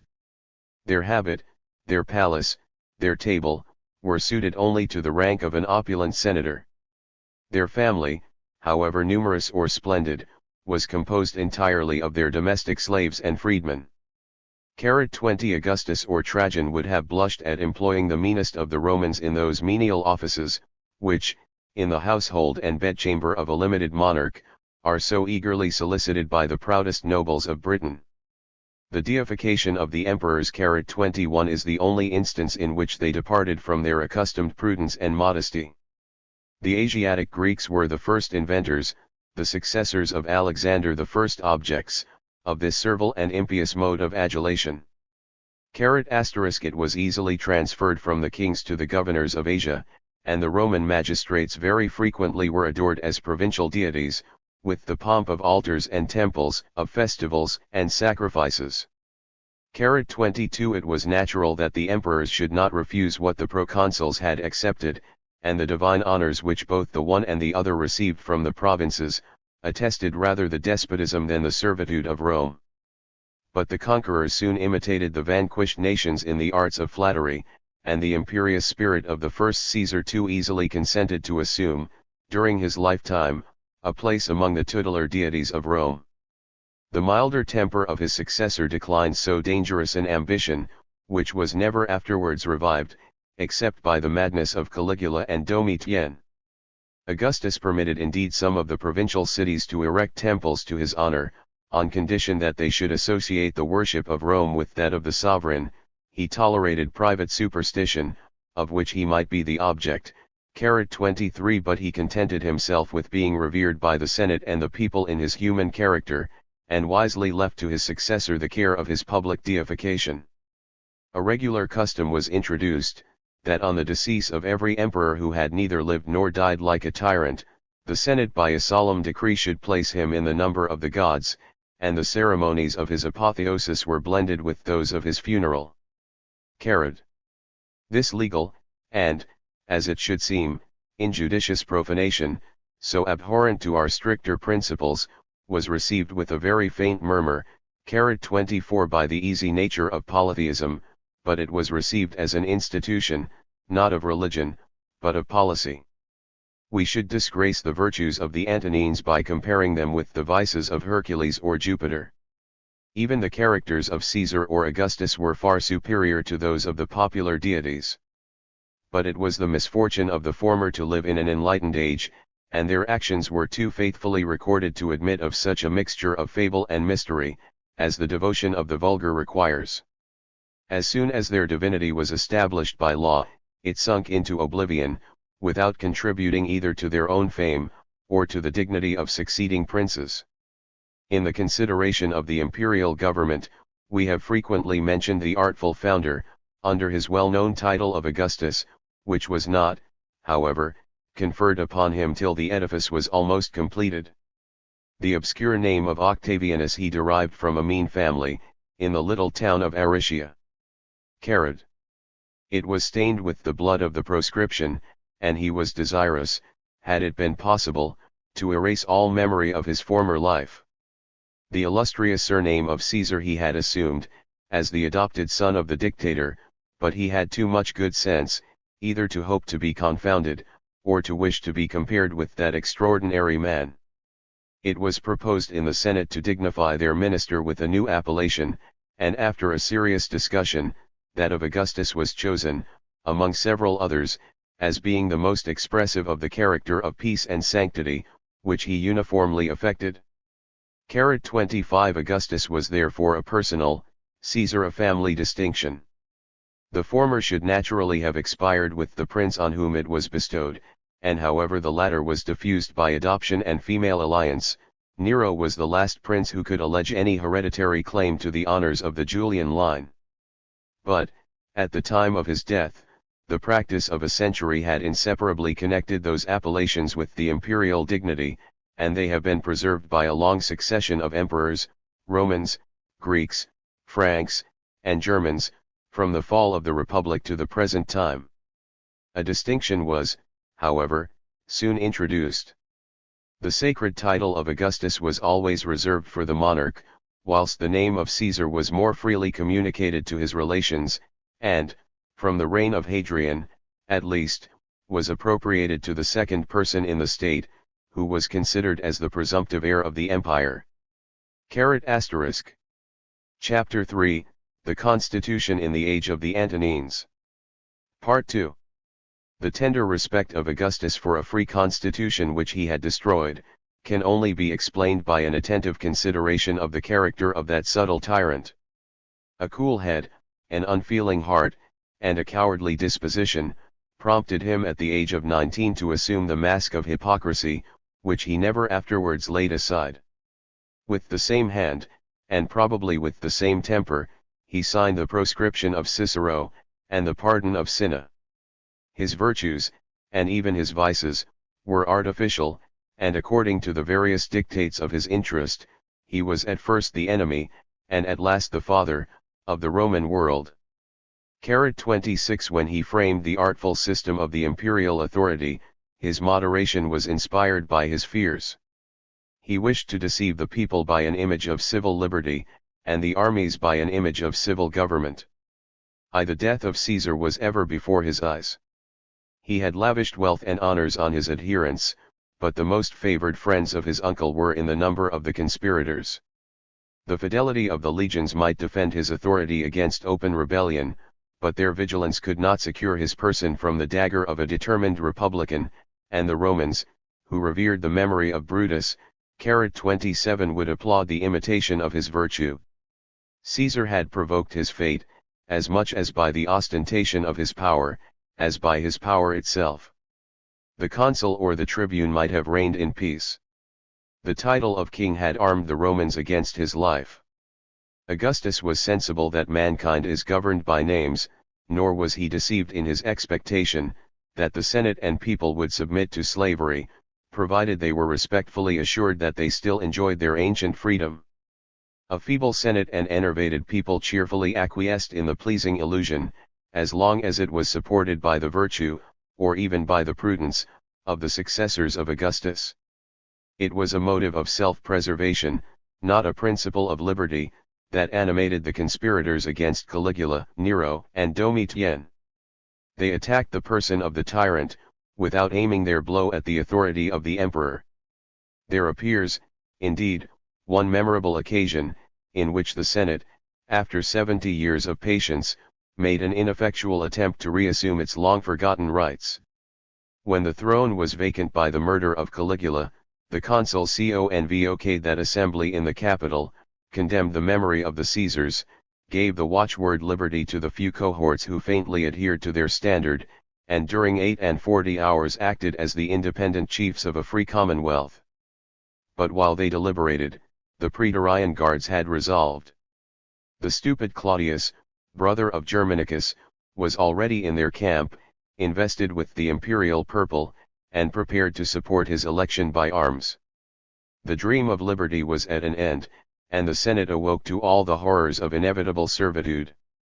Deserted by the people, and threatened by a military force, that feeble assembly was compelled to ratify the choice of the Praetorians, and to embrace the benefit of an amnesty, which Claudius had the prudence to offer, and the generosity to observe. 28. 2. The insolence of the armies inspired Augustus with fears of a still more alarming nature. The despair of the citizens could only attempt, what the power of the soldiers was, at any time, able to execute. How precarious was his own authority over men whom he had taught to violate every social duty. He had heard their seditious clamors, he dreaded their calmer moments of reflection. One revolution had been purchased by immense rewards, but a second revolution might double those rewards. The troops professed the fondest attachment to the house of Caesar, but the attachments of the multitude are capricious and inconstant. Augustus summoned to his aid whatever remained in those fierce minds of Roman prejudices, enforced the rigor of discipline by the sanction of law, and, interposing the majesty of the Senate between the emperor and the army, boldly claimed their allegiance, as the first magistrate of the Republic. During a long period of 220 years from the establishment of this artful system to the death of Commodus, the dangers inherent to a military government were, in a great measure, suspended. The soldiers were seldom roused to that fatal sense of their own strength, and of the weakness of the civil authority, which was, before and afterwards, productive of such dreadful calamities. Caligula and Domitian were assassinated in their palace by their own domestics. The convulsions which agitated Rome on the death of the former, were confined to the walls of the city. But Nero involved the whole empire in his ruin. In the space of 18 months, 4 princes perished by the sword, and the Roman world was shaken by the fury of the contending armies.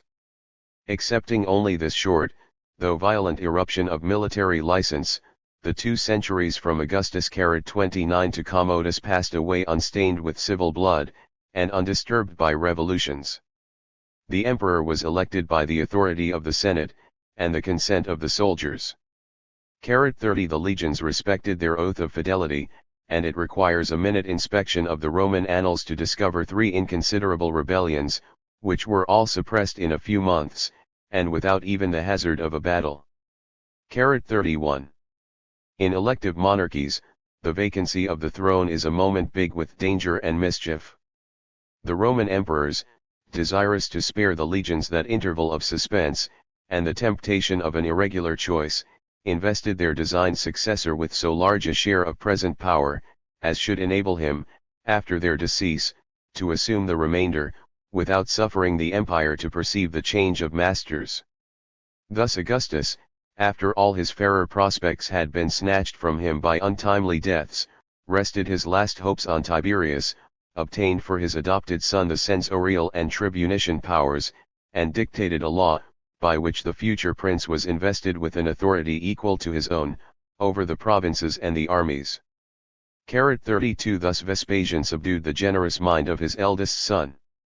Titus was adored by the Eastern legions, which, under his command, had recently achieved the conquest of Judea. His power was dreaded, and, as his virtues were clouded by the intemperance of youth, his designs were suspected.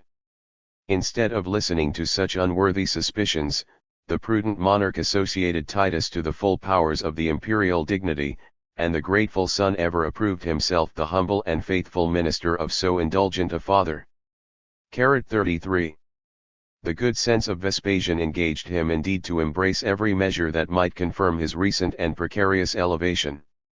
The military oath, and the fidelity of the troops, had been consecrated, by the habits of 100 years, to the name and family of the Caesars, and although that family had been continued only by the fictitious right of adoption, the Romans still revered, in the person of Nero, the grandson of Germanicus, and the lineal successor of Augustus. It was not without reluctance and remorse, that the Praetorian guards had been persuaded to abandon the cause of the tyrant. 34. The rapid downfall of Galba, Otho, and Vitellius, taught the armies to consider the emperors as the creatures of their will, and the instruments of their license. The birth of Vespasian was mean. His grandfather had been a private soldier, his father a petty officer of the revenue. 35. His own merit had raised him, in an advanced age, to the empire, but his merit was rather useful than shining, and his virtues were disgraced by a strict and even sordid parsimony. Such a prince consulted his true interest by the association of a son, whose more splendid and amiable character might turn the public attention from the obscure origin, to the future glories, of the Flavian house. Under the mild administration of Titus, the Roman world enjoyed a transient felicity, and his beloved memory served to protect, above 15 years, the vices of his brother Domitian. Nerva had scarcely accepted the purple from the assassins of Domitian, before he discovered that his feeble age was unable to stem the torrent of public disorders, which had multiplied under the long tyranny of his predecessor. His mild disposition was respected by the good, but the degenerate Romans required a more vigorous character, whose justice should strike terror into the guilty. Though he had several relations, he fixed his choice on a stranger. He adopted Trajan, then about 40 years of age, and who commanded a powerful army in the Lower Germany, and immediately, by a decree of the Senate, declared him his colleague and successor in the empire. 36. It is sincerely to be lamented, that whilst we are fatigued with the disgustful relation of Nero's crimes and follies, we are reduced to collect the actions of Trajan from the glimmerings of an abridgment, or the doubtful light of a panegyric. There remains, however, one panegyric far removed beyond the suspicion of flattery. Above 250 years after the death of Trajan, the Senate, in pouring out the customary acclamations on the accession of a new emperor, wished that he might surpass the felicity of Augustus, and the virtue of Trajan. 37. We may readily believe, that the father of his country hesitated whether he ought to entrust the various and doubtful character of his kinsman Hadrian with sovereign power. In his last moments the arts of the Empress Plotina either fixed the irresolution of Trajan, or boldly supposed a fictitious adoption, 38, the truth of which could not be safely disputed, and Hadrian was peaceably acknowledged as his lawful successor. Under his reign, as has been already mentioned, the empire flourished in peace and prosperity. He encouraged the arts, reformed the laws, asserted military discipline, and visited all his provinces in person.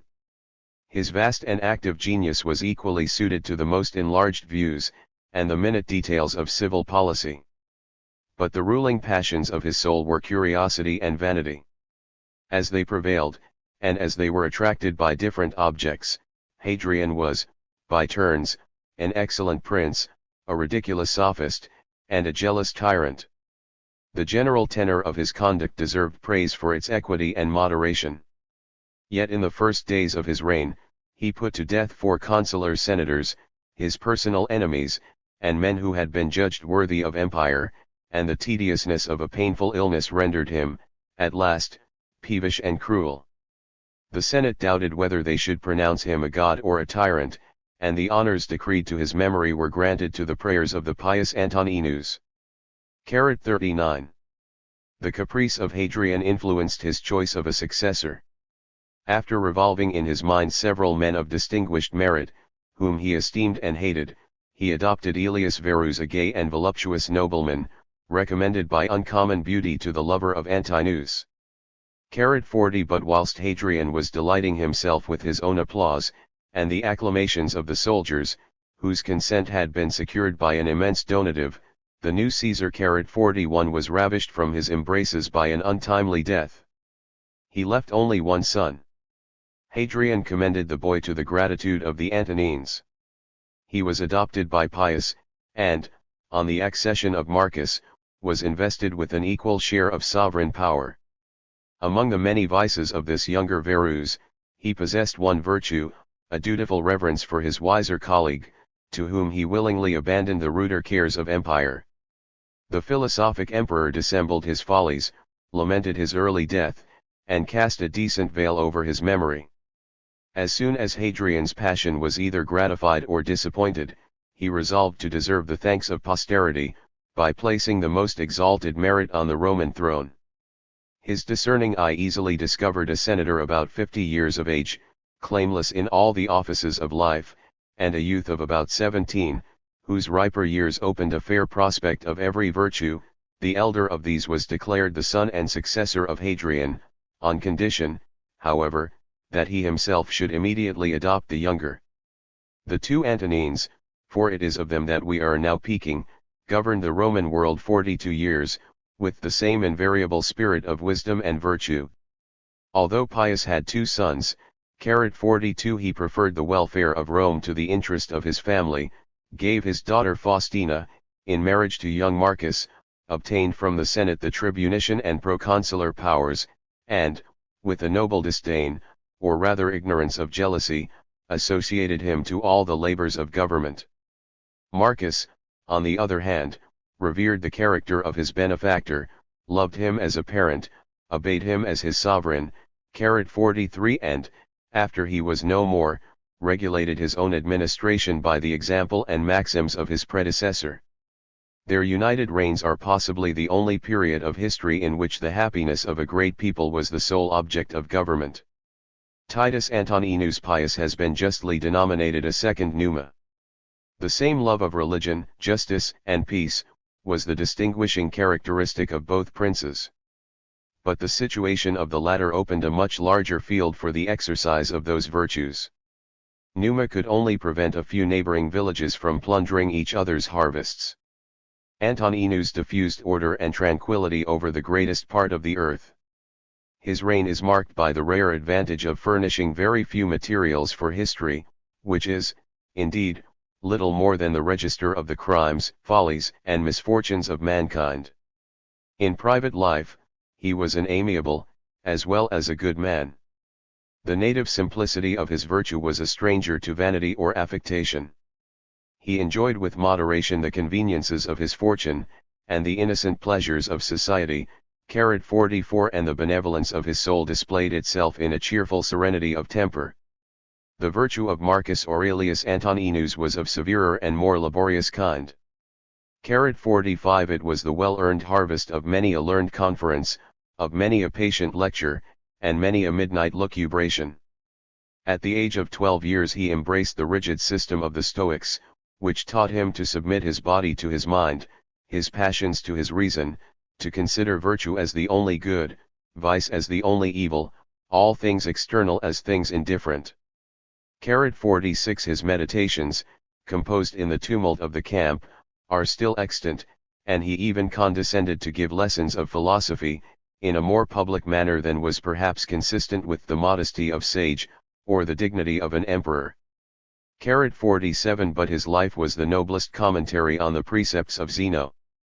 He was severe to himself, indulgent to the imperfections of others, just and beneficent to all mankind.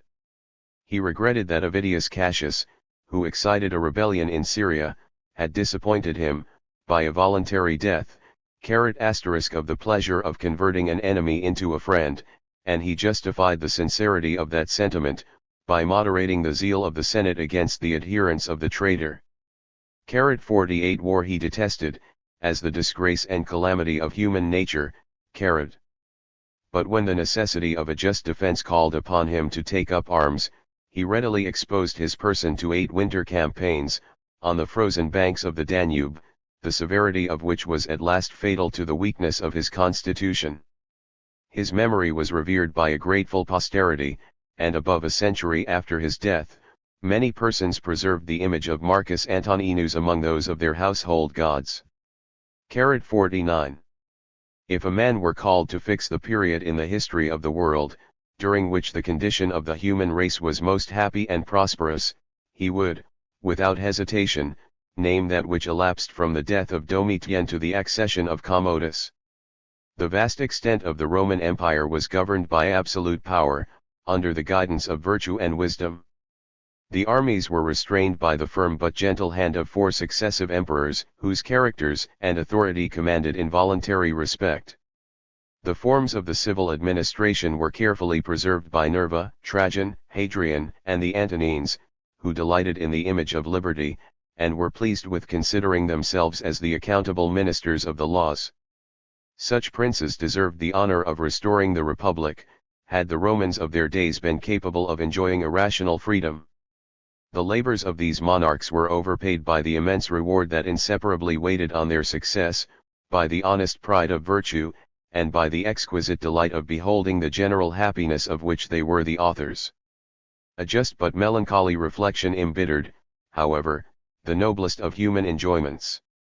They must often have recollected the instability of a happiness which depended on the character of single man. The fatal moment was perhaps approaching, when some licentious youth, or some jealous tyrant, would abuse, to the destruction, that absolute power, which they had exerted for the benefit of their people.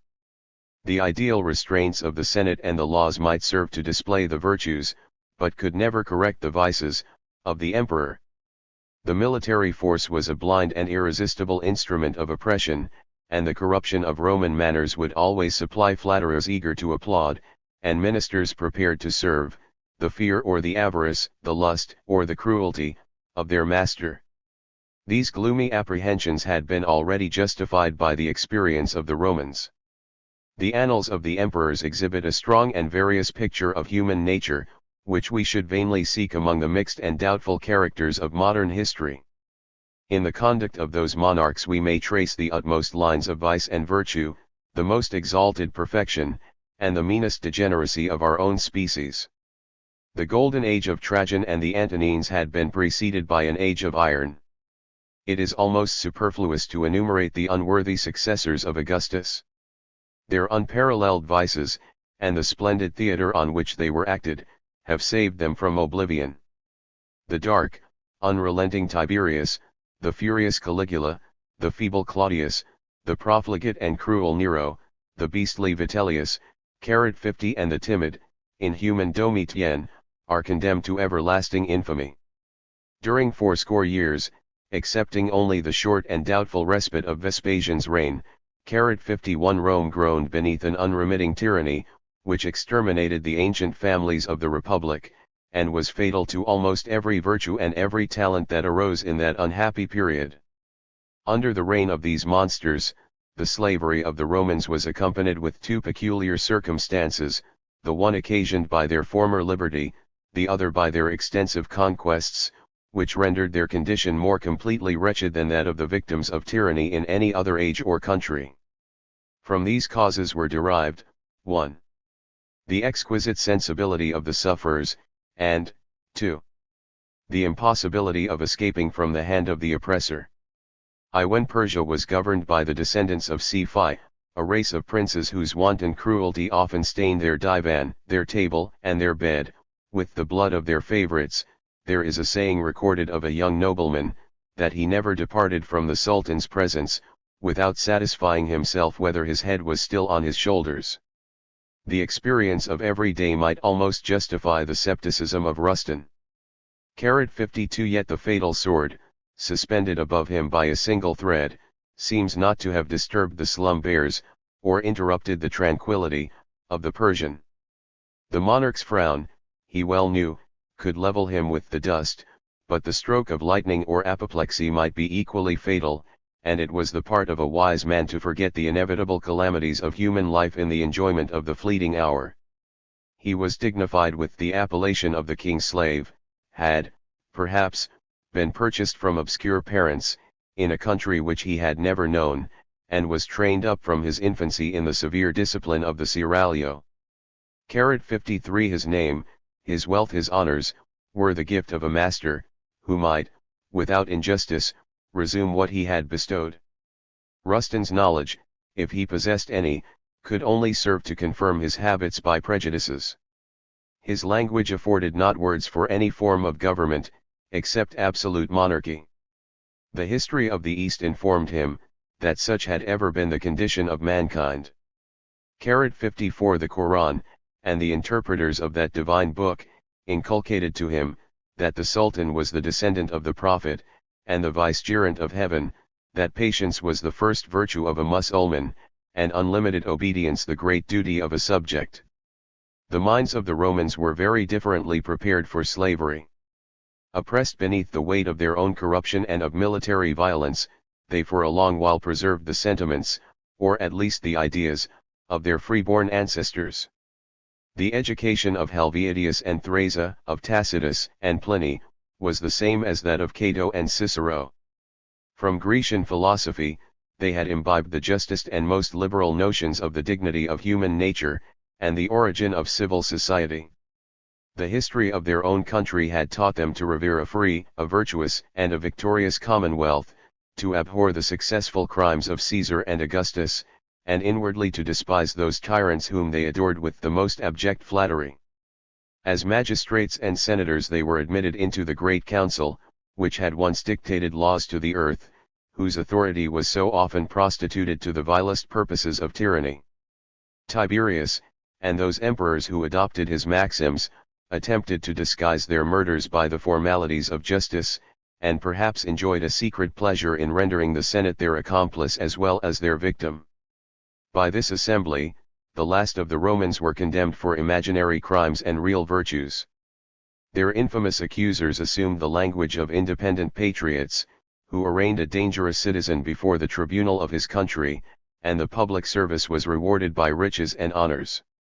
55 The servile judges professed to assert the majesty of the commonwealth, violated in the person of its first magistrate, 56 whose clemency they most applauded when they trembled the most at his inexorable and impending cruelty. 57 The tyrant beheld their baseness with just contempt, and encountered their secret sentiments of detestation with sincere and avowed hatred for the whole body of the Senate. 2 The division of Europe into a number of independent states, connected, however, with each other by the general resemblance of religion, language, and manners, is productive of the most beneficial consequences to the liberty of mankind.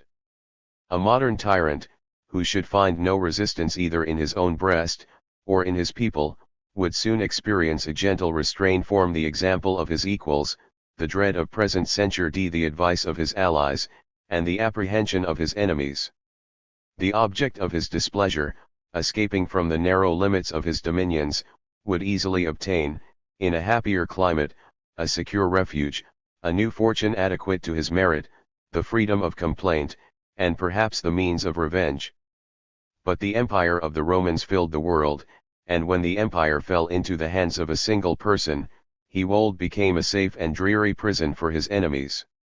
The slave of imperial despotism, whether he was condemned to drag his gilded chain in Rome and the Senate, or to wear out a life of exile on the barren rock of Seriphus, or the frozen bank of the Danube, expected his fate in silent despair.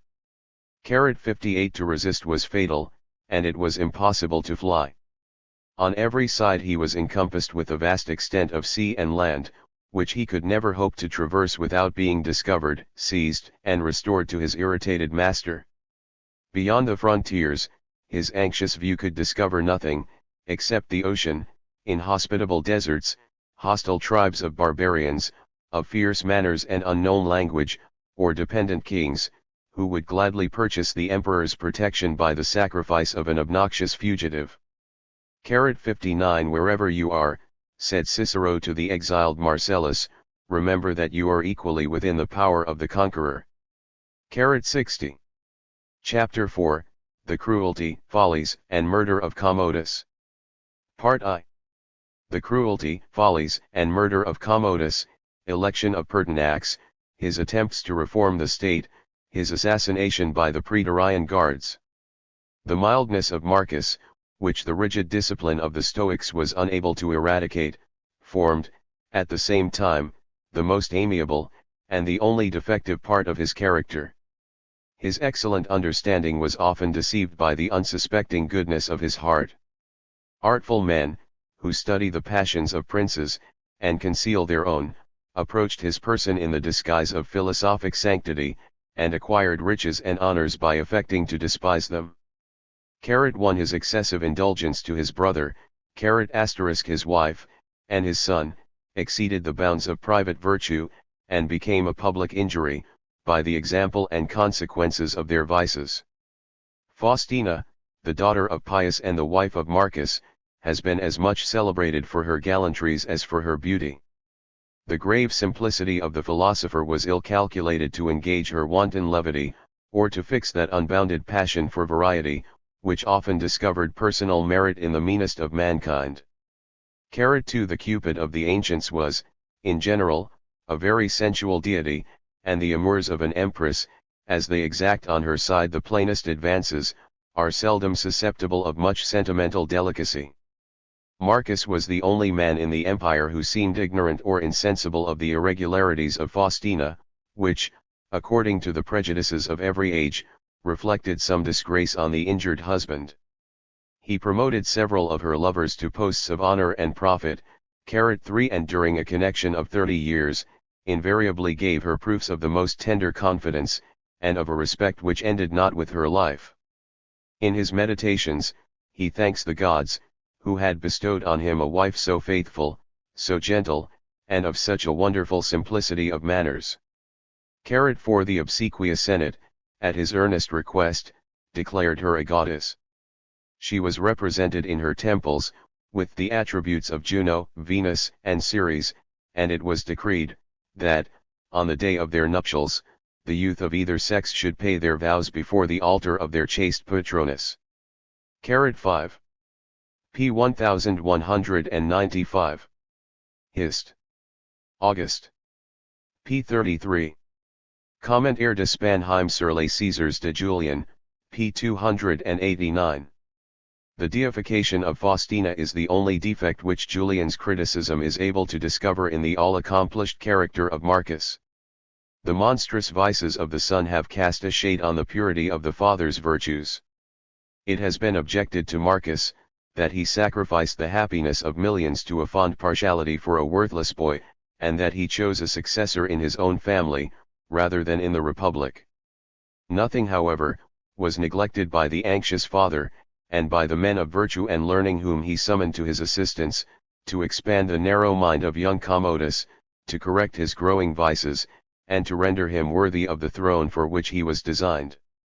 But the power of instruction is seldom of much efficacy, except in those happy dispositions where it is almost superfluous. The distasteful lesson of a grave philosopher was, in a moment, obliterated by the whisper of a profligate favorite, and Marcus himself blasted the fruits of this labored education, by admitting his son, at the age of 14 or 15, to a full participation of the imperial power. He lived but 4 years afterwards, but he lived long enough to repent a rash measure, which raised the impetuous youth above the restraint of reason and authority. Most of the crimes which disturb the internal peace of society, are produced by the restraints which the necessary but unequal laws of property have imposed on the appetites of mankind, by confining to a few the possession of those objects that are coveted by many. Of all our passions and appetites, the love of power is of the most imperious and unsociable nature, since the pride of one man requires the submission of the multitude. In the tumult of civil discord, the laws of society lose their force, and their place is seldom supplied by those of humanity. The ardor of contention, the pride of victory, the despair of success, the memory of past injuries, and the fear of future dangers, all contribute to inflame the mind, and to silence the voice of pity. From such motives almost every page of history has been stained with civil blood, but these motives will not account for the unprovoked cruelties of Commodus, who had nothing to wish and everything to enjoy. The beloved son of Marcus succeeded to his father, amidst the acclamations of the Senate and armies. 6 And when he ascended the throne, the happy youths around him neither competitor to remove, nor enemies to punish. In this calm, elevated station, it was surely natural that he should prefer the love of mankind to their detestation, the mild glories of his 5 predecessors to the ignominious fate of Nero and Domitian. Yet Commodus was not, as he has been represented, a tiger born with an insatiate thirst of human blood, and capable, from his infancy, of the most inhuman actions. 7 Nature had formed him of a weak rather than a wicked disposition. His simplicity and timidity rendered him the slave of his attendants, who gradually corrupted his mind. His cruelty, which at first obeyed the dictates of others, degenerated into habit, and at length became the ruling passion of his soul. 8.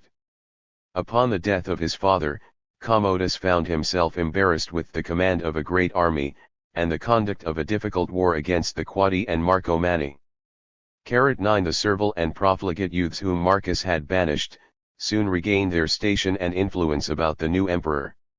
They exaggerated the hardships and dangers of a campaign in the wild countries beyond the Danube, and they assured the indolent prince that the terror of his name, and the arms of his lieutenants, would be sufficient to complete the conquest of the dismayed barbarians, or to impose such conditions as were more advantageous than any conquest.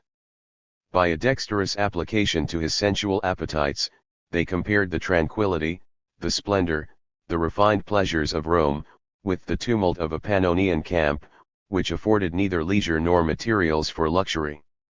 10 Commodus listened to the pleasing advice, but whilst he hesitated between his own inclination and the awe which he still retained for his father's counsellors, the summer insensibly elapsed, and his triumphal entry into the capital was deferred till the autumn. His graceful person, 11 popular address, and imagined virtues, attracted the public favor. The honorable peace which he had recently granted to the barbarians, diffused a universal joy. 12 His impatience to revisit Rome was fondly ascribed to the love of his country, and his dissolute course of amusements was faintly condemned in a prince of 19 years of age. During the 3 first years of his reign, the forms, and even the spirit, of the old administration, were maintained by those faithful counsellors, to whom Marcus had recommended his son, and for whose wisdom and integrity Commodus still entertained a reluctant esteem. The young prince and his profligate favorites revelled in all the license of sovereign power, but his hands were yet unstained with blood, and he had even displayed a generosity of sentiment, which might perhaps have ripened into solid virtue. 13 A fatal incident decided his fluctuating character. One evening, as the emperor was returning to the palace, through a dark and narrow portico in the amphitheatre, 14 An assassin, who waited his passage, rushed upon him with a drawn sword, loudly exclaiming, "The Senate sends you this." The menace prevented the deed, the assassin was seized by the guards, and immediately revealed the authors of the conspiracy. It had been formed, not in the state, but within the walls of the palace. Lucilla, the emperor's sister, and widow of Lucius Verus, impatient of the second rank, and jealous of the reigning empress, had armed the murderer against her brother's life. She had not ventured to communicate the black design to her second husband, Claudius Pompeiarus, a senator of distinguished merit and unshaken loyalty, but among the crowd of her lovers, for she imitated the manners of Faustina, she found men of desperate fortunes and wild ambition, who were prepared to serve her more violent, as well as her tender passions. The conspirators experienced the rigor of justice, and the abandoned princess was punished, first with exile, and afterwards with death. 15 But the words of the assassin sunk deep into the mind of Commodus, and left an indelible impression of fear and hatred against the whole body of the Senate. Those whom he had dreaded as importunate ministers, he now suspected as secret enemies. The delators, a race of men discouraged, and almost extinguished, under the former reigns, again became formidable, as soon as they discovered that the emperor was desirous of finding disaffection and treason in the Senate. That assembly, whom Marcus had ever considered as the great council of the nation, was composed of the most distinguished of the Romans, and distinction of every kind soon became criminal. The possession of wealth stimulated the diligence of the informers, rigid virtue implied a tacit censure of the irregularities of Commodus, important services implied a dangerous superiority of merit, and the friendship of the father always ensured the aversion of the son. Suspicion was equivalent to proof, trial to condemnation. The execution of a considerable senator was attended with the death of all who might lament or revenge his fate, and when Commodus had once tasted human blood, he became incapable of pity or remorse. Of these innocent victims of tyranny, none died more lamented than the two brothers of the Quintilian family, Maximus and Cindianus, whose fraternal love has saved their names from oblivion, and endeared their memory to posterity. Their studies and their occupations, their pursuits and their pleasures, were still the same. In the enjoyment of a great estate, they never admitted the idea of a separate interest. Some fragments are now extant of a treatise which they composed in common, and in every action of life it was observed that their two bodies were animated by one soul. The Antonines, who valued their virtues, and delighted in their union, raised them, in the same year, to the consulship, and Marcus afterwards intrusted to their joint care the civil administration of Greece, and a great military command, in which they obtained a signal victory over the Germans. The kind cruelty of Commodus united them in death. 16. The tyrant's rage, after having shed the noblest blood of the Senate, at length recoiled on the principal instrument of his cruelty. Whilst Commodus was immersed in blood and luxury, he devolved the detail of the public business on Perennes, a servile and ambitious minister, who had obtained his post by the murder of his predecessor, but who possessed a considerable share of vigor and ability. By acts of extortion, and the forfeited estates of the nobles sacrificed to his avarice, he had accumulated an immense treasure. The Praetorian guards were under his immediate command, and his son, who already discovered a military genius, was at the head of the Illyrian legions. Perennes aspired to the empire, or what, in the eyes of Commodus, amounted to the same crime, he was capable of aspiring to it, had he not been prevented, surprised, and put to death. The fall of a minister is a very trifling incident in the general history of the empire, but it was hastened by an extraordinary circumstance, which proved how much the nerves of discipline were already relaxed. The legions of Britain, discontented with the administration of Perennes, formed a deputation of 1,500 select men, with instructions to march to Rome, and lay their complaints before the emperor. These military petitioners, by their own determined behavior, by inflaming the divisions of the guards, by exaggerating the strength of the British army, and by alarming the fears of Commodus, exacted and obtained the minister's death, as the only redress of their grievances. 17. This presumption of a distant army, and their discovery of the weakness of government, was a sure presage of the most dreadful convulsions. The negligence of the public administration was betrayed, soon afterwards, by a new disorder, which arose from the smallest beginnings. A spirit of desertion began to prevail among the troops, and the deserters, instead of seeking their safety in flight or concealment, infested the highways. Maternus, a private soldier, of a daring boldness above his station, collected these bands of robbers into a little army, set open the prisons, invited the slaves to assert their freedom, and plundered with impunity the rich and defenseless cities of Gaul and Spain. The governors of the provinces, who had long been the spectators, and perhaps the partners, of his depredations, were, at length, roused from their supine indolence by the threatening commands of the emperor. Maternus found that he was encompassed, and foresaw that he must be overpowered. A great effort of despair was his last resource. He ordered his followers to disperse, to pass the Alps in small parties and various disguises, and to assemble at Rome, during the licentious tumult of the festival of Cybele. 18. To murder Commodus, and to ascend the vacant throne, was the ambition of no vulgar robber. His measures were so ably concerted that his concealed troops already filled the streets of Rome. The envy of an accomplice discovered and ruined this singular enterprise, in a moment when it was ripe for execution. 19. Suspicious princes often promote the last of mankind, from a vain persuasion, that those who have no dependence, except on their favor, will have no attachment, except to the person of their benefactor. Cleander, the successor of Perennes, was a Phrygian by birth, of a nation over whose stubborn, but servile temper, blows only could prevail. 20. He had been sent from his native country to Rome, in the capacity of a slave. As a slave he entered the imperial palace, rendered himself useful to his master's passions, and rapidly ascended to the most exalted station which a subject could enjoy. His influence over the mind of Commodus was much greater than that of his predecessor, for Cleander was devoid of any ability or virtue which could inspire the emperor with envy or distrust.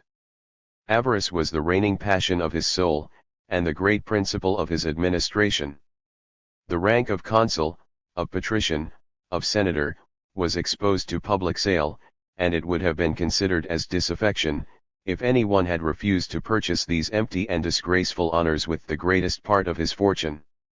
21. In the lucrative provincial employments, the minister shared with the governor the spoils of the people. The execution of the laws was penal and arbitrary. A wealthy criminal might obtain, not only the reversal of the sentence by which he was justly condemned, but might likewise inflict whatever punishment he pleased on the accuser, the witnesses, and the judge.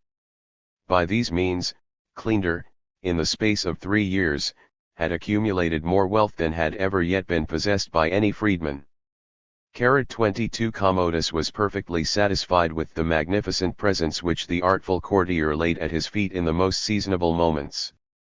To divert the public envy, Cleander, under the emperor's name, erected baths, porticos, and places of exercise, for the use of the people.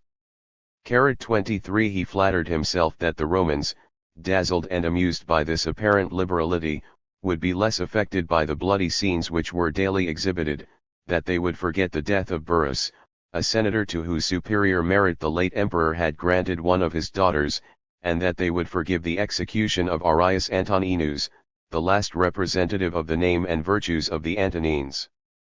The former, with more integrity than prudence, had attempted to disclose, to his brother-in-law, the true character of Cleander. An equitable sentence pronounced by the latter, when proconsul of Asia, against a worthless creature of the favorite, proved fatal to him. 24. After the fall of Perennes, the terrors of Commodus had, for a short time, assumed the appearance of a return to virtue. He repealed the most odious of his acts, loaded his memory with the public execration, and ascribed to the pernicious counsels of that wicked minister all the errors of his inexperienced youth. But his repentance lasted only 30 days, and, under Cleander's tyranny, the administration of Perennes was often regretted. Chapter 4, The Cruelty, Follies, and Murder of Commodus. Part 2. Pestilence and famine contributed to fill up the measure of the calamities of Rome. 25. The first could be only imputed to the just indignation of the gods, but a monopoly of corn, supported by the riches and power of the minister, was considered as the immediate cause of the second. The popular discontent, after it had long circulated in whispers, broke out in the assembled circus. The people quitted their favorite amusements for the more delicious pleasure of revenge, rushed in crowds towards a palace in the suburbs, one of the emperor's retirements, and demanded, with angry clamors, the head of the public enemy. Cleander, who commanded the Praetorian guards, 26 ordered a body of cavalry to sally forth, and disperse the seditious multitude. The multitude fled with precipitation towards the city, several were slain, and many more were trampled to death, but when the cavalry entered the streets, their pursuit was checked by a shower of stones and darts from the roofs and windows of the houses. The foot guards, 27, who had been long jealous of the prerogatives and insolence of the Praetorian cavalry, embraced the party of the people. The tumult became a regular engagement, and threatened a general massacre. The Praetorians, at length, gave way, oppressed with numbers, and the tide of popular fury returned with redoubled violence against the gates of the palace, where Commodus lay, dissolved in luxury, and alone unconscious of the civil war. It was death to approach his person with the unwelcome news. He would have perished in this supine security, had not two women, his eldest sister Fadia, and Marcia, the most favored of his concubines, ventured to break into his presence. Bathed in tears, and with dishevelled hair, they threw themselves at his feet, and with all the pressing eloquence of fear, discovered to the affrighted emperor the crimes of the minister, the rage of the people, and the impending ruin, which, in a few minutes, would burst over his palace and person. Commodus started from his dream of pleasure, and commanded that the head of Cleander should be thrown out to the people. The desired spectacle instantly appeased the tumult, and the son of Marcus might even yet have regained the affection and confidence of his subjects. 28. But every sentiment of virtue and humanity was extinct in the mind of Commodus. Whilst he thus abandoned the reins of empire to these unworthy favorites, he valued nothing in sovereign power, except the unbounded license of indulging his sensual appetites. His hours were spent in a seraglio of 300 beautiful women, and as many boys, of every rank, and of every province, and, wherever the arts of seduction proved ineffectual, the brutal lover had recourse to violence. The ancient historians 29 have expatiated on these abandoned scenes of prostitution, which scorned every restraint of nature or modesty, but it would not be easy to translate their too faithful descriptions into the decency of modern language. The intervals of lust were filled up with the basest amusements. The influence of a polite age, and the labor of an attentive education, had never been able to infuse into his rude and brutish mind the least tincture of learning, and he was the first of the Roman emperors totally devoid of taste for the pleasures of the understanding. Nero himself excelled, or affected to excel, in the elegant arts of music and poetry, nor should we despise his pursuits, had he not converted the pleasing relaxation of a leisure hour into the serious business and ambition of his life. But Commodus, from his earliest infancy, discovered an aversion to whatever was rational or liberal, and a fond attachment to the amusements of the populace, the sports of the circus and amphitheatre, the combats of gladiators, and the hunting of wild beasts. The masters in every branch of learning, whom Marcus provided for his son, were heard with inattention and disgust, whilst the Moors and Parthians, who taught him to dart the javelin and to shoot with the bow, found a disciple who delighted in his application, and soon equalled the most skilful of his instructors in the steadiness of the eye and the dexterity of the hand. The servile crowd, whose fortune depended on their master's vices, applauded these ignoble pursuits. The perfidious voice of flattery reminded him, that by exploits of the same nature, by the defeat of the Nemean lion, and the slaughter of the wild boar of Erymanthus, the Grecian Hercules had acquired a place among the gods, and an immortal memory among men. They only forgot to observe, that, in the first ages of society, when the fiercer animals often dispute with man the possession of an unsettled country, a successful war against those savages is one of the most innocent and beneficial labors of heroism. In the civilized state of the Roman Empire, the wild beasts had long since retired from the face of man, and the neighborhood of populous cities. To surprise them in their solitary haunts, and to transport them to Rome, that they might be slain in pomp by the hand of an emperor, was an enterprise equally ridiculous for the prince and oppressive for the people. 30 Ignorant of these distinctions, Commodus eagerly embraced the glorious resemblance, and styled himself, as we still read on his medals 31, the Roman Hercules. The club and the lion's hide were placed by the side of the throne, amongst the ensigns of sovereignty, and statues were erected, in which Commodus was represented in the character, and with the attributes, of the god, whose valor and dexterity he endeavored to emulate in the daily course of his ferocious amusements. 32. Elated with these praises, which gradually extinguished the innate sense of shame, Commodus resolved to exhibit before the eyes of the Roman people those exercises, which till then he had decently confined within the walls of his palace, and to the presence of a few favorites. On the appointed day, the various motives of flattery, fear, and curiosity, attracted to the amphitheatre an innumerable multitude of spectators, and some degree of applause was deservedly bestowed on the uncommon skill of the imperial performer. Whether he aimed at the head or heart of the animal, the wound was alike certain and mortal. With arrows whose point was shaped into the form of crescent, Commodus often intercepted the rapid career, and cut asunder the long, bony neck of the ostrich. 33 A panther was let loose, and the archer waited till he had leaped upon a trembling malefactor. In the same instant the shaft flew, the beast dropped dead, and the man remained unhurt. The dens of the amphitheatre disgorged at once 100 lions, 100 darts from the unerring hand of Commodus laid them dead as they run raging round the arena. Neither the huge bulk of the elephant, nor the scaly hide of the rhinoceros, could defend them from his stroke. Ethiopia and India yielded their most extraordinary productions, and several animals were slain in the amphitheatre, which had been seen only in the representations of art, or perhaps of fancy. 34 In all these exhibitions, the securest precautions were used to protect the person of the Roman Hercules from the desperate spring of any savage, who might possibly disregard the dignity of the emperor and the sanctity of the god. 35 But the meanest of the populace were affected with shame and indignation when they beheld their sovereign enter the lists as a gladiator, and glory in a profession which the laws and manners of the Romans had branded with the justest note of infamy. 36 He chose the habit and arms of the secutor, whose combat with the Retiarius formed one of the most lively scenes in the bloody sports of the amphitheatre. The secutor was armed with a helmet, sword, and buckler. His naked antagonist had only a large net and a trident, with the one he endeavored to entangle, with the other to dispatch his enemy. If he missed the first throw, he was obliged to fly from the pursuit of the secutor, till he had prepared his net for a second cast. 37 The emperor fought in this character 735 several times. These glorious achievements were carefully recorded in the public acts of the empire, and that he might omit no circumstance of infamy, he received from the common fund of gladiators a stipend so exorbitant that it became a new and most ignominious tax upon the Roman people.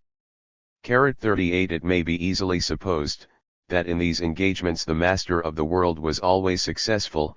In the amphitheatre, his victories were not often sanguinary, but when he exercised his skill in the school of gladiators, or his own palace, his wretched antagonists were frequently honored with a mortal wound from the hand of Commodus, and obliged to seal their flattery with their blood. 39 He now disdained the appellation of Hercules. The name of Paulus, a celebrated secutor, was the only one which delighted his ear. It was inscribed on his colossal statues, and repeated in the redoubled acclamations 40 of the mournful and applauding Senate.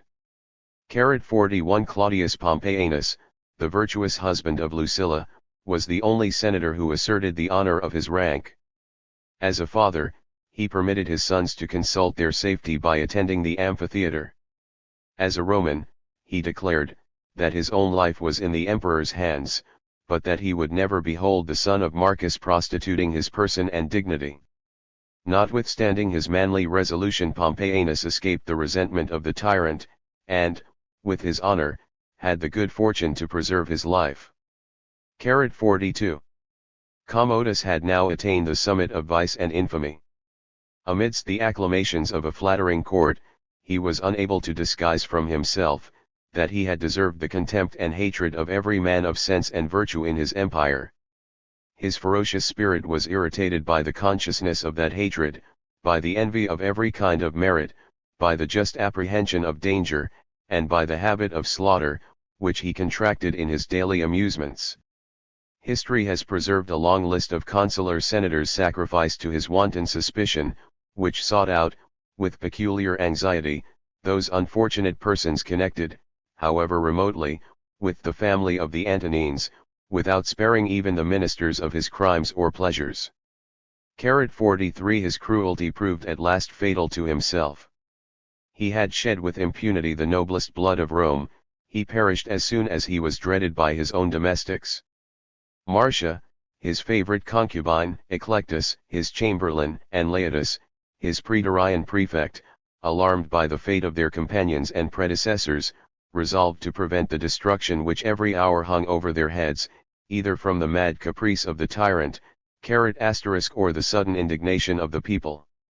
Marcia seized the occasion of presenting a draught of wine to her lover, after he had fatigued himself with hunting some wild beasts.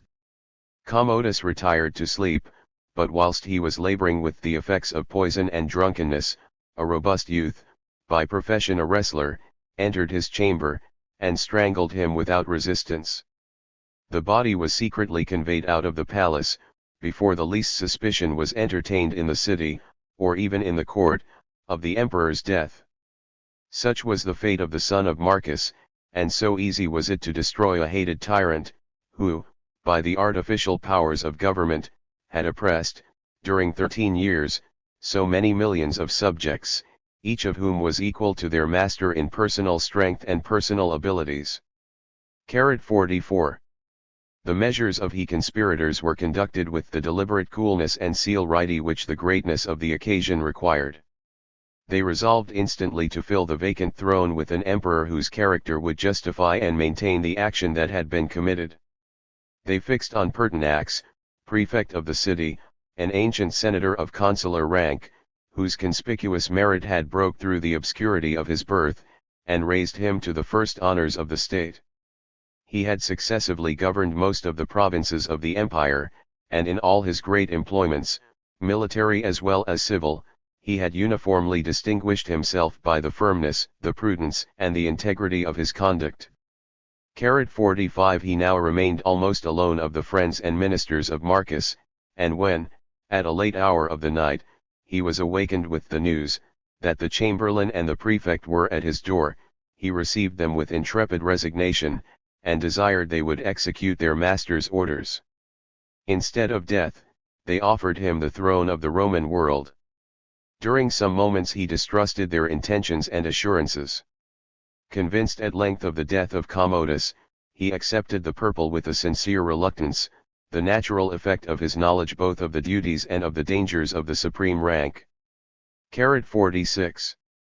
Laetus conducted without delay his new emperor to the camp of the Praetorians, diffusing at the same time through the city a seasonable report that Commodus died suddenly of an apoplexy, and that the virtuous Pertinax had already succeeded to the throne. The guards were rather surprised than pleased with the suspicious death of a prince, whose indulgence and liberality they alone had experienced, but the emergency of the occasion, the authority of their prefect, the reputation of Pertinax, and the clamors of the people, obliged them to stifle their secret discontents, to accept the donative promised by the new emperor, to swear allegiance to him, and with joyful acclamations and laurels in their hands to conduct him to the Senate house, that the military consent might be ratified by the civil authority. This important night was now far spent. With the dawn of day, and the commencement of the new year, the senators expected a summons to attend an ignominious ceremony. In spite of all remonstrances, even of those of his creatures who yet preserved any regard for prudence or decency, Commodus had resolved to pass the night in the gladiators' school, and from thence to take possession of the consulship, in the habit and with the attendance of that infamous crew. On a sudden, before the break of day, the Senate was called together in the Temple of Concord, to meet the guards, and to ratify the election of a new emperor. For a few minutes they sat in silent suspense, doubtful of their unexpected deliverance, and suspicious of the cruel artifices of Commodus, but when at length they were assured that the tyrant was no more, they resigned themselves to all the transports of joy and indignation. Pertinax, who modestly represented the meanness of his extraction, and pointed out several noble senators more deserving than himself of the empire, was constrained by their dutiful violence to ascend the throne, and received all the titles of imperial power, confirmed by the most sincere vows of fidelity. The memory of Commodus was branded with eternal infamy. The names of tyrant, of gladiator, of public enemy resounded in every corner of the house. They decreed in tumultuous votes, that his honors should be reversed, his titles erased from the public monuments, his statues thrown down, his body dragged with a hook into the stripping room of the gladiators, to satiate the public fury, and they expressed some indignation against those officious servants who had already presumed to screen his remains from the justice of the Senate. But Pertinax could not refuse those last rites to the memory of Marcus, and the tears of his first protector Claudius Pompeianus, who lamented the cruel fate of his brother-in-law, and lamented still more that he had deserved it. 47. These effusions of impotent rage against a dead emperor, whom the Senate had flattered when alive with the most abject servility, betrayed a just but ungenerous spirit of revenge. The legality of these decrees was, however, supported by the principles of the imperial constitution. To censure, to depose, or to punish with death, the first magistrate of the Republic, who had abused his delegated trust, was the ancient and undoubted prerogative of the Roman Senate. 48. But the feeble assembly was obliged to content itself with inflicting on a fallen tyrant that public justice, from which, during his life and reign, he had been shielded by the strong arm of military despotism. Pertinax found a nobler way of condemning his predecessor's memory, by the contrast of his own virtues with the vices of Commodus. On the day of his accession, he resigned over to his wife and son his whole private fortune, that they might have no pretence to solicit favors at the expense of the state. He refused to flatter the vanity of the former with the title of Augusta, or to corrupt the inexperienced youth of the latter by the rank of Caesar. Accurately distinguishing between the duties of a parent and those of a sovereign, he educated his son with a severe simplicity, which, while it gave him no assured prospect of the throne, might in time have rendered him worthy of it. In public, the behavior of Pertinax was grave and affable. He lived with the virtuous part of the Senate, and, in a private station, he had been acquainted with the true character of each individual, without either pride or jealousy, considered them as friends and companions, with whom he had shared the danger of the tyranny, and with whom he wished to enjoy the security of the present time. He very frequently invited them to familiar entertainments, the frugality of which was ridiculed by those who remembered and regretted the luxurious prodigality of Commodus. 49. To heal, as far as I was possible, the wounds inflicted by the hand of tyranny, was the pleasing, but melancholy, task of Pertinax. The innocent victims, who yet survived, were recalled from exile, released from prison, and restored to the full possession of their honors and fortunes. The unburied bodies of murdered senators, for the cruelty of Commodus endeavored to extend itself beyond death, were deposited in the sepulchres of their ancestors, their memory was justified and every consolation was bestowed on their ruined and afflicted families. Among these consolations, one of the most grateful was the punishment of the delators, the common enemies of their master, of virtue, and of their country. Yet even in the inquisition of these legal assassins, Pertinax proceeded with a steady temper, which gave everything to justice, and nothing to popular prejudice and resentment. The finances of the state demanded the most vigilant care of the emperor. Though every measure of injustice and extortion had been adopted, which could collect the property of the subject into the coffers of the prince, the rapaciousness of Commodus had been so very inadequate to his extravagance, that, upon his death, no more than £8,000 were found in the exhausted treasury, 50 to defray the current expenses of government, and to discharge the pressing demand of a liberal donative, which the new emperor had been obliged to promise to the Praetorian guards. Yet under these distressed circumstances, Pertinax had the generous firmness to remit all the oppressive taxes invented by Commodus, and to cancel all the unjust claims of the treasury, declaring, in a decree of the Senate, that he was better satisfied to administer a poor republic with innocence, than to acquire riches by the ways of tyranny and dishonor. Economy and industry he considered as the pure and genuine sources of wealth, and from them he soon derived a copious supply for the public necessities. The expense of the household was immediately reduced to 1/2.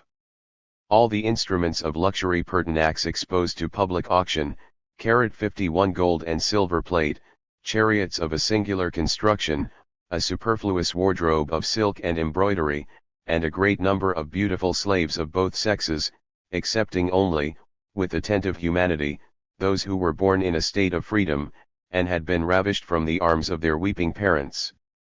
At the same time that he obliged the worthless favorites of the tyrant to resign a part of their ill-gotten wealth, he satisfied the just creditors of the state, and unexpectedly discharged the long arrears of honest services. He removed the oppressive restrictions which had been laid upon commerce, and granted all the uncultivated lands in Italy and the provinces to those who would improve them, with an exemption from tribute during the term of 10 years.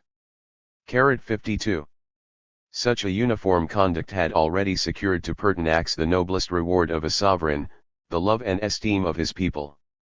Those who remembered the virtues of Marcus were happy to contemplate in their new emperor the features of that bright original, and flattered themselves, that they should long enjoy the benign influence of his administration. A hasty zeal to reform the corrupted state, accompanied with less prudence than might have been expected from the years and experience of Pertinax, proved fatal to himself and to his country.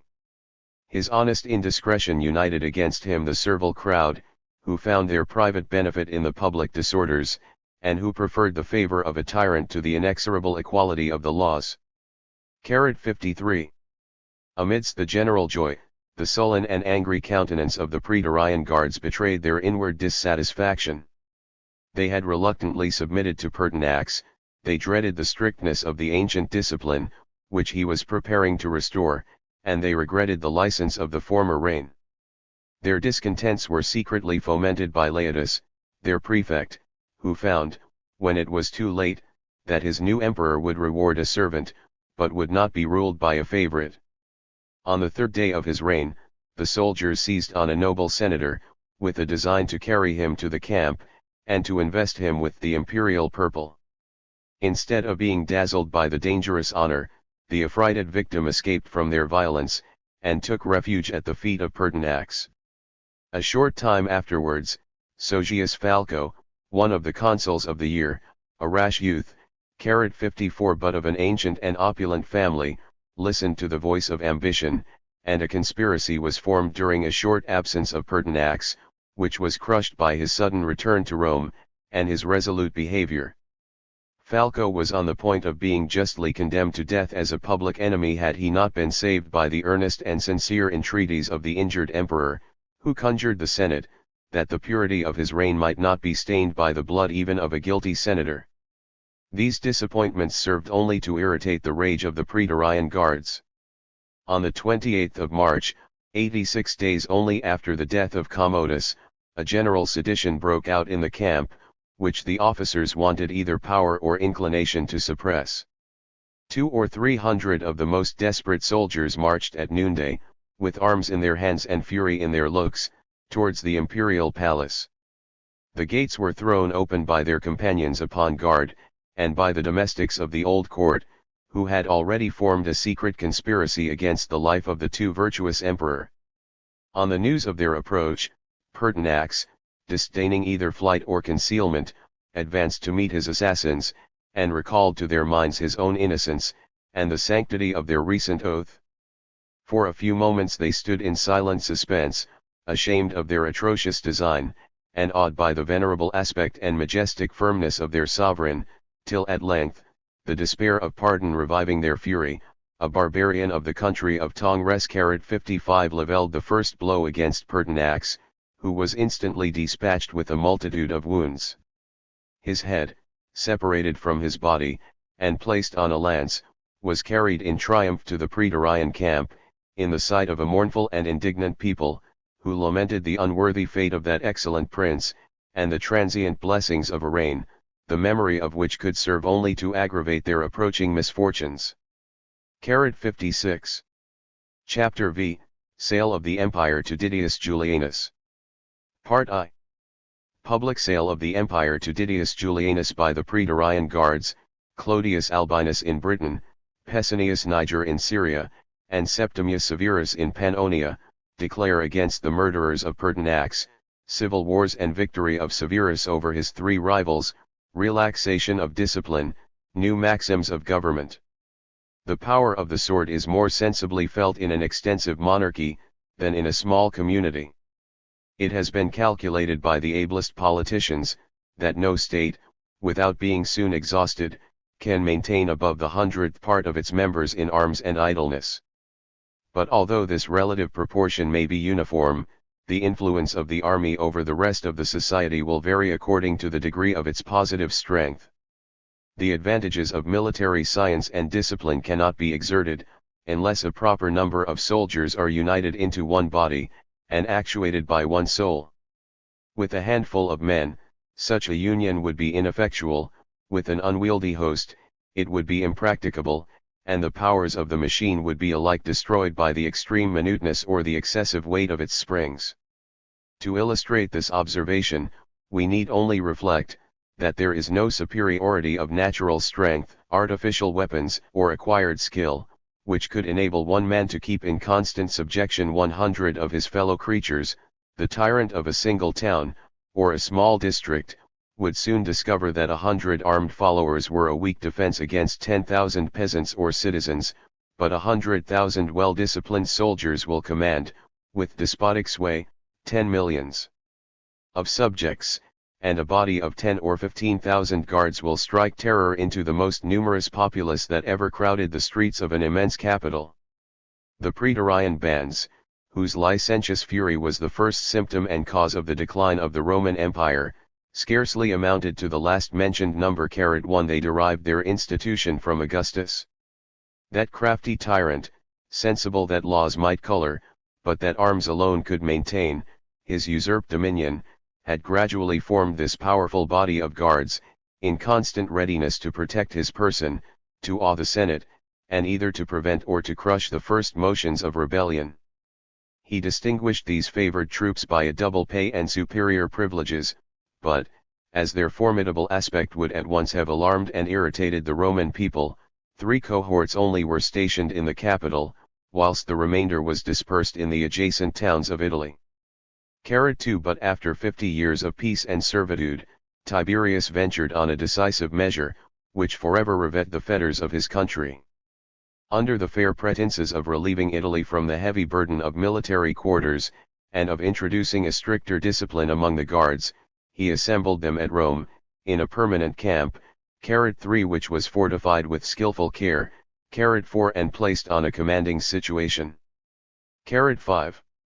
Such formidable servants are always necessary, but often fatal to the throne of despotism.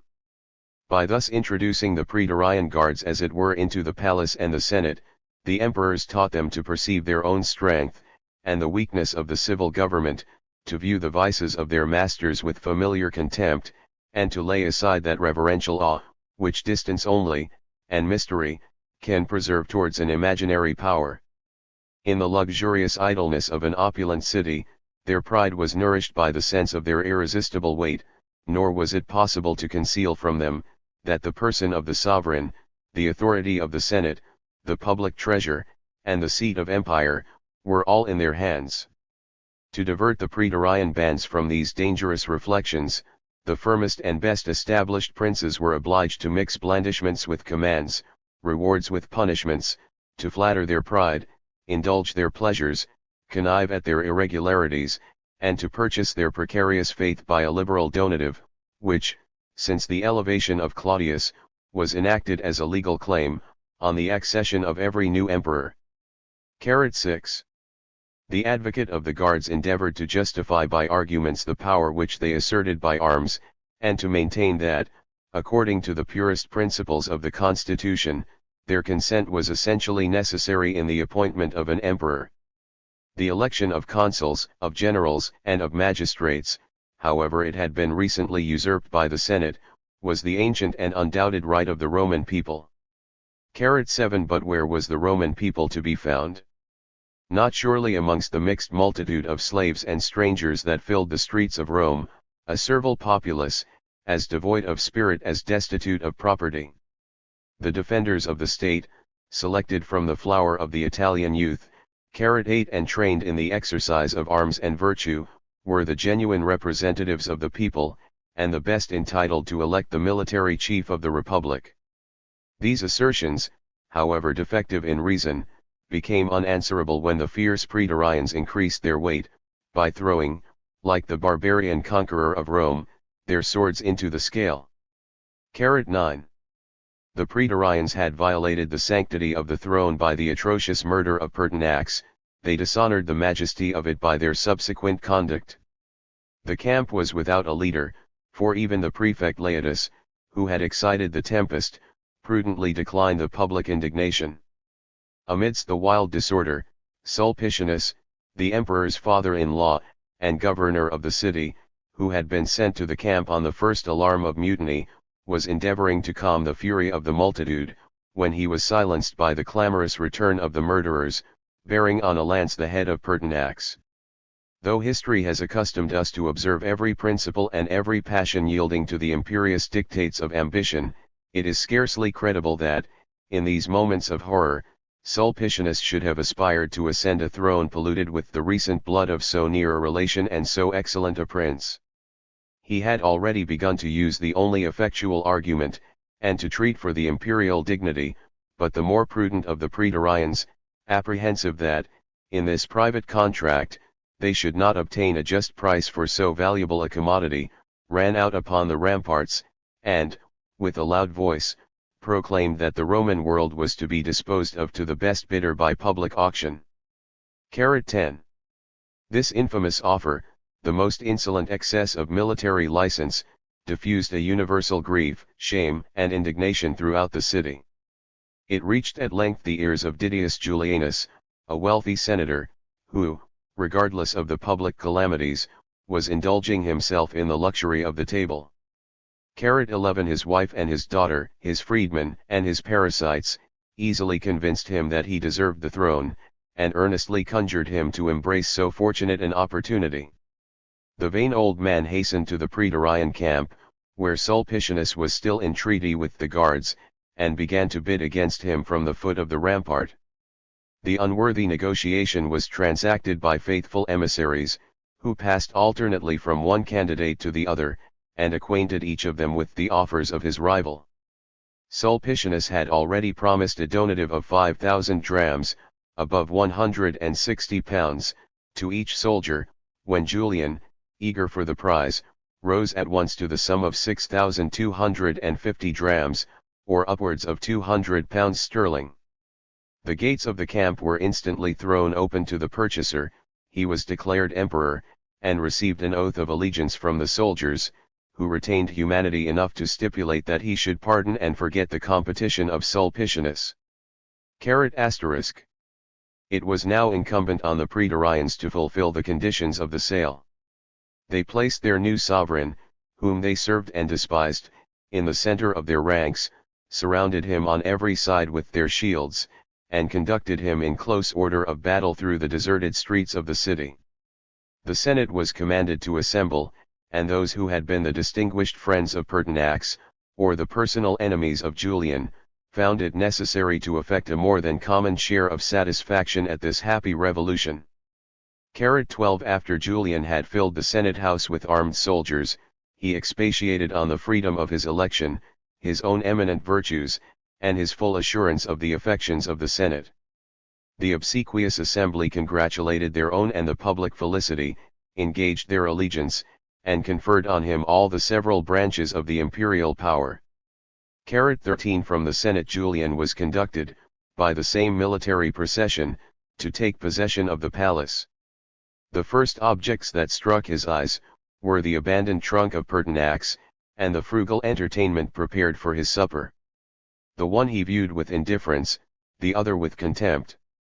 A magnificent feast was prepared by his order, and he amused himself, till a very late hour, with dice and the performances of Pylades, a celebrated dancer.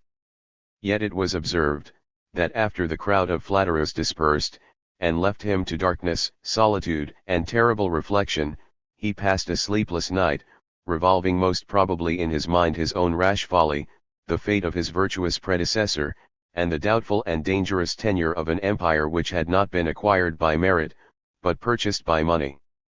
14. He had reason to tremble. On the throne of the world he found himself without a friend, and even without an adherent. The guards themselves were ashamed of the prince whom their avarice had persuaded them to accept, nor was there a citizen who did not consider his elevation with horror, as the last insult on the Roman name.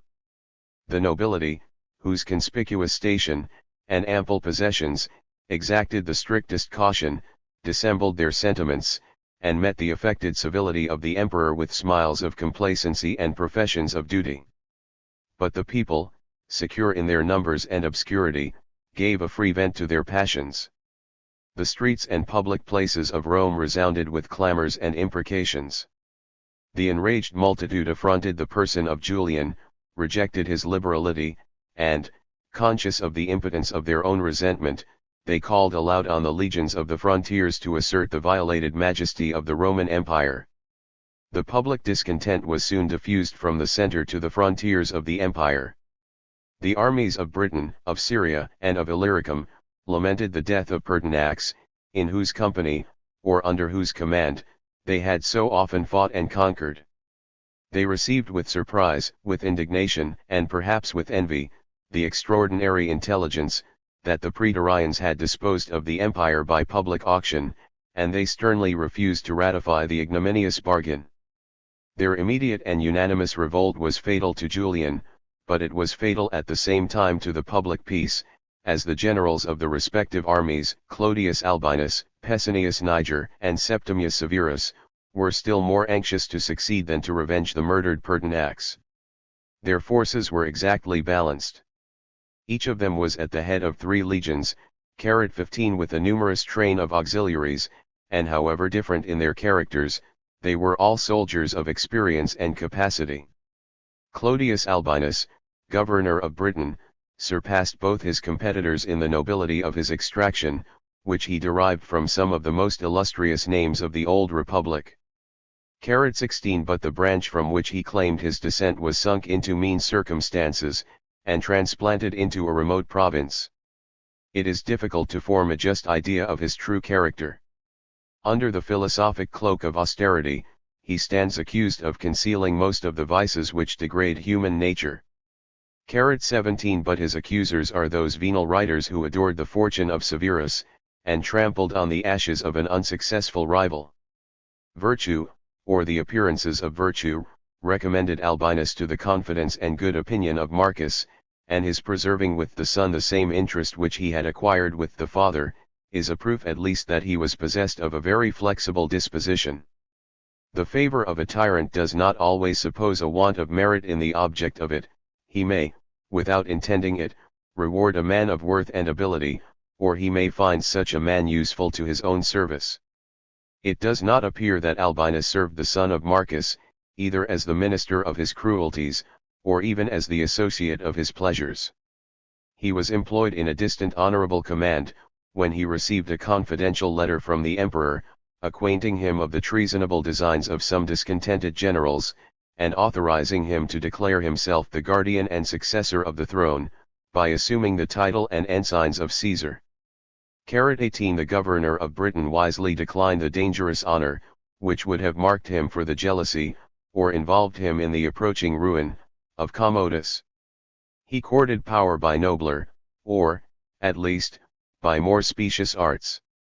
On a premature report of the death of the emperor, he assembled his troops, and, in an eloquent discourse, deplored the inevitable mischiefs of despotism, described the happiness and glory which their ancestors had enjoyed under the consular government, and declared his firm resolution to reinstate the Senate and people in their legal authority. This popular harangue was answered by the loud acclamations of the British legions, and received at Rome with a secret murmur of applause. Safe in the possession of his little world, and in the command of an army less distinguished indeed for discipline than for numbers and valor, 19 Albinus braved the menaces of Commodus, maintained towards Pertinax a stately ambiguous reserve, and instantly declared against the usurpation of Julian. The convulsions of the capital added new weight to his sentiments, or rather to his professions of patriotism.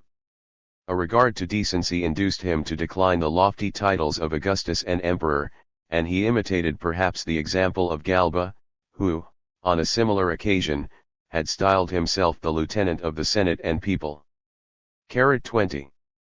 Personal merit alone had raised Pescennius Niger, from an obscure birth and station, to the government of Syria, a lucrative and important command, which in times of civil confusion gave him a near prospect of the throne. Yet his parts seem to have been better suited to the second than to the first rank. He was an unequal rival, though he might have approved himself an excellent lieutenant, to Severus, who afterwards displayed the greatness of his mind by adopting several useful institutions from a vanquished enemy. 21 In his government Niger acquired the esteem of the soldiers and the love of the provincials. His rigid discipline fortified the valor and confirmed the obedience of the former, whilst the voluptuous Syrians were less delighted with the mild firmness of his administration, than with the affability of his manners, and the apparent pleasure with which he attended their frequent and pompous festivals. 22 As soon as the intelligence of the atrocious murder of Pertinax had reached Antioch, the wishes of Asia invited Niger to assume the imperial purple and revenge his death. The legions of the eastern frontier embraced his cause, the opulent but unarmed provinces, from the frontiers of Ethiopia 23 to the Hadriatic, cheerfully submitted to his power, and the kings beyond the Tigris and the Euphrates congratulated his election, and offered him their homage and services. The mind of Niger was not capable of receiving this sudden tide of fortune. He flattered himself that his accession would be undisturbed by competition and unstained by civil blood, and whilst he enjoyed the vain pomp of triumph, he neglected to secure the means of victory. Instead of entering into an effectual negotiation with the powerful armies of the West, whose resolution might decide, or at least must balance, the mighty contest, instead of advancing without delay towards Rome and Italy, where his presence was impatiently expected, 24 Niger trifled away in the luxury of Antioch those irretrievable moments which were diligently improved by the decisive activity of Severus. 25. Bonus after, Pessimus albus. Hist. August. p. 75. The country of Pannonia and Dalmatia, which occupied the space between the Danube and the Hadriatic, was one of the last and most difficult conquests of the Romans. In the defense of national freedom, 200,000 of these barbarians had once appeared in the field, alarmed the declining age of Augustus, and exercised the vigilant prudence of Tiberius at the head of the collected force of the empire. 26 The Pannonians yielded at length to the arms and institutions of Rome.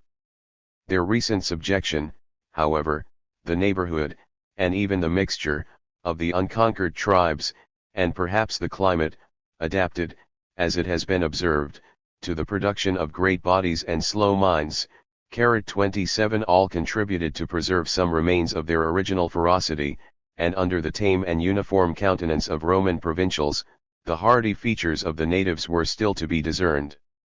Their warlike youth afforded an inexhaustible supply of recruits to the legions stationed on the banks of the Danube, and which, from a perpetual warfare against the Germans and Sarmazans, were deservedly esteemed the best troops in the service. The Pannonian army was at this time commanded by Septimius Severus, a native of Africa, who, in the gradual ascent of private honors, had concealed his daring ambition, which was never diverted from its steady course by the allurements of pleasure, the apprehension of danger, or the feelings of humanity. 28 On the first news of the murder of Pertinax, he assembled his troops, painted in the most lively colors the crime, the insolence and the weakness of the praetorian guards, and animated the legions to arms and to revenge. He concluded, and the peroration was thought extremely eloquent, with promising every soldier about 400 pounds, an honorable donative, double in value to the infamous bribe with which Julian had purchased the empire.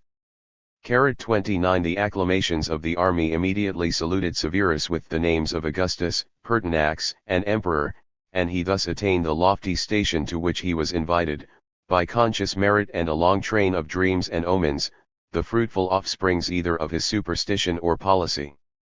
30. The new candidate for empire saw and improved the peculiar advantage of his situation.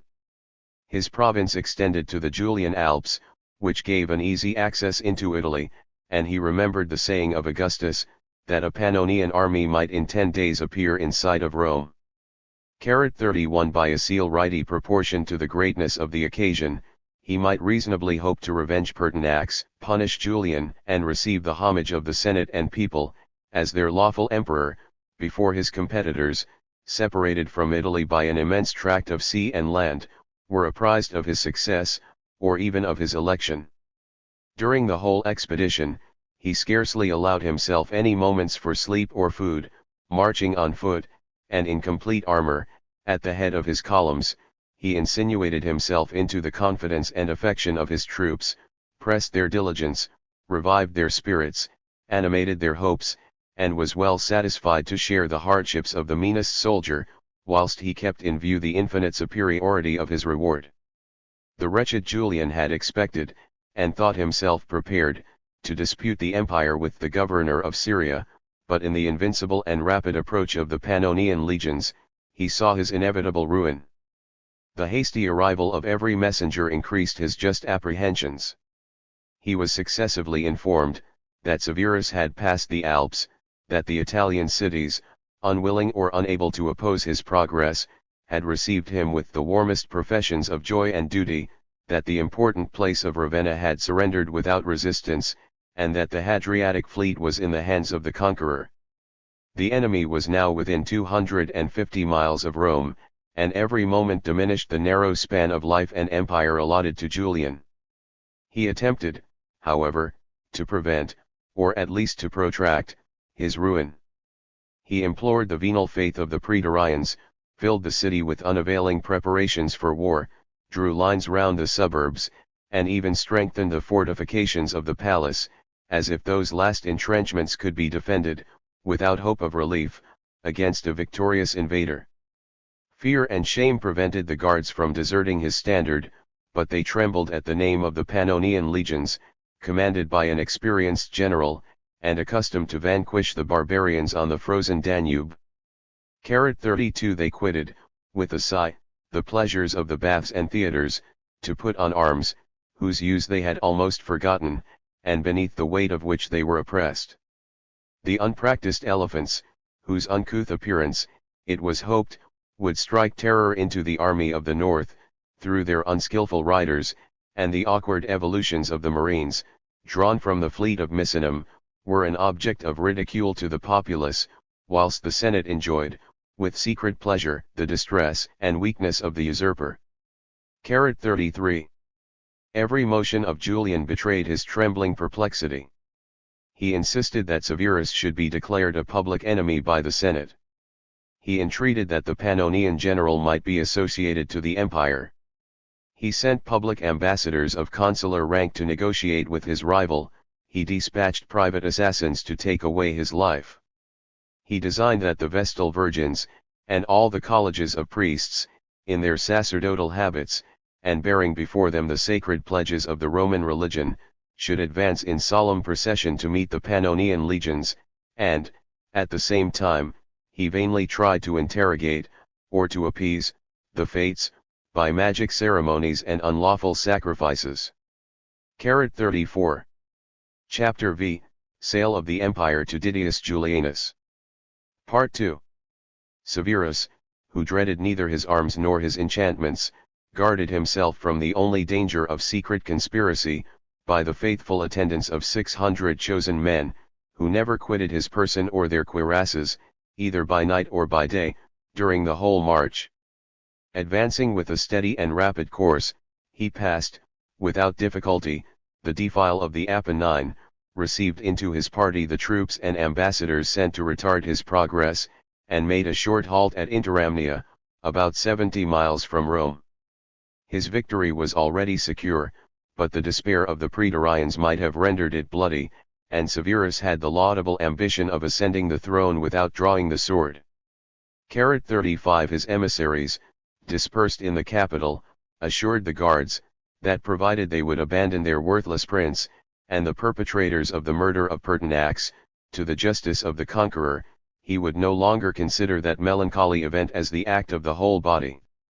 The faithless Praetorians, whose resistance was supported only by sullen obstinacy, gladly complied with the easy conditions, seized the greatest part of the assassins, and signified to the Senate, that they no longer defended the cause of Julian. That assembly, convoced by the consul, unanimously acknowledged Severus as lawful emperor, decreed divine honors to Pertinax, and pronounced a sentence of deposition and death against his unfortunate successor. Julian was conducted into a private apartment of the baths of the palace, and beheaded as a common criminal, after having purchased, with an immense treasure, an anxious and precarious reign of only 66 days.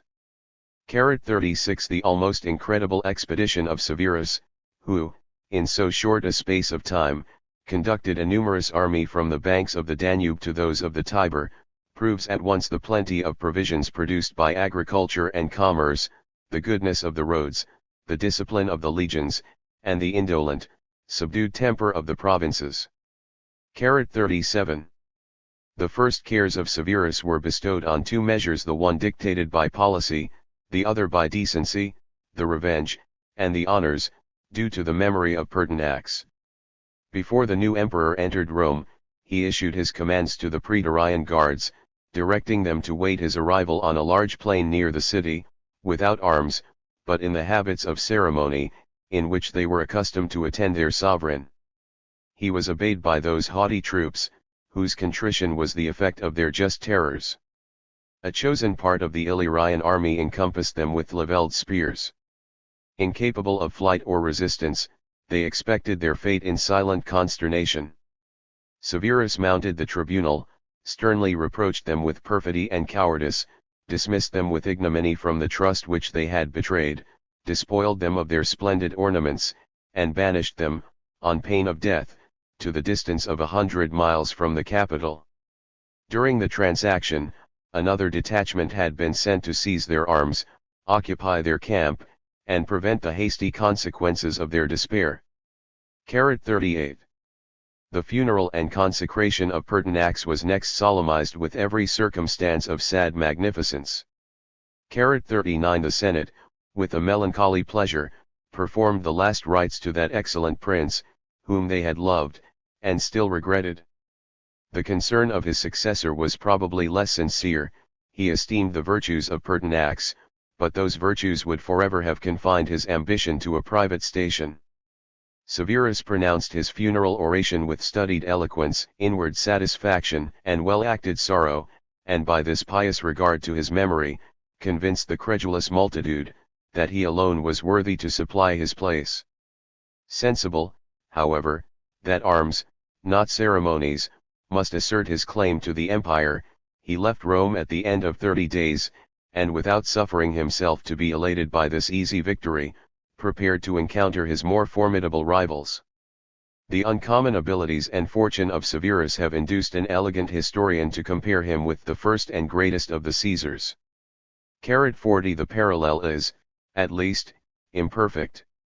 Where shall we find, in the character of Severus, the commanding superiority of soul, the generous clemency, and the various genius, which could reconcile and unite the love of pleasure, the thirst of knowledge, and the fire of ambition?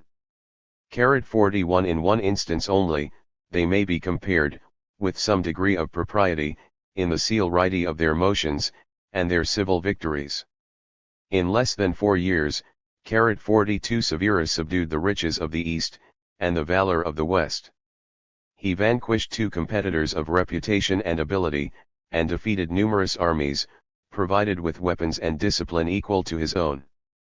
In that age, the art of fortification, and the principles of tactics, were well understood by all the Roman generals, and the constant superiority of Severus was that of an artist, who uses the same instruments with more skill and industry than his rivals. I shall not, however, enter into a minute narrative of these military operations, but as the 2 civil wars against Niger and against Albinus were almost the same in their conduct, event, and consequences, I shall collect into one point of view the most striking circumstances, tending to develop the character of the conqueror and the state of the empire. Falsehood and insincerity, unsuitable as they seem to the dignity of public transactions, offend us with a less degrading idea of meanness, than when they are found in the intercourse of private life. In the latter, they discover a want of courage, in the other, only a defect of power, and, as it is impossible for the most able statesman to subdue millions of followers and enemies by their own personal strength, the world, under the name of policy, seems to have granted them a very liberal indulgence of craft and dissimulation. Yet the arts of Severus cannot be justified by the most ample privileges of state reason. He promised only to betray, he flattered only to ruin, and however he might occasionally bind himself by oaths and treaties, his conscience, obsequious to his interest, always released him from the inconvenient obligation. 43.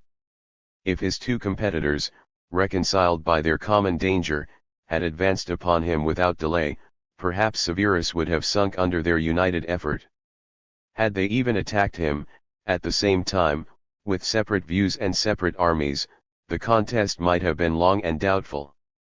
But they fell, singly and successively, an easy prey to the arts as well as arms of their subtle enemy, lulled into security by the moderation of his professions, and overwhelmed by the rapidity of his action. He first marched against Niger, whose reputation and power he the most dreaded, but he declined any hostile declarations, suppressed the name of his antagonist, and only signified to the Senate and people his intention of regulating the eastern provinces. In private, he spoke of Niger, his old friend and intended successor, 44, with the most affectionate regard, and highly applauded his generous design of revenging the murder of Pertinax. To punish the vile usurper of the throne, was the duty of every Roman general. To persevere in arms, and to resist a lawful emperor, acknowledged by the Senate, would alone render him criminal. 45. The sons of Niger had fallen into his hands among the children of the provincial governors, detained at Rome as pledges for the loyalty of their parents. 46. As long as the power of Niger inspired terror, or even respect, they were educated with the most tender care, with the children of Severus himself, but they were soon involved in their father's ruin, and removed first by exile, and afterwards by death, from the eye of public compassion. 47. Whilst Severus was engaged in his eastern war, he had reason to apprehend that the governor of Britain might pass the sea and the Alps, occupy the vacant seat of empire, and oppose his return with the authority of the Senate and the forces of the West. The ambiguous conduct of Albinus, in not assuming the imperial title, left room for negotiation. Forgetting, at once, his professions of patriotism, and the jealousy of sovereign power, he accepted the precarious rank of Caesar, as a reward for his fatal neutrality. Till the first contest was decided, Severus treated the man, whom he had doomed to destruction, with every mark of esteem and regard. Even in the letter, in which he announced his victory over Niger, he styles Albinus the brother of his soul and empire, sends him the affectionate salutations of his wife Julia, and his young family, and entreats him to preserve the armies and the republic faithful to their common interest. The messengers charged with this letter were instructed to accost the Caesar with respect, to desire a private audience, and to plunge their daggers into his heart. 48. The conspiracy was discovered, and the too credulous Albinus, at length, passed over to the continent, and prepared for an unequal contest with his rival, who rushed upon him at the head of a veteran and victorious army. The military labors of Severus seem inadequate to the importance of his conquests. 2 engagements, the one near the Hellespont, the other in the narrow defile of Cilicia, decided the fate of his Syrian competitor, and the troops of Europe asserted their usual ascendant over the effeminate natives of Asia. 49. The Battle of Lyons, where 150,000 Romans 50 were engaged, was equally fatal to Albinus. The valor of the British army maintained, indeed, a sharp and doubtful contest, with the hardy discipline of the Illyrian legions. The fame and person of Severus appeared, during a few moments, irrecoverably lost, till that warlike prince rallied his fainting troops, and led them on to a decisive victory. 51. The war was finished by that memorable day. The civil wars of modern Europe have been distinguished, not only by the fierce animosity, but likewise by the obstinate perseverance, of the contending factions. They have generally been justified by some principle, or, at least, colored by some pretext of religion, freedom, or loyalty. The leaders were nobles of independent property and hereditary influence. The troops fought like men interested in the decision of the quarrel, and as military spirit and party zeal were strongly diffused throughout the whole community, a vanquished chief was immediately supplied with new adherents, eager to shed their blood in the same cause. But the Romans, after the fall of the Republic, combated only for the choice of masters. Under the standard of a popular candidate for empire, a few enlisted from affection, some from fear, many from interest, none from principle. The legions, uninflamed by party zeal, were allured into civil war by liberal donatives, and still more liberal promises. A defeat, by disabling the chief from the performance of his engagements, dissolved the mercenary allegiance of his followers, and left them to consult their own safety by a timely desertion of an unsuccessful cause. It was of little moment to the provinces, under whose name they were oppressed or governed. They were driven by the impulsion of the present power, and as soon as that power yielded to a superior force, they hastened to implore the clemency of the conqueror, who, as he had an immense debt to discharge, was obliged to sacrifice the most guilty countries to the avarice of his soldiers. In the vast extent of the Roman Empire, there were few fortified cities capable of protecting a routed army, nor was there any person, or family, or order of men, whose natural interest, unsupported by the powers of government, was capable of restoring the cause of a sinking party. 52. Yet, in the contest between Niger and Severus, a single city deserves an honorable exception. As Byzantium was one of the greatest passages from Europe into Asia, it had been provided with a strong garrison, and a fleet of 500 vessels was anchored in the harbor.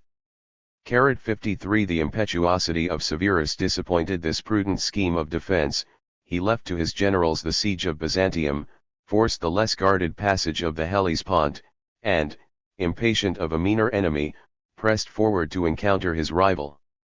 Byzantium, attacked by a numerous and increasing army, and afterwards by the whole naval power of the empire, sustained a siege of 3 years, and remained faithful to the name and memory of Niger. The citizens and soldiers, we know not from what cause, were animated with equal fury.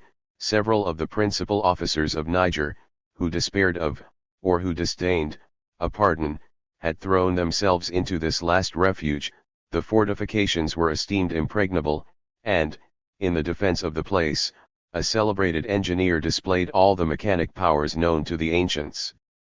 54. Byzantium, at length, surrendered to famine. The magistrates and soldiers were put to the sword, the walls demolished, the privileges suppressed, and the destined capital of the East subsisted only as an open village, subject to the insulting jurisdiction of Perinthus. The historian Dion, who had admired the flourishing, and lamented the desolate, state of Byzantium, accused the revenge of Severus, for depriving the Roman people of the strongest bulwark against the barbarians of Pontus and Asia. 55. The truth of this observation was but too well justified in the succeeding age, when the Gothic fleets covered the Euxine, and passed through the undefined Bosphorus into the center of the Mediterranean. Both Niger and Albinus were discovered and put to death in their flight from the field of battle. Their fate excited neither surprise nor compassion. They had staked their lives against the chance of empire, and suffered what they would have inflicted, nor did Severus claim the arrogant superiority of suffering his rivals to live in a private station. But his unforgiving temper, stimulated by avarice, indulged a spirit of revenge, where there was no room for apprehension. The most considerable of the provincials, who, without any dislike to the fortunate candidate, had obeyed the governor under whose authority they were accidentally placed, were punished by death, exile, and especially by the confiscation of their estates. Many cities of the East were stripped of their ancient honors, and obliged to pay, into the treasury of Severus, 4 times the amount of the sums contributed by them for the service of Niger. 56. Till the final decision of the war, the cruelty of Severus was, in some measure, restrained by the uncertainty of the event, and his pretended reverence for the Senate. The head of Albinus, accompanied with a menacing letter, announced to the Romans that he was resolved to spare none of the adherents of his unfortunate competitors. he was irritated by the just auspicion that he had never possessed the affections of the Senate, and he concealed his old malevolence under the recent discovery of some treasonable correspondences. 35 senators, however, accused of having favored the party of Albinus, he freely pardoned, and, by his subsequent behavior, endeavored to convince them, that he had forgotten, as well as forgiven, their supposed offenses. But, at the same time, he condemned 41-57 other senators, whose names history has recorded, their wives, children, and clients attended them in death, and the noblest provincials of Spain and Gaul were involved in the same ruin. Such rigid justice, for so he termed it, was, in the opinion of Severus, the only conduct capable of ensuring peace to the people or stability to the prince, and he condescended slightly to lament, that to be mild, it was necessary that he should first be cruel. 58. The true interest of an absolute monarch generally coincides with that of his people. Their numbers, their wealth, their order, and their security, are the best and only foundations of his real greatness, and were he totally devoid of virtue, prudence might supply its place, and would dictate the same rule of conduct. Severus considered the Roman Empire as his property, and had no sooner secured the possession, than he bestowed his care on the cultivation and improvement of so valuable an acquisition. Salutary laws, executed with inflexible firmness, soon corrected most of the abuses with which, since the death of Marcus, every part of the government had been infected. In the administration of justice, the judgments of the emperor were characterized by attention, discernment, and impartiality, and whenever he deviated from the strict line of equity, it was generally in favor of the poor and oppressed, not so much indeed from any sense of humanity, as from the natural propensity of a despot to humble the pride of greatness, and to sink all his subjects to the same common level of absolute dependence. His expensive taste for building, magnificent shows, and above all a constant and liberal distribution of corn and provisions, were the surest means of captivating the affection of the Roman people. 59 The misfortunes of civil discord were obliterated. The clam of peace and prosperity was once more experienced in the provinces, and many cities, restored by the munificence of Severus, assumed the title of his colonies, and attested by public monuments their gratitude and felicity. 60 The fame of the Roman arms was revived by that warlike and successful emperor, 61 And he boasted, with a just pride, that, having received the empire oppressed with foreign and domestic wars, he left it established in profound, universal, and honorable peace. 62 Although the wounds of civil war appeared completely healed, its mortal poison still lurked in the vitals of the constitution.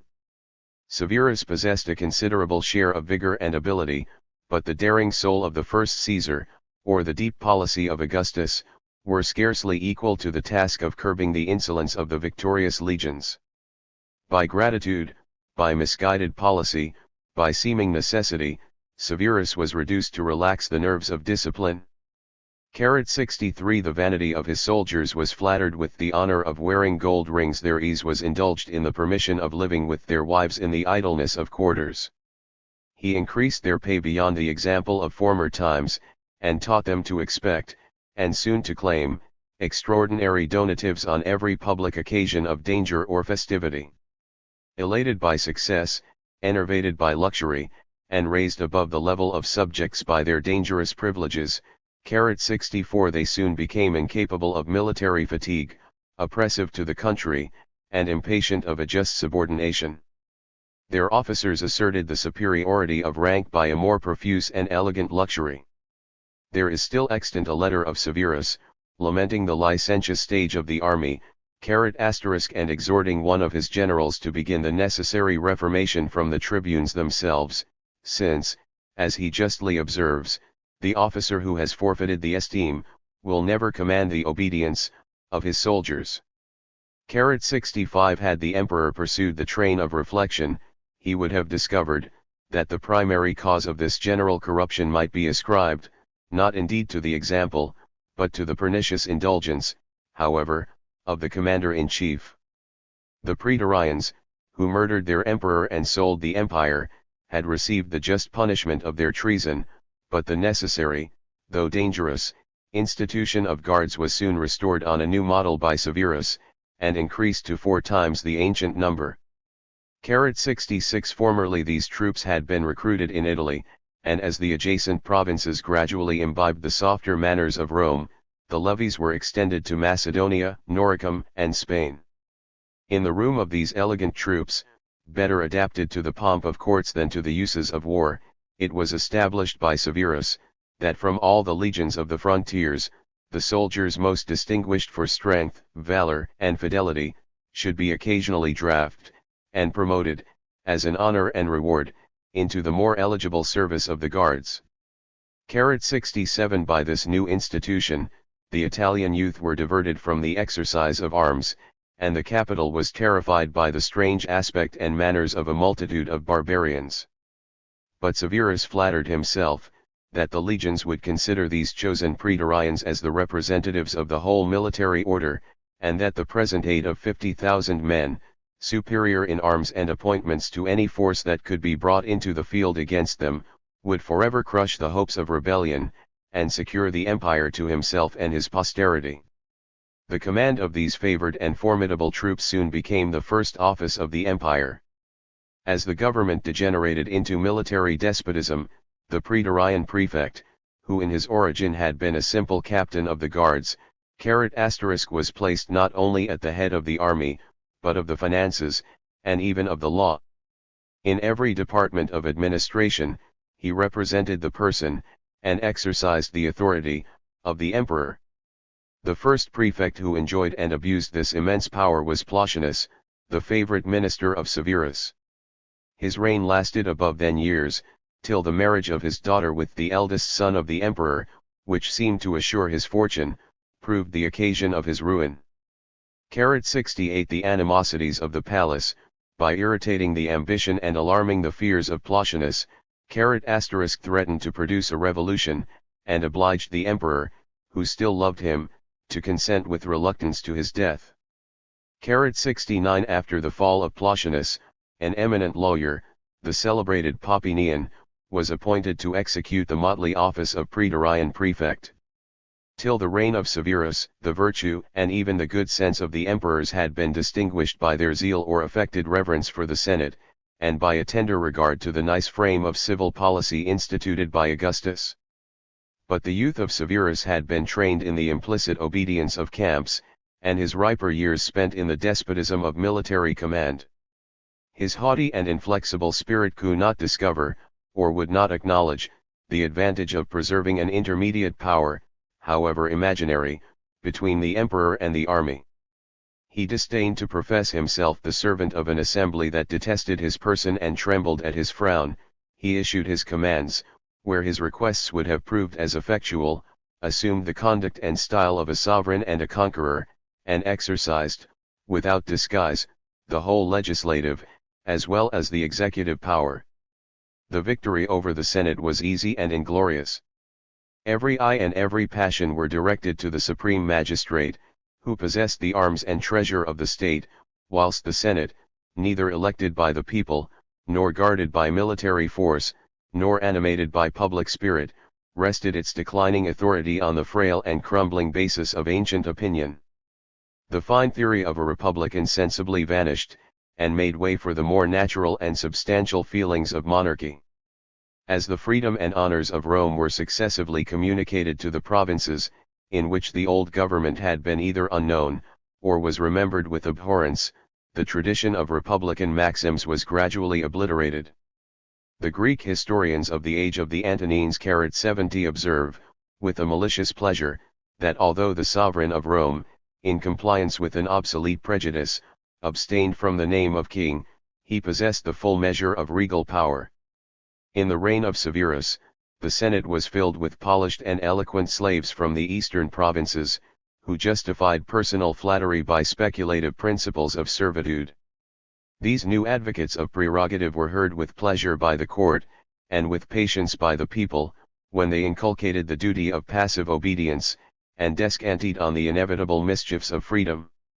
The lawyers and historians concurred in teaching, that the imperial authority was held, not by the delegated commission, but by the irrevocable resignation of the Senate, that the emperor was freed from the restraint of civil laws, could command by his arbitrary will the lives and fortunes of his subjects, and might dispose of the empire as of his private patrimony.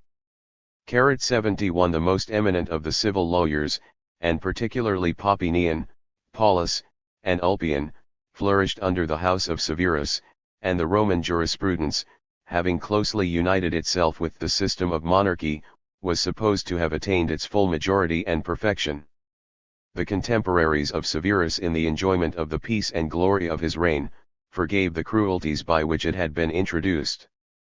Posterity, who experienced the fatal effects of his maxims and example, justly considered him as the principal author of the decline of the Roman Empire. Chapter 6, Death of Severus, Tyranny of Caracalla, Usurpation of Marcinus. Part I. The death of Severus. Tyranny of Caracalla. Usurpation of Macrinus. Follies of Elagabalus. Virtues of Alexander Severus. Licentiousness of the army. General state of the Roman finances. The ascent to greatness, however steep and dangerous, may entertain an active spirit with the consciousness and exercise of its own powers, but the possession of a throne could never yet afford a lasting satisfaction to an ambitious mind. This melancholy truth was felt and acknowledged by Severus. Fortune and merit had, from an humble station, elevated him to the first place among mankind. He had been all things, as he said himself, and all was of little value. 1 Distracted with the care, not of acquiring, but of preserving an empire, oppressed with age and infirmities, careless of fame.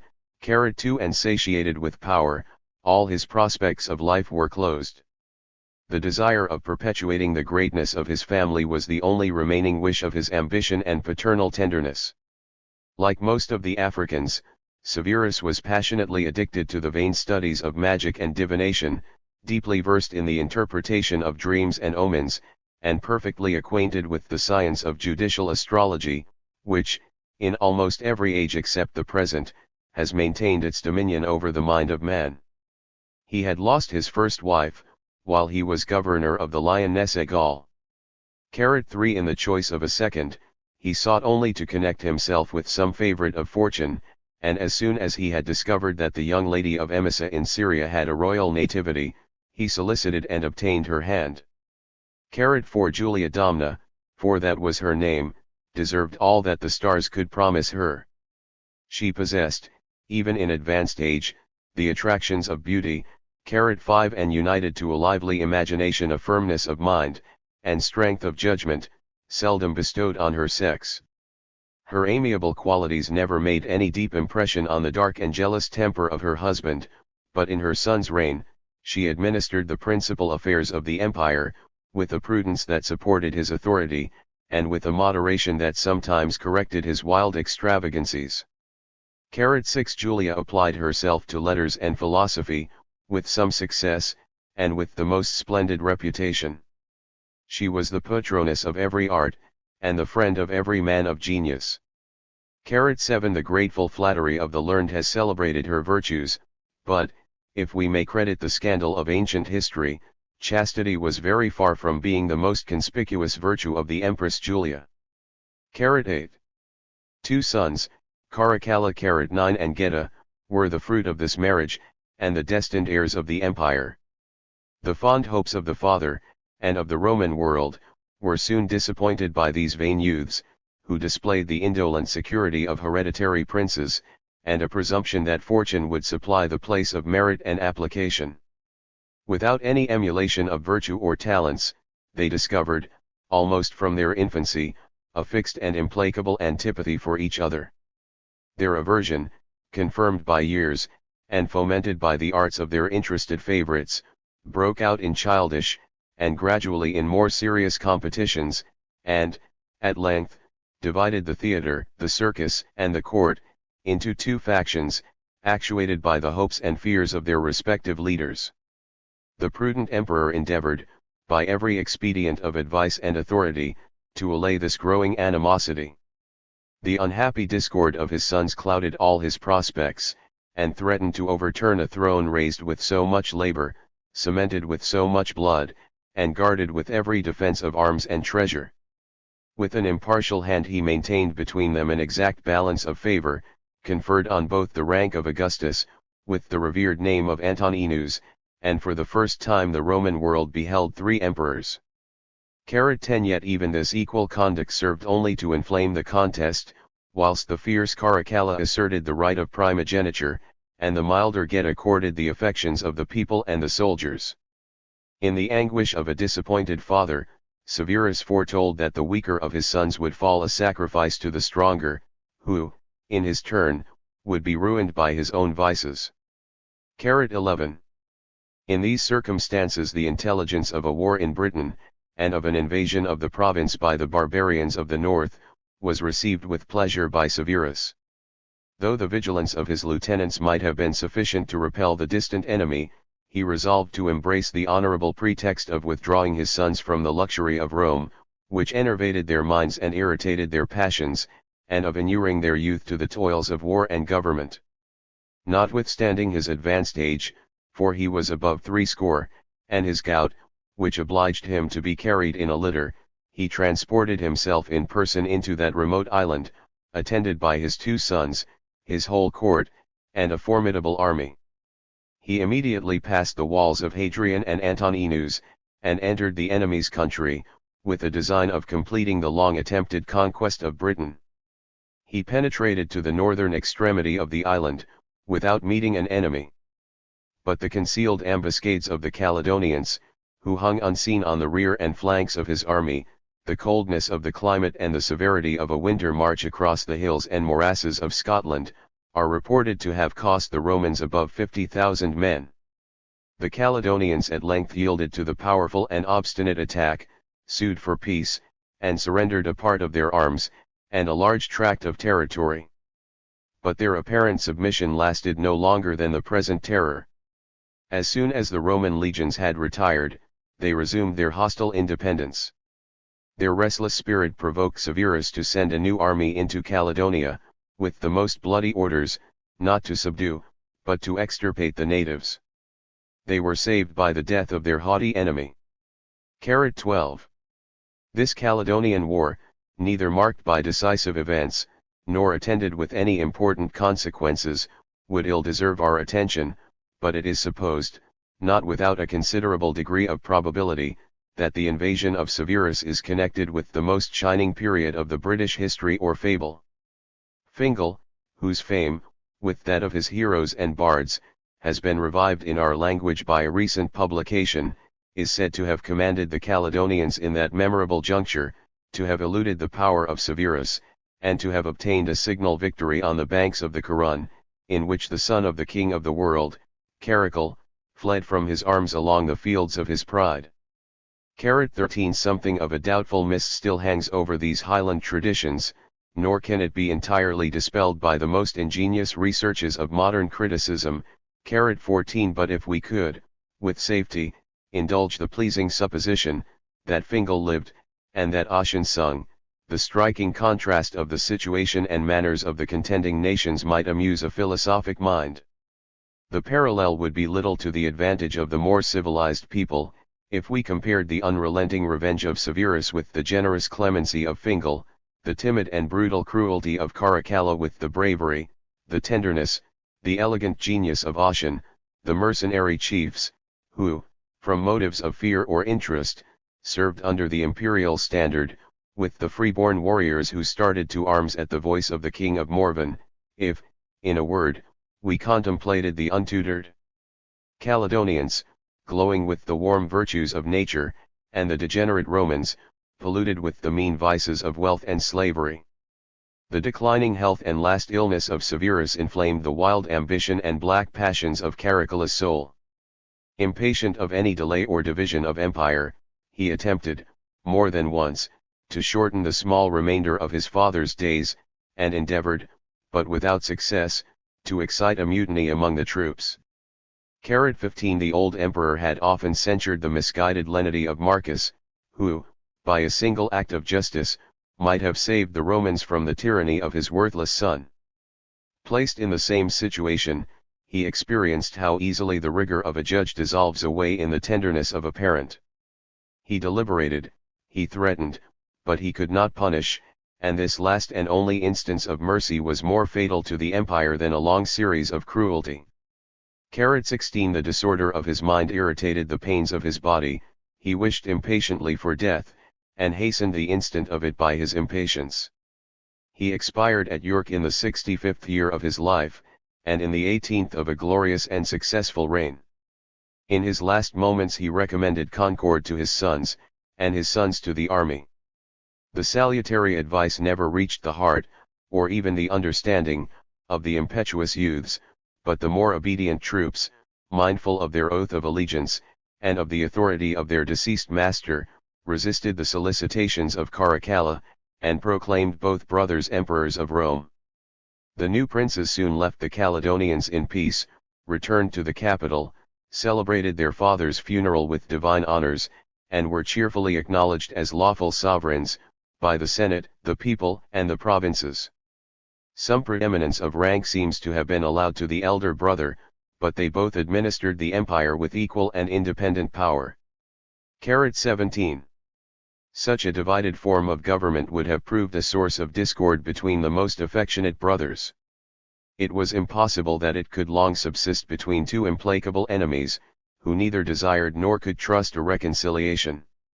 It was visible that one only could reign, and that the other must fall, and each of them, judging of his rival's designs by his own, guarded his life with the most jealous vigilance from the repeated attacks of poison or the sword. Their rapid journey through Gaul and Italy, during which they never ate at the same table, or slept in the same house, displayed to the provinces the odious spectacle of fraternal discord. On their arrival at Rome, they immediately divided the vast extent of the imperial palace. 18 No communication was allowed between their apartments, the doors and passages were diligently fortified, and guards posted and relieved with the same strictness as in a besieged place. The emperors met only in public, in the presence of their afflicted mother, and each surrounded by a numerous train of armed followers. Even on these occasions of ceremony, the dissimulation of courts could ill disguise the rancor of their hearts. 19.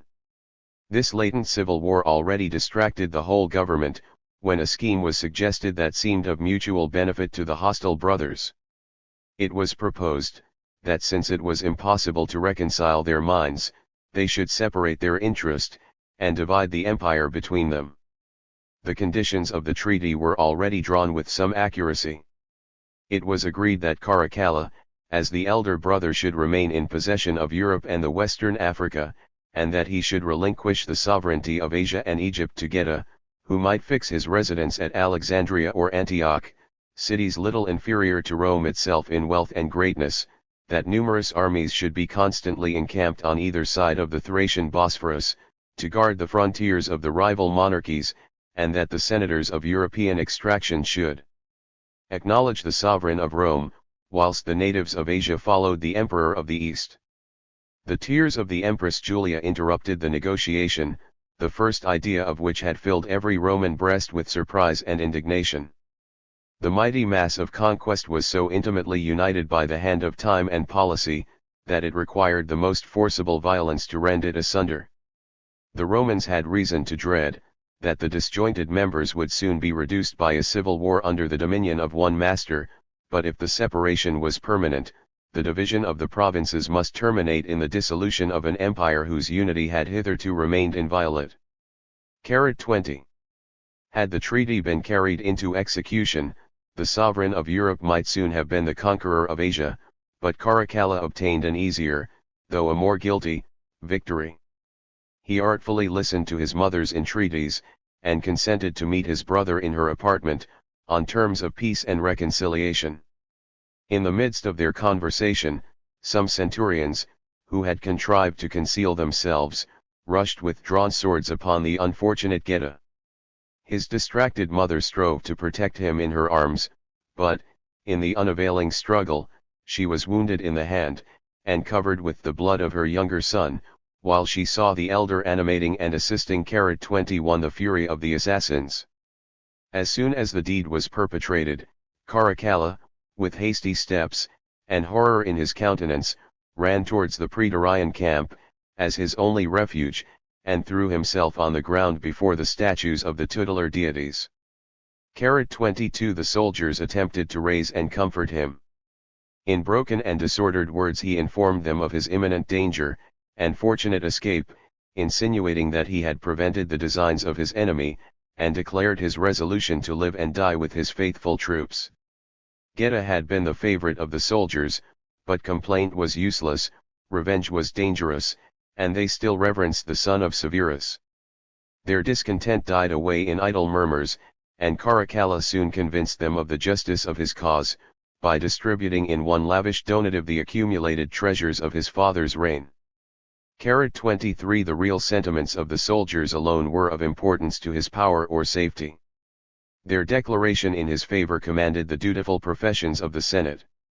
The obsequious assembly was always prepared to ratify the decision of fortune, but as Caracalla wished to assuage the first emotions of public indignation, the name of Geta was mentioned with decency, and he received the funeral honors of a Roman emperor. 24 Posterity, in pity to his misfortune, has cast a veil over his vices. We consider that young prince as the innocent victim of his brother's ambition, without recollecting that he himself wanted power, rather than inclination, to consummate the same attempts of revenge and murder. The crime went not unpunished. Neither business, nor pleasure, nor flattery, could defend Caracalla from the stings of a guilty conscience, and he confessed, in the anguish of a tortured mind, that his disordered fancy often beheld the angry forms of his father and his brother rising into life, to threaten and upbraid him. 25 The consciousness of his crime should have induced him to convince mankind, by the virtues of his reign, that the bloody deed had been the involuntary effect of fatal necessity. But the repentance of Caracalla only prompted him to remove from the world whatever could remind him of his guilt, or recall the memory of his murdered brother. On his return from the Senate to the palace, he found his mother in the company of several noble matrons, weeping over the untimely fate of her younger son. The jealous emperor threatened them with instant death. The sentence was executed against Fadia, the last remaining daughter of the emperor Marcus, and even the afflicted Julia was obliged to silence her lamentations, to suppress her sighs, and to receive the assassin with smiles of joy and approbation. It was computed that, under the vague appellation of the Friends of Geta, above 20,000 persons of both sexes suffered death.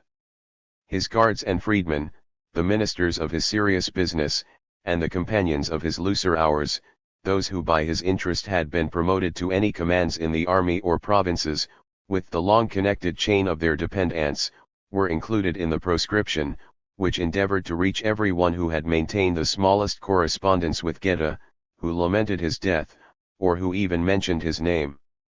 26 Helvius Pertinax, son to the prince of that name, lost his life by an unseasonable witticism. 27 It was a sufficient crime of Thrasa Priscus to be descended from a family in which the love of liberty seemed an hereditary quality. 28 The particular causes of calumny and suspicion were at length exhausted, and when a senator was accused of being a secret enemy to the government, the emperor was satisfied with the general proof that he was a man of property and virtue. From this well-grounded principle he frequently drew the most bloody inferences. Chapter 6, Death of Severus, Tyranny of Caracalla, Usurpation of Marcinus. Part 2. The execution of so many innocent citizens was bewailed by the secret tears of their friends and families. The death of Papinian, the praetorian prefect, was lamented as a public calamity. During the last 7 years of Severus, he had exercised the most important offices of the state, and, by his salutary influence, guided the emperor's steps in the paths of justice and moderation. In full assurance of his virtue and abilities, Severus, on his deathbed, had conjured him to watch over the prosperity and union of the imperial family. 29 The honest labors of Papinian served only to inflame the hatred which Caracalla had already conceived against his father's minister. After the murder of Geta, the prefect was commanded to exert the powers of his skill and eloquence in a studied apology for that atrocious deed. The philosophic Seneca had condescended to compose a similar epistle to the Senate, in the name of the son and assassin of Agrippina. 30 That it was easier to commit than to justify a parricide, was the glorious reply of Papinian, 31 who did not hesitate between the loss of life and that of honor. Such intrepid virtue, which had escaped pure and unsullied from the intrigues courts, the habits of business, and the arts of his profession, reflects more luster on the memory of Papinian, than all his great employments, his numerous writings, and the superior reputation as a lawyer, which he has preserved through every age of the Roman jurisprudence. 32. It had hitherto been the peculiar felicity of the Romans, and in the worst of times the consolation, that the virtue of the emperors was active, and their vice indolent. Augustus, Trajan, Hadrian, and Marcus visited their extensive dominions in person, and their progress was marked by acts of wisdom and beneficence. The tyranny of Tiberius, Nero, and Domitian, who resided almost constantly at Rome, or in the adjacent, was confined to the senatorial and equestrian orders. 33 But Caracalla was the common enemy of mankind. He left capital, and he never returned to it, about a year after the murder of Geta. The rest of his reign was spent in the several provinces of the empire, particularly those of the east, and province was by turns the scene of his rapine and cruelty. The senators, compelled by fear to attend his capricious motions, were obliged to provide daily entertainments at an immense expense, which he abandoned with contempt to his guards, and to erect, in every city, magnificent palaces and theatres, which he either disdained to visit, or ordered immediately thrown down. The most wealthy families ruined by partial fines and confiscations, and the great body of his subjects oppressed by ingenious and aggravated taxes. 34 In the midst of peace, and upon the slightest provocation, he issued his commands, at Alexandria, in Egypt, for a general massacre. From a secure post in the temple of Serapis, he viewed and directed the slaughter of many thousand citizens, as well as strangers, without distinguishing the number or the crime of the sufferers, since, as he coolly informed the Senate, all the Alexandrians, those who perished, and those who had escaped, were alike guilty. 35. The wise instructions of Severus never made any lasting impression on the mind of his son, who, although not destitute of imagination and eloquence, was equally devoid of judgment and humanity. 36 One dangerous maxim, worthy of a tyrant, was remembered and abused by Caracalla. To secure the affections of the army, and to esteem the rest of his subjects as of little moment. 37 But the liberality of the father had been restrained by prudence, and his indulgence to the troops was tempered by firmness and authority. The careless profusion of the son was the policy of one reign, and the inevitable ruin both of the army and of the empire. The vigor of the soldiers, instead of being confirmed by the severe discipline of camps, melted away in the luxury of cities. The excessive increase of their pay and donatives 38 exhausted the state to enrich the military order, whose modesty in peace, and service in war, is best secured by an honorable poverty. The demeanor of Caracalla was haughty and full of pride, but with the troops he forgot even the proper dignity of his rank, encouraged their insolent familiarity, and, neglecting the essential duties of a general, affected to imitate the dress and manners of a common soldier.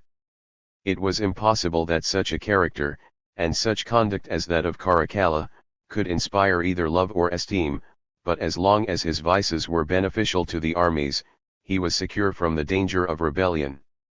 A secret conspiracy, provoked by his own jealousy, was fatal to the tyrant. The Praetorian prefecture was divided between two ministers.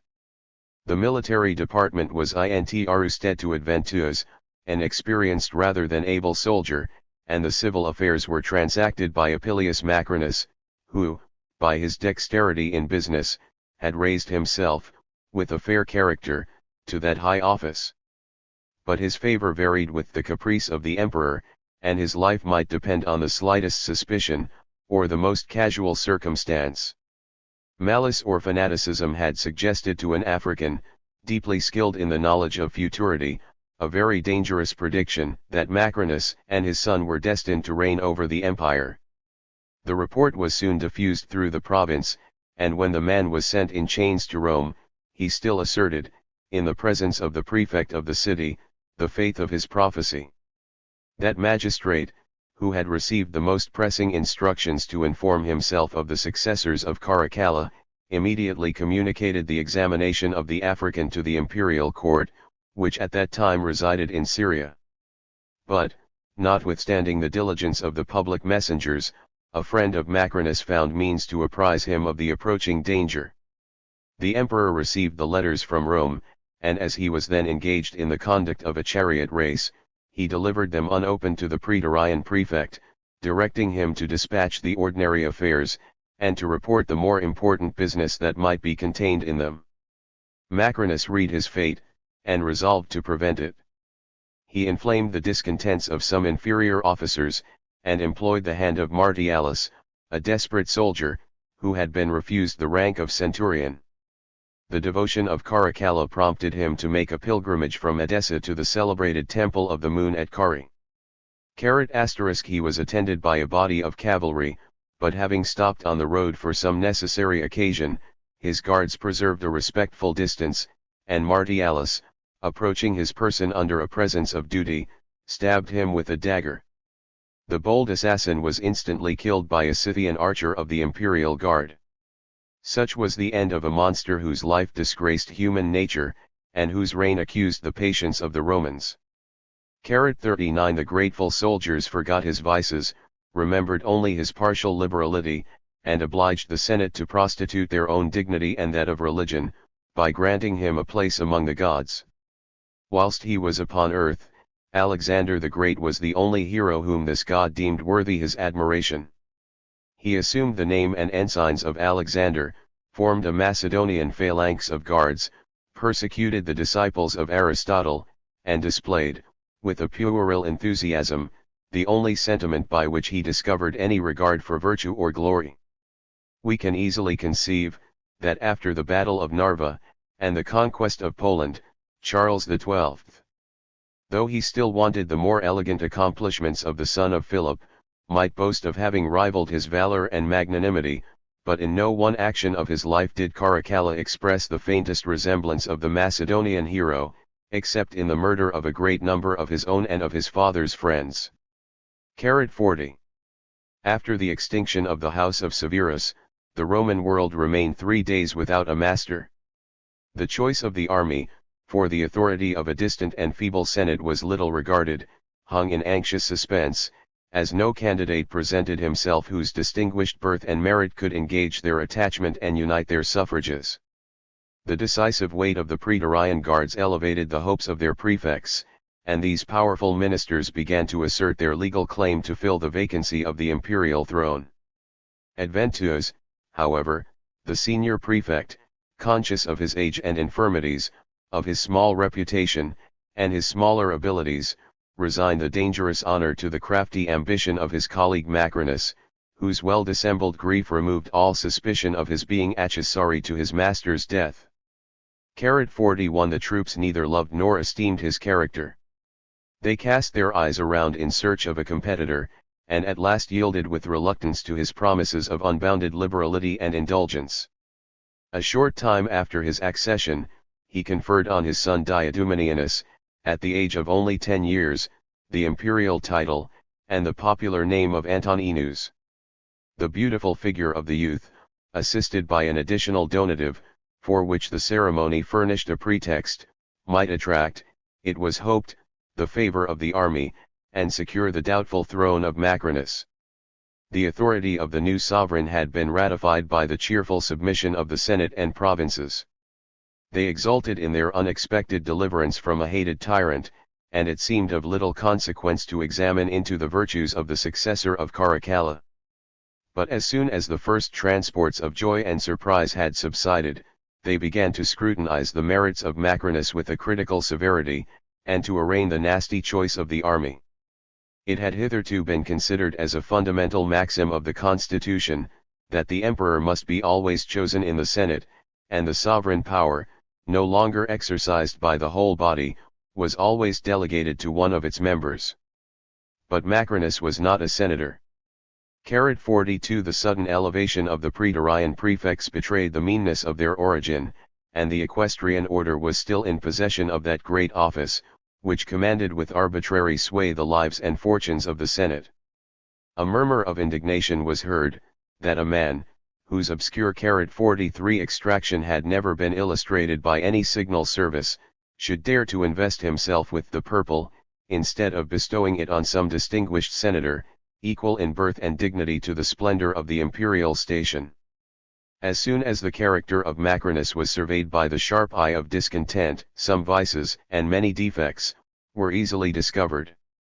The choice of his ministers was in many instances justly censured, and the dissatisfied people, with their usual candor, accused at once his indolent tameness and his excessive severity. 44.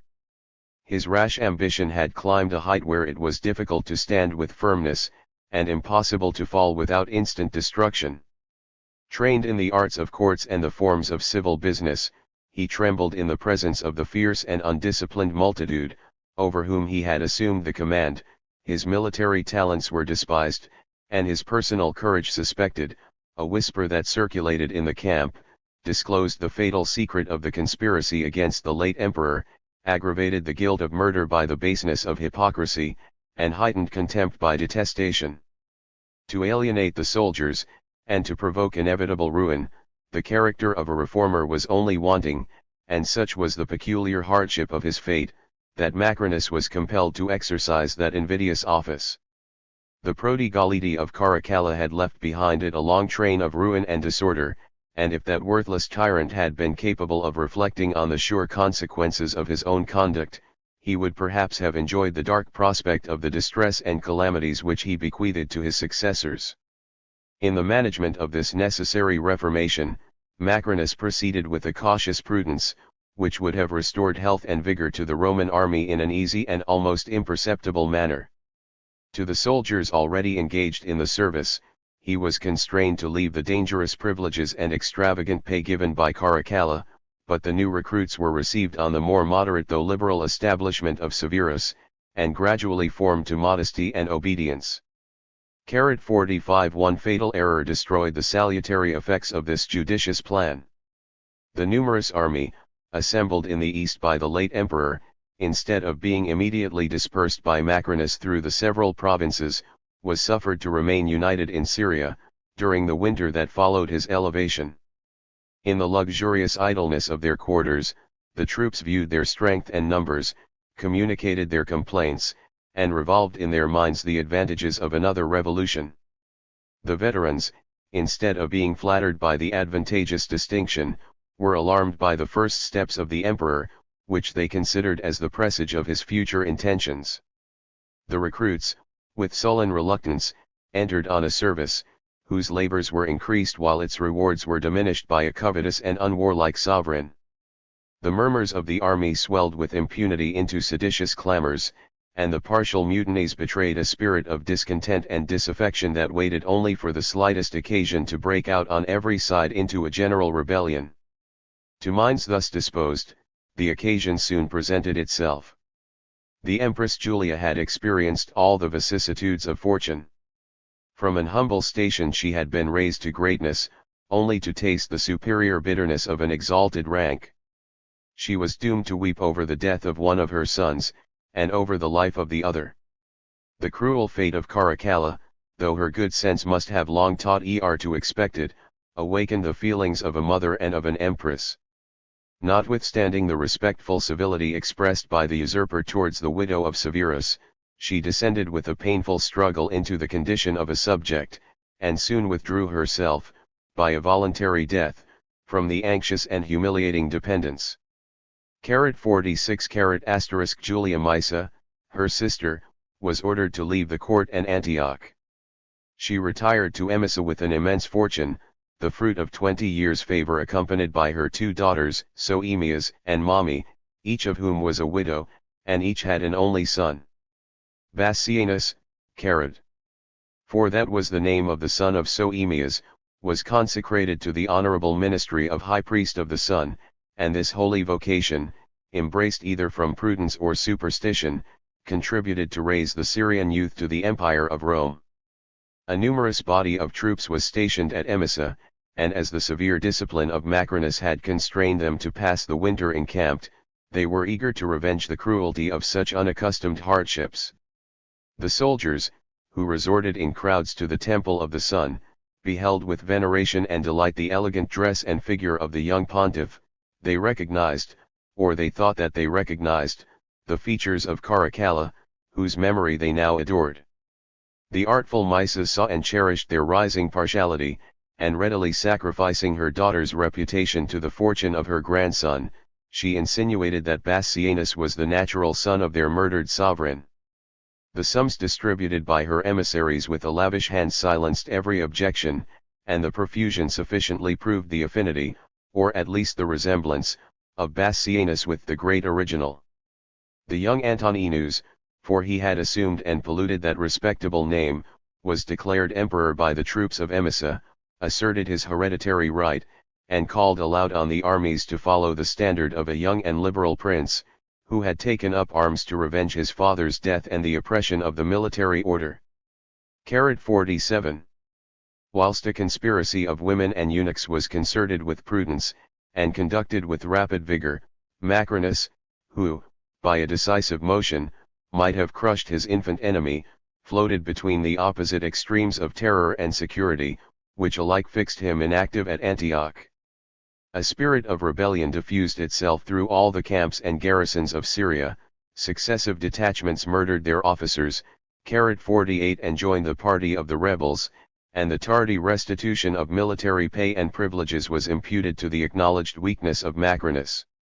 At length he marched out of Antioch, to meet the increasing and zealous army of the young pretender. His own troops seemed to take the field with faintness and reluctance, but, in the heat of the battle, 49 the Praetorian guards, almost by an involuntary impulse, asserted the superiority of their valor and discipline. The rebel ranks were broken, when the mother and grandmother of the Syrian prince, who, according to their eastern custom, had attended the army, threw themselves from their covered chariots, and, by exciting the compassion of the soldiers, endeavored to animate their drooping courage. Antoninus himself, who, in the rest of his life, never acted like a man, in this important crisis of his fate, approved himself a hero, mounted his horse, and, at the head of his rallied troops, charged sword in hand among the thickest of the enemy, whilst the eunuch Ganys, whose occupations had been confined to female cares and the soft luxury of Asia, displayed the talents of an able and experienced general. The battle still raged with doubtful violence, and Macrinus might have obtained the victory, had he not betrayed his own cause by a shameful and precipitate flight. His cowardice served only to protract his life a few days, and to stamp deserved ignominy on his misfortunes. It is scarcely necessary to add, that his son Diadumenianus was involved in the same fate. As soon as the stubborn Praetorians could be convinced that they fought for a prince who had basely deserted them, they surrendered to the conqueror. The contending parties of the Roman army, mingling tears of joy and tenderness, united under the banners of the imagined son of Caracalla, and the East acknowledged with pleasure the first emperor of Asiatic extraction. The letters of Macrinus had condescended to inform the Senate of the slight disturbance occasioned by an impostor in Syria, and a decree immediately passed, declaring the rebel and his family public enemies, with a promise of pardon, however, to such of his deluded adherents as should merit it by an immediate return to their duty. During the 20 days that elapsed from the declaration of the victory of Antoninus, for in so short an interval was the fate of the Roman world decided, the capital and the provinces, more especially those of the East, were distracted with hopes and fears, agitated with tumult, and stained with a useless effusion of civil blood, since whosoever of the rivals prevailed in Syria must reign over the empire. The specious letters in which the young conqueror announced his victory to the obedient Senate were filled with professions of virtue and moderation, the shining examples of Marcus and Augustus, he should ever consider as the great rule of his administration, and he affected to dwell with pride on the striking resemblance of his own age and fortunes with those of Augustus, who in the earliest youth had revenged, by a successful war, the murder of his father.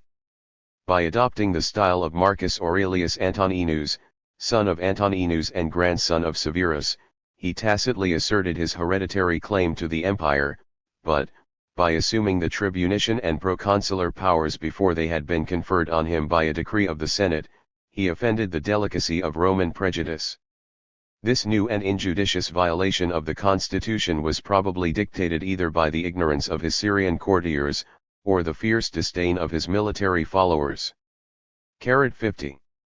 As the attention of the new emperor was diverted by the most trifling amusements, he wasted many months in his luxurious progress from Syria to Italy, passed at Nicomedia his first winter after his victory, and deferred till the ensuing summer his triumphal entry into the capital. A faithful picture, however, which preceded his arrival, and was placed by his immediate order over the altar of victory in the Senate house, conveyed to the Romans the just but unworthy resemblance of his person and manners. He was drawn in his sacerdotal robes of silk and gold, after the loose flowing fashion of the Medes and Phoenicians, his head was covered with a lofty tiara, his numerous collars and bracelets were adorned with gems of an inestimable value. His eyebrows were tinged with black, and his cheeks painted with an artificial red and white. 51. The grave senators confessed with a sigh, that, after having long experienced the stern tyranny of their own countrymen, Rome was at length humbled beneath the effeminate luxury of Oriental despotism. The sun was worshipped at Emesa, under the name of Elagabalus, 52, and under the form of a black conical stone, which, as it was universally believed, had fallen from heaven on that sacred place. To this protecting deity, Antoninus, not without some reason, ascribed his elevation to the throne. The display of superstitious gratitude was the only serious business of his reign. The triumph of the god of Emesa over all the religions of the earth, was the great object of his zeal and vanity, and the appellation of Elagabalus, for he presumed as pontiff and favorite to adopt that sacred name, was dearer to him than all the titles of imperial greatness. In a solemn procession through the streets of Rome, the way was strewed with gold dust, the black stone, set in precious gems, was placed on a chariot drawn by 6 milk-white horses richly caparisoned. The pious emperor held the reins, and, supported by his ministers, moved slowly backwards, that he might perpetually enjoy the felicity of the divine presence. In a magnificent temple raised on the Palatine Mount, the sacrifices of the god Elagabalus were celebrated with every circumstance of cost and solemnity. The richest wines, the most extraordinary victims, and the rarest aromatics, were profusely consumed on his altar. Around the altar, a chorus of Syrian damsels performed their lascivious dances to the sound of barbarian music, whilst the gravest personages of the state and army, clothed in long Phoenician tunics, officiated in the meanest functions, with affected zeal and secret indignation. 53. Chapter 6, Death of Severus, Tyranny of Caracalla, Usurpation of Marcinus. Part 3. To this temple, as to the common center of religious worship, the imperial fanatic attempted to remove the ancilia, the palladium, 54, and all the sacred pledges of the faith of Numa. A crowd of inferior deities attended in various stations the majesty of the god of Emesa, but his court was still imperfect, till a female of distinguished rank was admitted to his bed. Pallas had been first chosen for his consort, but as it was dreaded lest her warlike terrors might affright the soft delicacy of a Syrian deity, the moon, adorned by the Africans under the name of Astarte, was deemed a more suitable companion for the sun. Her image, with the rich offerings of her temple as a marriage portion, was transported with solemn pomp from Carthage to Rome, and the day of these mystic nuptials was a general festival in the capital and throughout the empire. 55. A rational voluptuary adheres with invariable respect to the temperate dictates of nature, and improves the gratifications of sense by social intercourse, endearing connections, and the soft coloring of taste and the imagination. But Elagabalus, I speak of the emperor of that name, corrupted by his youth, his country, and his fortune, abandoned himself to the grossest pleasures with ungoverned fury, and soon found disgust and satiety in the midst of his enjoyments. The inflammatory powers of art were summoned to his aid, the confused multitude of women, of wines, and of dishes, and the studied variety of attitude and sauces, served to revive his languid appetites. New terms and new inventions in these sciences, the only ones cultivated and patronized by the monarch, 56 signalized his reign, and transmitted his infamy to succeeding times. A capricious prodigality supplied the want of taste and elegance, and whilst Elagabalus lavished away the treasures of his people in the wildest extravagance, his own voice and that of his flatterers applauded a spirit of magnificence unknown to the tameness of his predecessors.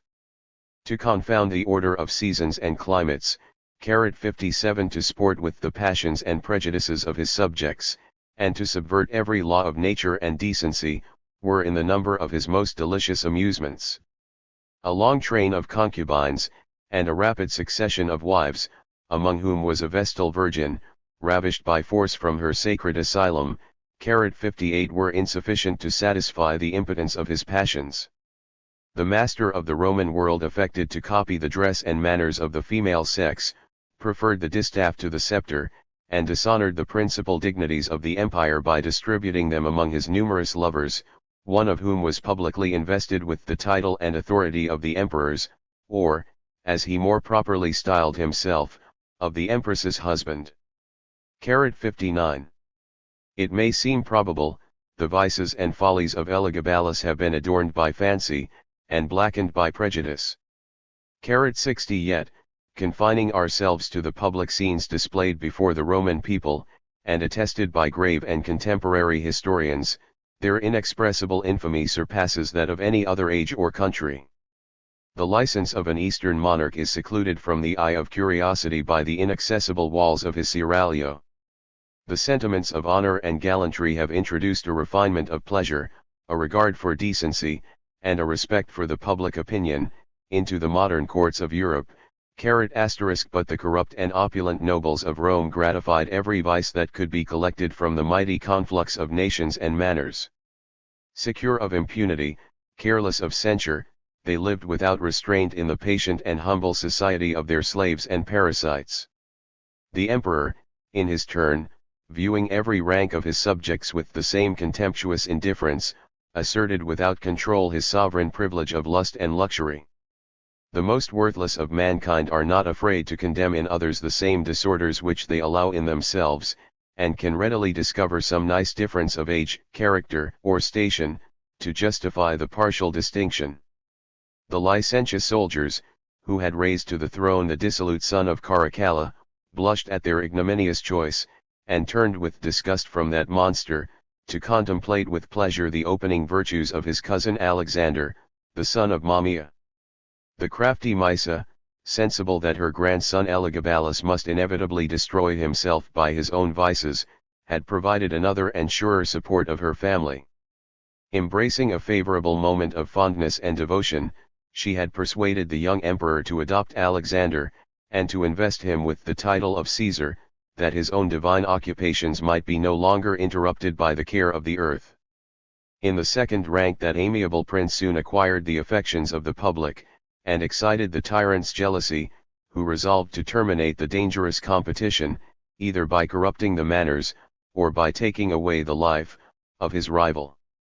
His arts proved unsuccessful, his vain designs were constantly discovered by his own loquacious folly, and disappointed by those virtuous and faithful servants whom the prudence of Mammia had placed about the person of her son. In a hasty sally of passion, Elagabalus resolved to execute by force what he had been unable to compass by fraud, and by a despotic sentence degraded his cousin from the rank and honors of Caesar. The message was received in the Senate with silence, and in the camp with fury. The Praetorian guards swore to protect Alexander, and to revenge the dishonored majesty of the throne.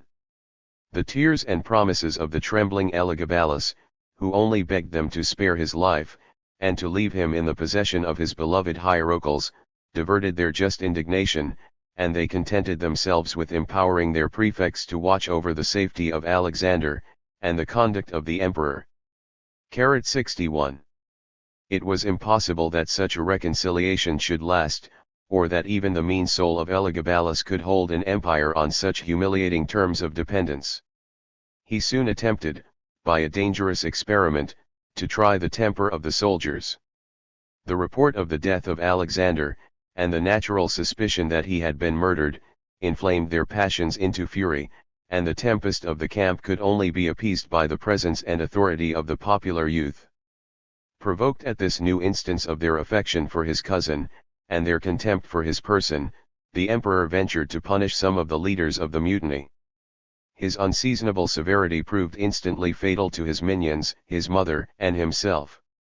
Elagabalus was massacred by the indignant praetorians, his mutilated corpse dragged through the streets of the city, and thrown into the Tiber.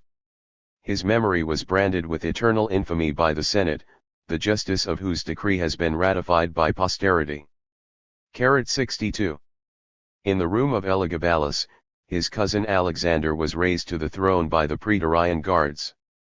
His relation to the family of Severus, whose name he assumed, was the same as that of his predecessor. His virtue and his danger had already endeared him to the Romans, and the eager liberality of the Senate conferred upon him, in one day, the various titles and powers of the imperial dignity. 63. But as Alexander was a modest and dutiful youth, of only 17 years of age, the reins of government were in the hands of two women, of his mother, Mammia, and of Mysa, his grandmother. After the death of the latter, who survived but a short time the elevation of Alexander, Mammia remained the sole regent of her son and of the empire. In every age and country, the wiser, or at least the stronger, of the two sexes, has usurped the powers of the state, and confined the other to the cares and pleasures of domestic life.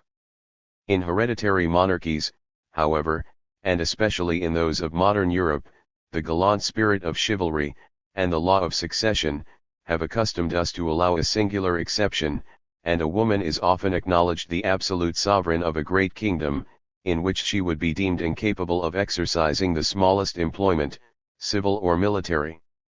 But as the Roman emperors were still considered as the generals and magistrates of the Republic, their wives and mothers, although distinguished by the name of Augusta, were never associated to their personal honors, and a female reign would have appeared an inexpiable prodigy in the eyes of those primitive Romans, who married without love, or loved without delicacy and respect.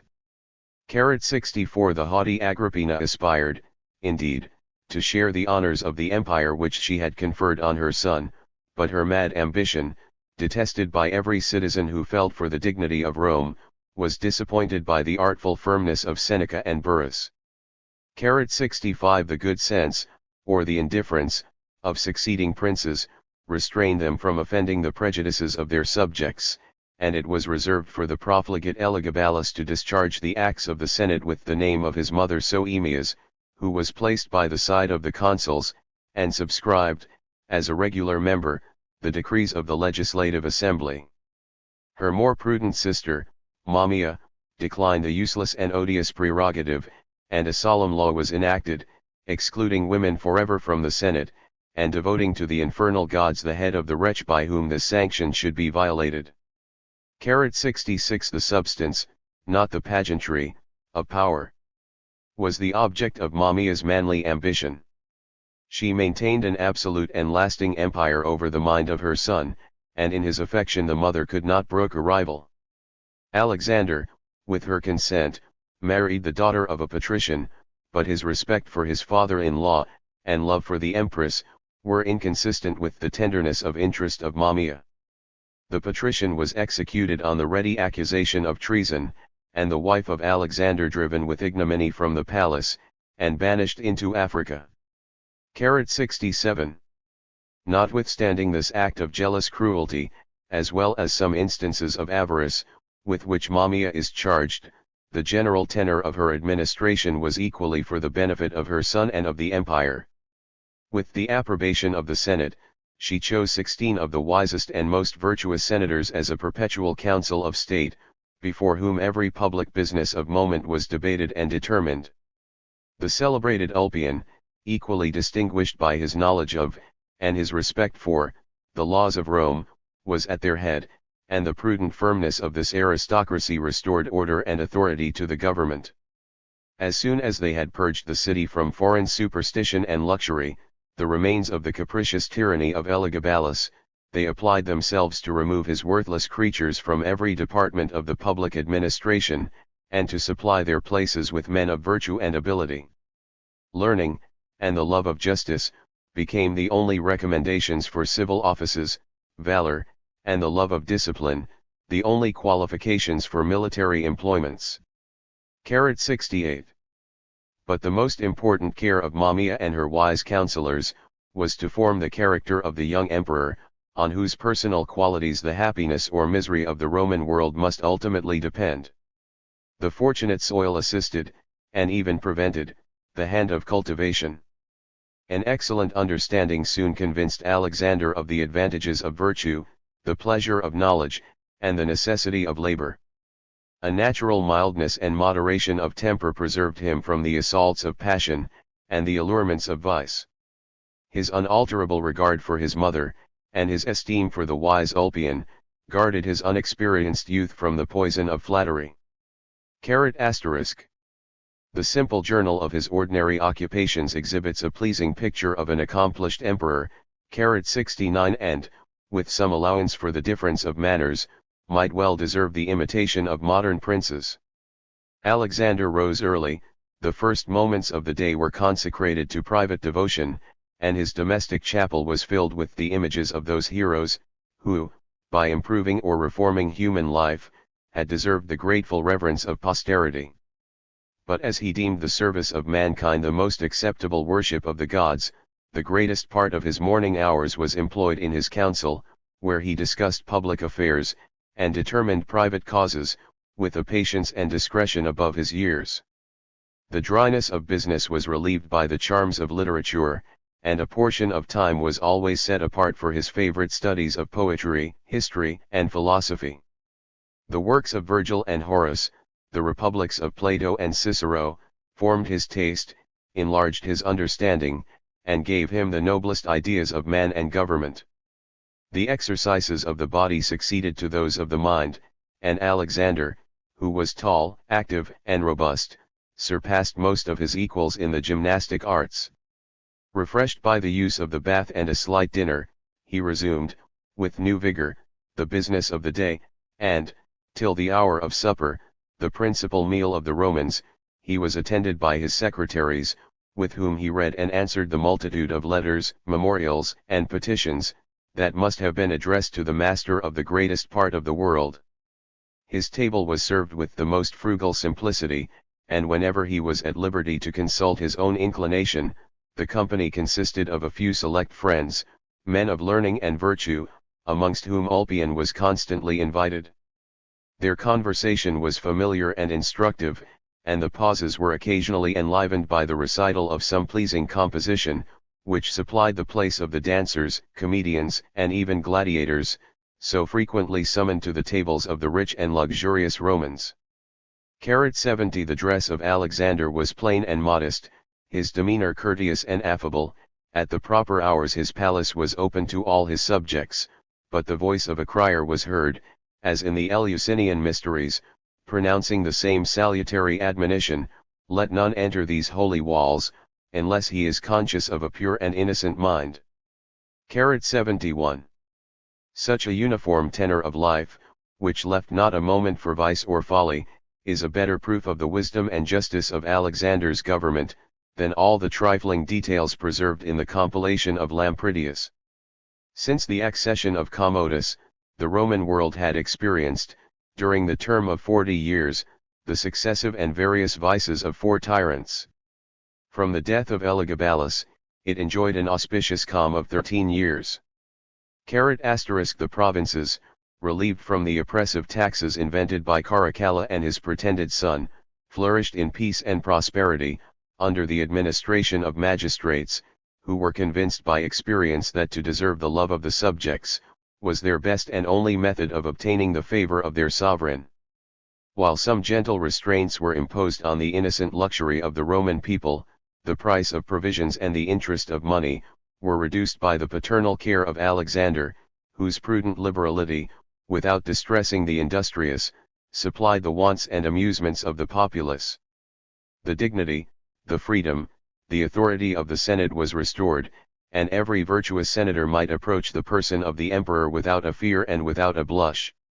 The name of Antoninus, ennobled by the virtues of Pius and Marcus, had been communicated by adoption to the dissolute Verus, and by descent to the cruel Commodus.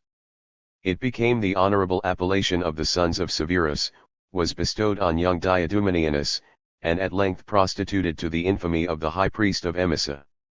Alexander, though pressed by the studied, and, perhaps, sincere importunity of the Senate, nobly refused the borrowed lustre of a name, whilst in his whole conduct he laboured to restore the glories and felicity of the age of the genuine Antonines. 72. In the civil administration of Alexander, wisdom was enforced by power, and the people, sensible of the public felicity, repaid their benefactor with their love and gratitude. There still remained a greater, a more necessary, but a more difficult enterprise, the reformation of the military order, whose interest and temper, confirmed by long impunity, rendered them impatient of the restraints of discipline, and careless of the blessings of public tranquility. In the execution of his design, the emperor affected to display his love, and to conceal his fear of the army. The most rigid economy in every other branch of the administration supplied a fund of gold and silver for the ordinary pay and the extraordinary rewards of the troops. In their marches he relaxed the severe obligation of carrying 17 days' provision on their shoulders. Ample magazines were formed along the public roads, and as soon as they entered the enemy's country, a numerous train of mules and camels waited on their haughty laziness. As Alexander despaired of correcting the luxury of his soldiers, he attempted, at least, to direct it to objects of martial pomp and ornament, fine horses, splendid armor, and shields enriched with silver and gold. He shared whatever fatigues he was obliged to impose, visited, in person, the sick and wounded, preserved an exact register of their services and his own gratitude, and expressed on every occasion, the warmest regard for a body of men, whose welfare, as he affected to declare, was so closely connected with that of the state. 73. By the most gentle arts he labored to inspire the fierce multitude with a sense of duty, and to restore at least a faint image of that discipline to which the Romans owed their empire over so many other nations, as warlike and more powerful than themselves. But his prudence was vain, his courage fatal, and the attempt towards a reformation served only to inflame the ills it was meant to cure. The Praetorian guards were attached to the youth of Alexander. They loved him as a tender pupil, whom they had saved from a tyrant's fury, and placed on the imperial throne. That amiable prince was sensible of the obligation, but as his gratitude was restrained within the limits of reason and justice, they soon were more dissatisfied with the virtues of Alexander, than they had ever been with the vices of Elagabalus. Their prefect, the wise Ulpian, was the friend of the laws and of the people, he was considered as the enemy of the soldiers, and to his pernicious counsels every scheme of reformation was imputed. Some trifling accident blew up their discontent into a furious mutiny, and the civil war raged, during 3 days, in Rome, whilst the life of that excellent minister was defended by the grateful people. Terrified, at length, by the sight of some houses in flames, and by the threats of a general conflagration, the people yielded with a sigh, and left the virtuous but unfortunate Ulpian to his fate. He was pursued into the imperial palace, and massacred at the feet of his master, who vainly strove to cover him with the purple, and to obtain his pardon from the inexorable soldiers. Such was the deplorable weakness of government, that the emperor was unable to revenge his murdered friend and his insulted dignity, without stooping to the arts of patience and dissimulation. Epagathus, the principal leader of the mutiny, was removed from Rome, by the honorable employment of prefect of Egypt. From that high rank he was gently degraded to the government of Crete, and when at length, his popularity among the guards was effaced by time and absence, Alexander ventured to inflict the tardy but deserved punishment of his crimes. 74. Under the reign of a just and virtuous prince, the tyranny of the army threatened with instant death his most faithful ministers, who were suspected of an intention to correct their intolerable disorders. The historian Dion Cassius had commanded the Pannonian legions with the spirit of ancient discipline.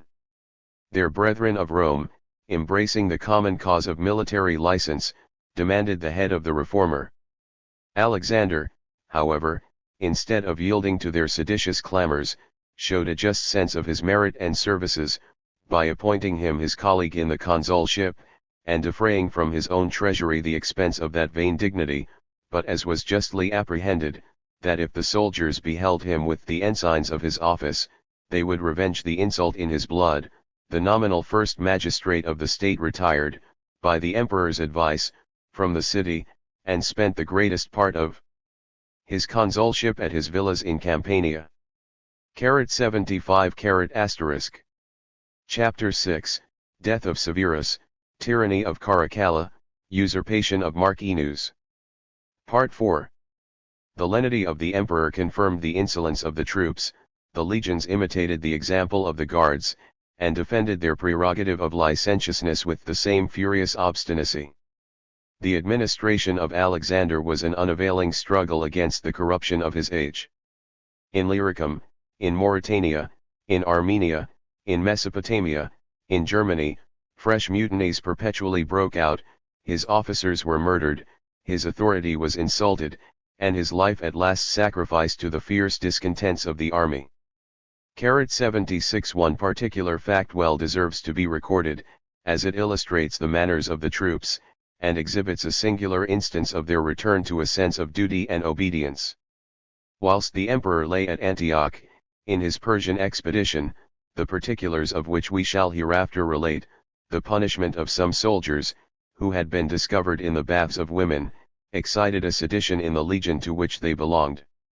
Alexander ascended his tribunal, and with a modest firmness represented to the armed multitude the absolute necessity, as well as his inflexible resolution, of correcting the vices introduced by his impure predecessor, and of maintaining the discipline, which could not be relaxed without the ruin of the Roman name and empire.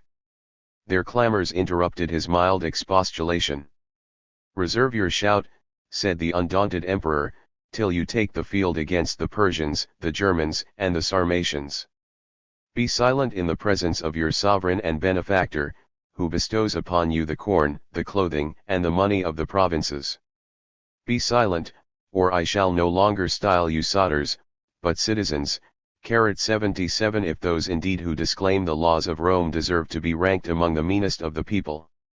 His menaces inflamed the fury of the legion, and their brandished arms already threatened his person.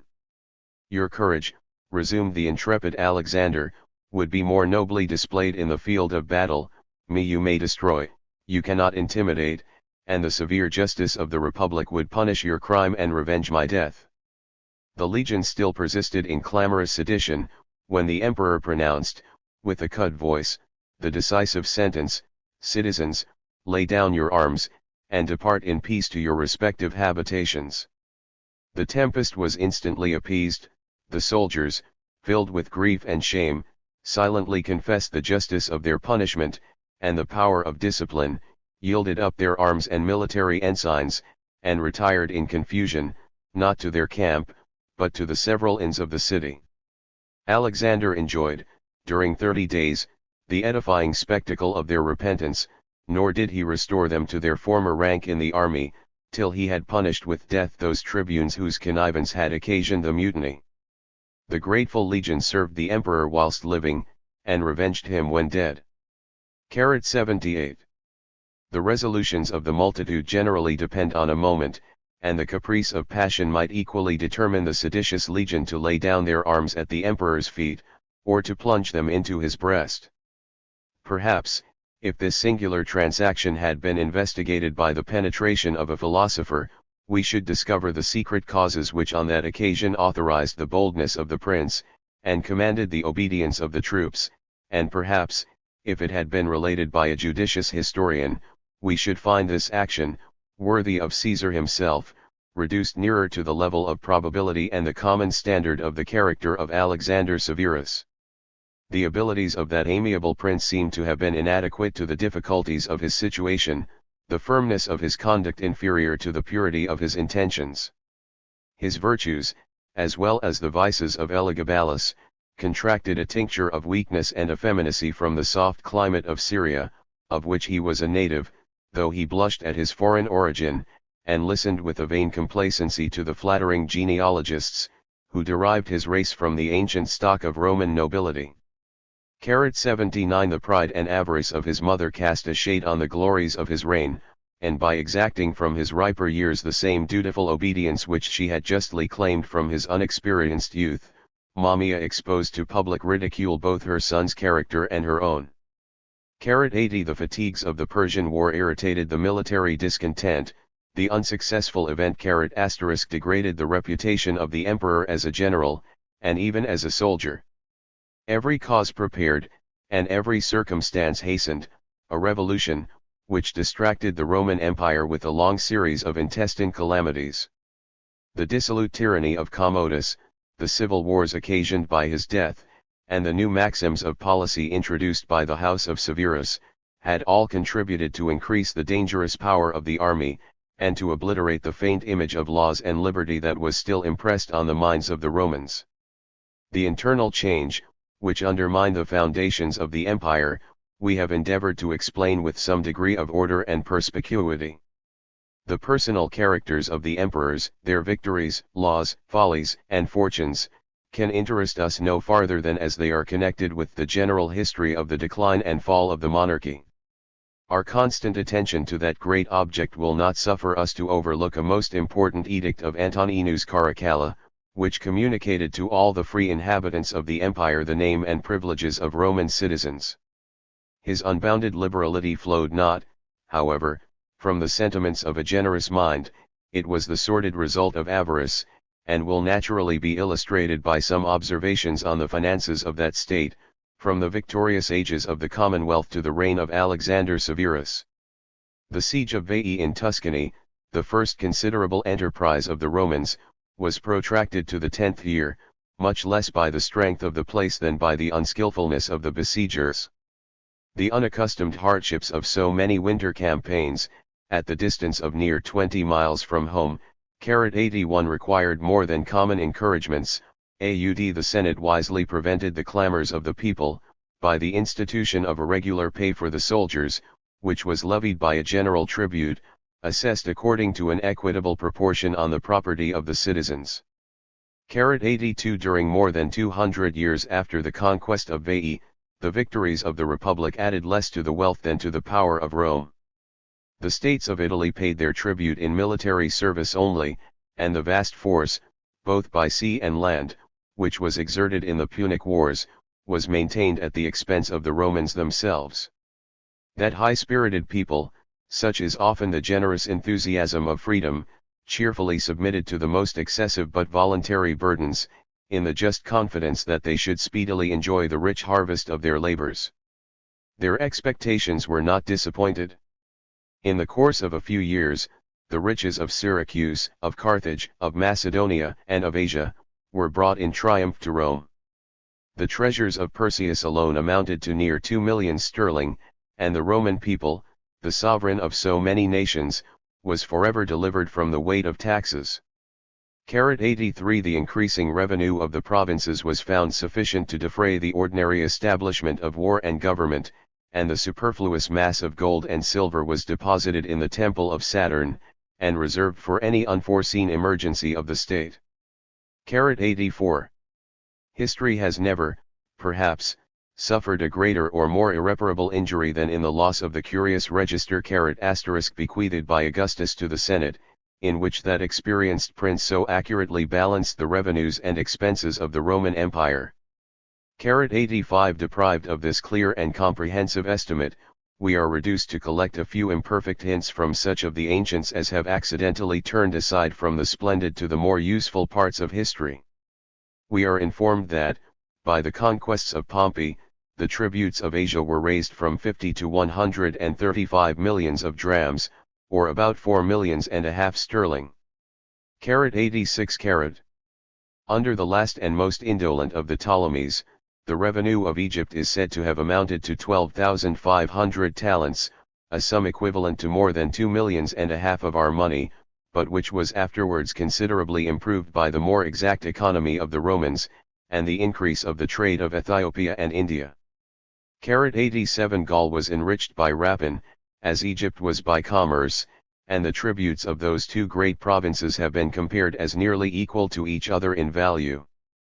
88 The 10,000 Euboea or Phoenician talents, about 4 millions sterling, 89 which vanquished Carthage was condemned to pay within the term of 50 years, were a slight acknowledgment of the superiority of Rome, 90 and cannot bear the least proportion with the taxes afterwards raised both on the lands and on the persons of the inhabitants, when the fertile coast of Africa was reduced into a province. 91. Spain, by a very singular fatality, was the Peru and Mexico of the Old World. The discovery of the rich western continent by the Phoenicians, and the oppression of the simple natives, who were compelled to labor in their own mines for the benefit of strangers, form an exact type of the more recent history of Spanish America. 92 The Phoenicians were acquainted only with the sea coast of Spain. Avarice, as well as ambition, carried the arms of Rome and Carthage into the heart of the country, and almost every part of the soil was found pregnant with copper, silver, and gold. Mention is made of a mine near Carthagena which yielded every day 25,000 drams of silver, or about 300,000 pounds a year. 93 20,000 pound weight of gold was annually received from the provinces of Asturia, Galicia, and Lusitania. 94. We want both leisure and materials to pursue this curious inquiry through the many potent states that were annihilated in the Roman Empire. Some notion, however, may be formed of the revenue of the provinces where considerable wealth had been deposited by nature, or collected by man, if we observe the severe attention that was directed to the abodes of solitude and sterility. Augustus once received a petition from the inhabitants of Gyrus, humbly praying that they might be relieved from 1/3 of their excessive impositions. Their whole tax amounted indeed to no more than 150 drams, or about 5 pounds, but Gyrus was a little island, or rather a rock, of the Aegean Sea, destitute of fresh water and every necessary of life, and inhabited only by a few wretched fishermen. 95. From the faint glimmerings of such doubtful and scattered lights, we should be inclined to believe, first, that, with every fair allowance for the differences of times and circumstances, the general income of the Roman provinces could seldom amount to less than 15 or 20 millions of our money, 96 and, 2 daily, that so ample a revenue must have been fully adequate to all the expenses of the moderate government instituted by Augustus, whose court was the modest family of a private senator, and whose military establishment was calculated for the defense of the frontiers, without any aspiring views of conquest, or any serious apprehension of a foreign invasion. Notwithstanding the seeming probability of both these conclusions, the latter of them at least is positively disowned by the language and conduct of Augustus. It is not easy to determine whether, on this occasion, he acted as the common father of the Roman world, or as the oppressor of liberty, whether he wished to relieve the provinces, or to impoverish the Senate and the equestrian order.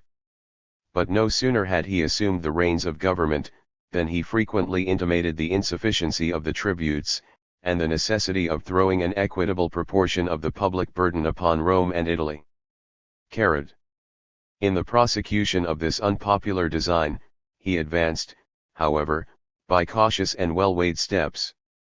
The introduction of customs was followed by the establishment of an excise, and the scheme of taxation was completed by an artful assessment on the real and personal property of the Roman citizens, who had been exempted from any kind of contribution above a century and a half. In a great empire like that of Rome, a natural balance of money must have gradually established itself.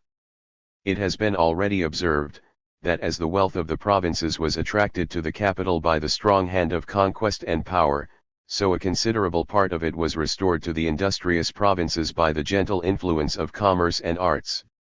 In the reign of Augustus and his successors, duties were imposed on every kind of merchandise, which through 1,000 channels flowed to the great center of opulence and luxury, and in whatsoever manner the law was expressed, it was the Roman purchaser, and not the provincial merchant, who paid the tax.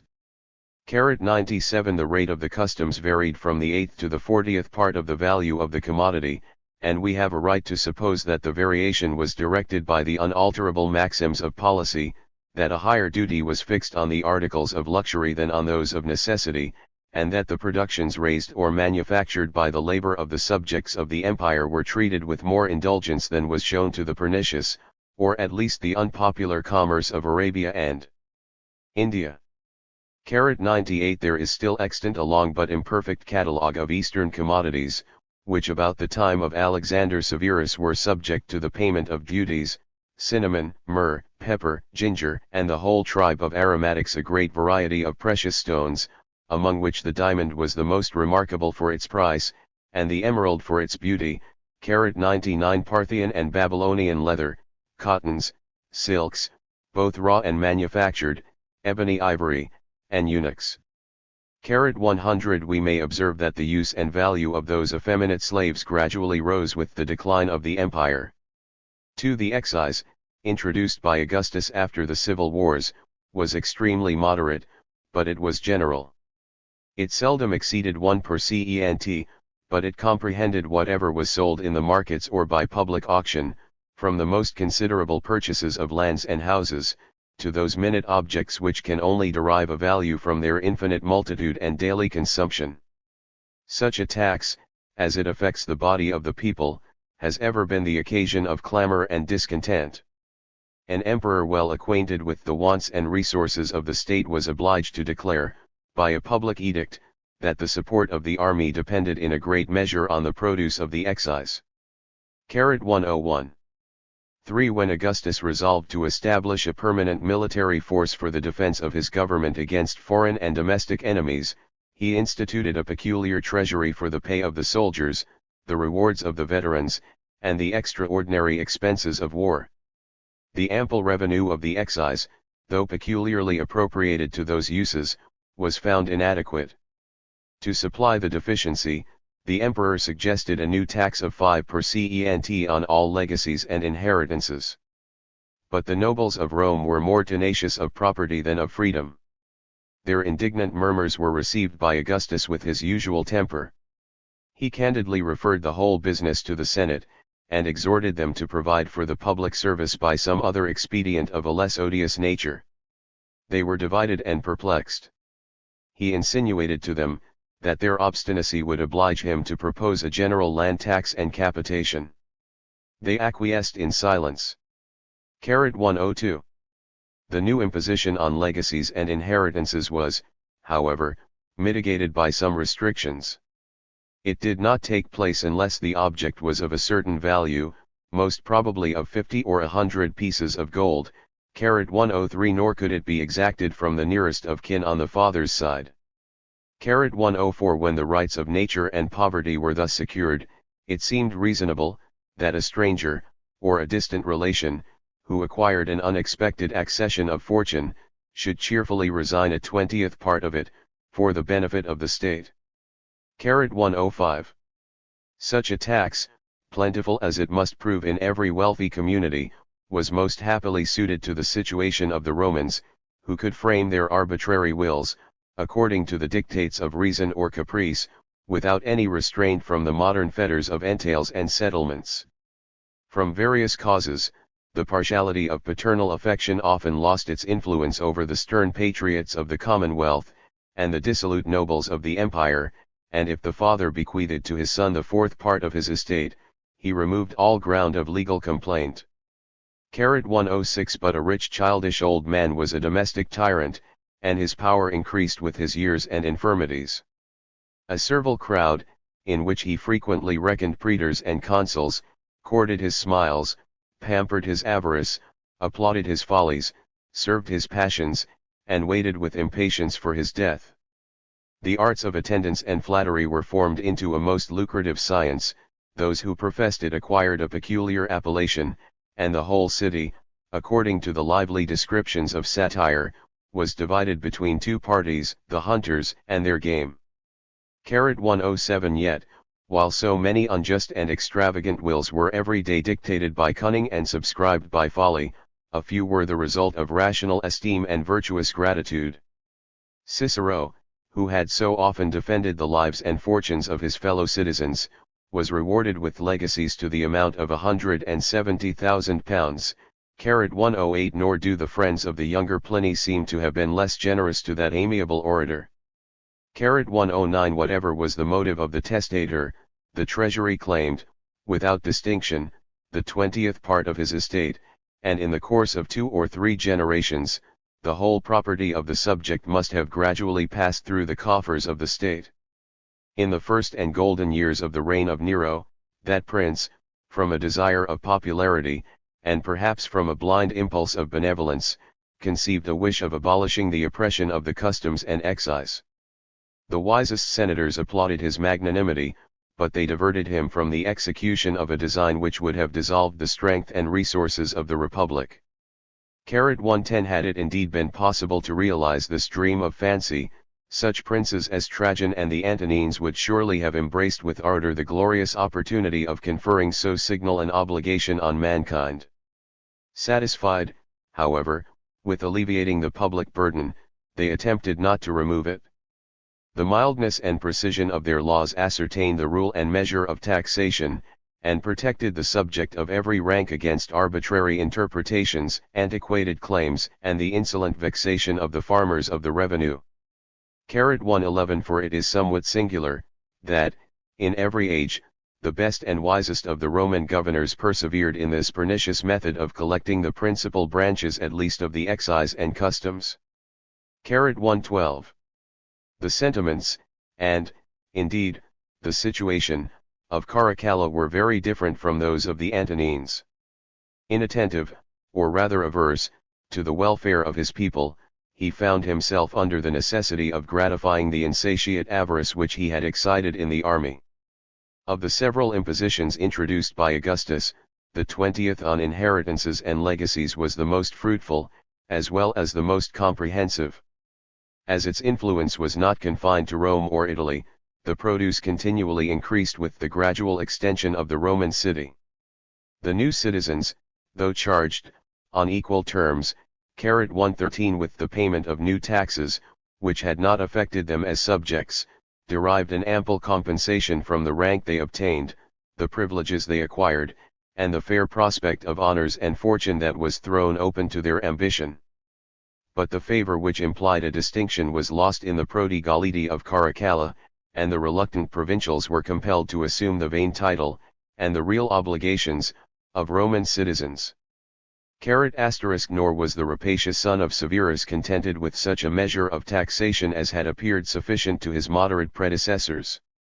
Instead of a 20th, he exacted a 10th of all legacies and inheritances, and during his reign, for the ancient proportion was restored after his death, he crushed alike every part of the empire under the weight of his iron scepter. 114. When all the provincials became liable to the peculiar impositions of Roman citizens, they seemed to acquire a legal exemption from the tributes which they had paid in their former condition of subjects. Such were not the maxims of government adopted by Caracalla and his pretended son. The old as well as the new taxes were, at the same time, levied in the provinces. It was reserved for the virtue of Alexander to relieve them in a great measure from this intolerable grievance, by reducing the tributes to a 13th part of the sum exacted at the time of his accession. 115. It is impossible to conjecture the motive that engaged him to spare so trifling a remnant of the public evil, but the noxious weed, which had not been totally eradicated, again sprang up with the most luxuriant growth, and in the succeeding age darkened the Roman world with its deadly shade. In the course of this history, we shall be too often summoned to explain the land tax, the capitation, and the heavy contributions of corn, wine, oil, and meat, which were exacted from the provinces for the use of the court, the army, and the capital. As long as Rome and Italy were respected as the center of government, a national spirit was preserved by the ancient, and insensibly imbibed by the adopted, citizens. The principal commands of the army were filled by men who had received a liberal education, were well instructed in the advantages of laws and letters, and who had risen, by equal steps, through the regular succession of civil and military honors. 116 To their influence and example we may partly ascribe the modest obedience of the legions during the 2 first centuries of the imperial history. But when the last enclosure of the Roman constitution was trampled down by Caracalla, the separation of professions gradually succeeded to the distinction of ranks. The more polished citizens of the internal provinces were alone qualified to act as lawyers and magistrates. The rougher trade of arms was abandoned to the peasants and barbarians of the frontiers, who knew no country but their camp, no science but that of war, no civil laws, and scarcely those of military discipline. With bloody hands, savage manners, and desperate resolutions, they sometimes guarded, but much oftener subverted, the throne of the emperors. Chapter 7, Tyranny of Maximin, Rebellion, Civil Wars, Death of Maximin. Part I. The elevation and tyranny of Maximin. Rebellion in Africa and Italy, under the authority of the Senate. Civil wars and seditions. Violent deaths of Maximin and his son, of Maximus and Balbinus, and of the 3 Gordians. Usurpation and secular games of Philip. Of the various forms of government which have prevailed in the world, an hereditary monarchy seems to present the fairest scope for ridicule. Is it possible to relate without an indignant smile, that, on the father's decease, the property of a nation, like that of a drove of oxen, descends to his infant son, as yet unknown to mankind and to himself, and that the bravest warriors and the wisest statesmen, relinquishing their natural right to empire, approach the royal cradle with bended knees and protestations of inviolable fidelity?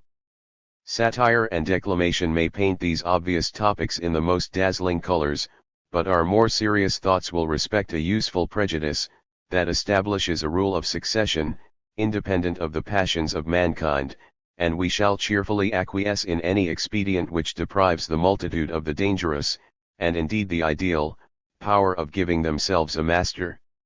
In the cool shade of retirement, we may easily devise imaginary forms of government, in which the scepter shall be constantly bestowed on the most worthy, by the free and incorrupt suffrage of the whole community. Experience overturns these airy fabrics, and teaches us, that in a large society, the election of a monarch can never devolve to the wisest, or to the most numerous part of the people. The army is the only order of men sufficiently united to concur in the same sentiments, and powerful enough to impose them on the rest of their fellow citizens, but the temper of soldiers, habituated at once to violence and to slavery, renders them very unfit guardians of a legal, or even a civil constitution. Justice, humanity, or political wisdom, are qualities they are too little acquainted with in themselves, to appreciate them in others. Valor will acquire their esteem, and liberality will purchase their suffrage, but the first of these merits is often lodged in the most savage breasts, the latter can only exert itself at the expense of the public, and both may be turned against the possessor of the throne, by the ambition of a daring rival. The superior prerogative of birth, when it has obtained the sanction of time and popular opinion, is the plainest and least invidious of all distinctions among mankind. The acknowledged right extinguishes the hopes of faction, and the conscious security disarms the cruelty of the monarch. To the firm establishment of this idea we owe the peaceful succession and mild administration of European monarchies. To the defect of it we must attribute the frequent civil wars, through which an Asiatic despot is obliged to cut his way to the throne of his fathers. Yet, even in the East, the sphere of contention is usually limited to the princes of the reigning house, and as soon as the more fortunate competitor has removed his brethren by the sword and the bowstring, he no longer entertains any jealousy of his meaner subjects. But the Roman Empire, after the authority of the Senate had sunk into contempt, was a vast scene of confusion. The royal, and even noble, families of the provinces had long since been led in triumph before the car of the haughty republicans. The ancient families of Rome had successively fallen beneath the tyranny of the Caesars, and whilst those princes were shackled by the forms of a commonwealth, and disappointed by the repeated failure of their posterity, it was impossible that any idea of hereditary succession should have taken root in the minds of their subjects. The right to the throne, which none could claim from birth, every one assumed from merit. The daring hopes of ambition were set loose from the salutary restraints of law and prejudice, and the meanest of mankind might, without folly, entertain a hope of being raised by valor and fortune to a rank in the army, in which a single crime would enable him to wrest the scepter of the world from his feeble and unpopular master. After the murder of Alexander Severus, and the elevation of Maximin, no emperor could think himself safe upon the throne, and every barbarian peasant of the frontier might aspire to that august, but dangerous station. About 32 years before that event, the Emperor Severus, returning from an eastern expedition, halted in Thrace, to celebrate, with military games, the birthday of his younger son, Geta. The country flocked in crowds to behold their sovereign, and a young barbarian of gigantic stature earnestly solicited, in his rude dialect, that he might be allowed to contend for the prize of wrestling. As the pride of discipline would have been disgraced in the overthrow of a Roman soldier by a Thracian peasant, he was matched with the stoutest followers of the camp, 16 of whom he successively laid on the ground. His victory was rewarded by some trifling gifts, and a permission to enlist in the troops. The next day, the happy barbarian was distinguished above a crowd of recruits, dancing and exulting after the fashion of his country. As soon as he perceived that he had attracted the emperor's notice, he instantly ran up to his horse, and followed him on foot, without the least appearance of fatigue, in a long and rapid career. "Thracian," said Severus with astonishment, "art thou disposed to wrestle after thy race?" "Most willingly, sir," replied the unwearied youth, and, almost in a breath, overthrew 7 of the strongest soldiers in the army. A gold collar was the prize of his matchless vigor and activity, and he was immediately appointed to serve in the horse guards who always attended on the person of the sovereign.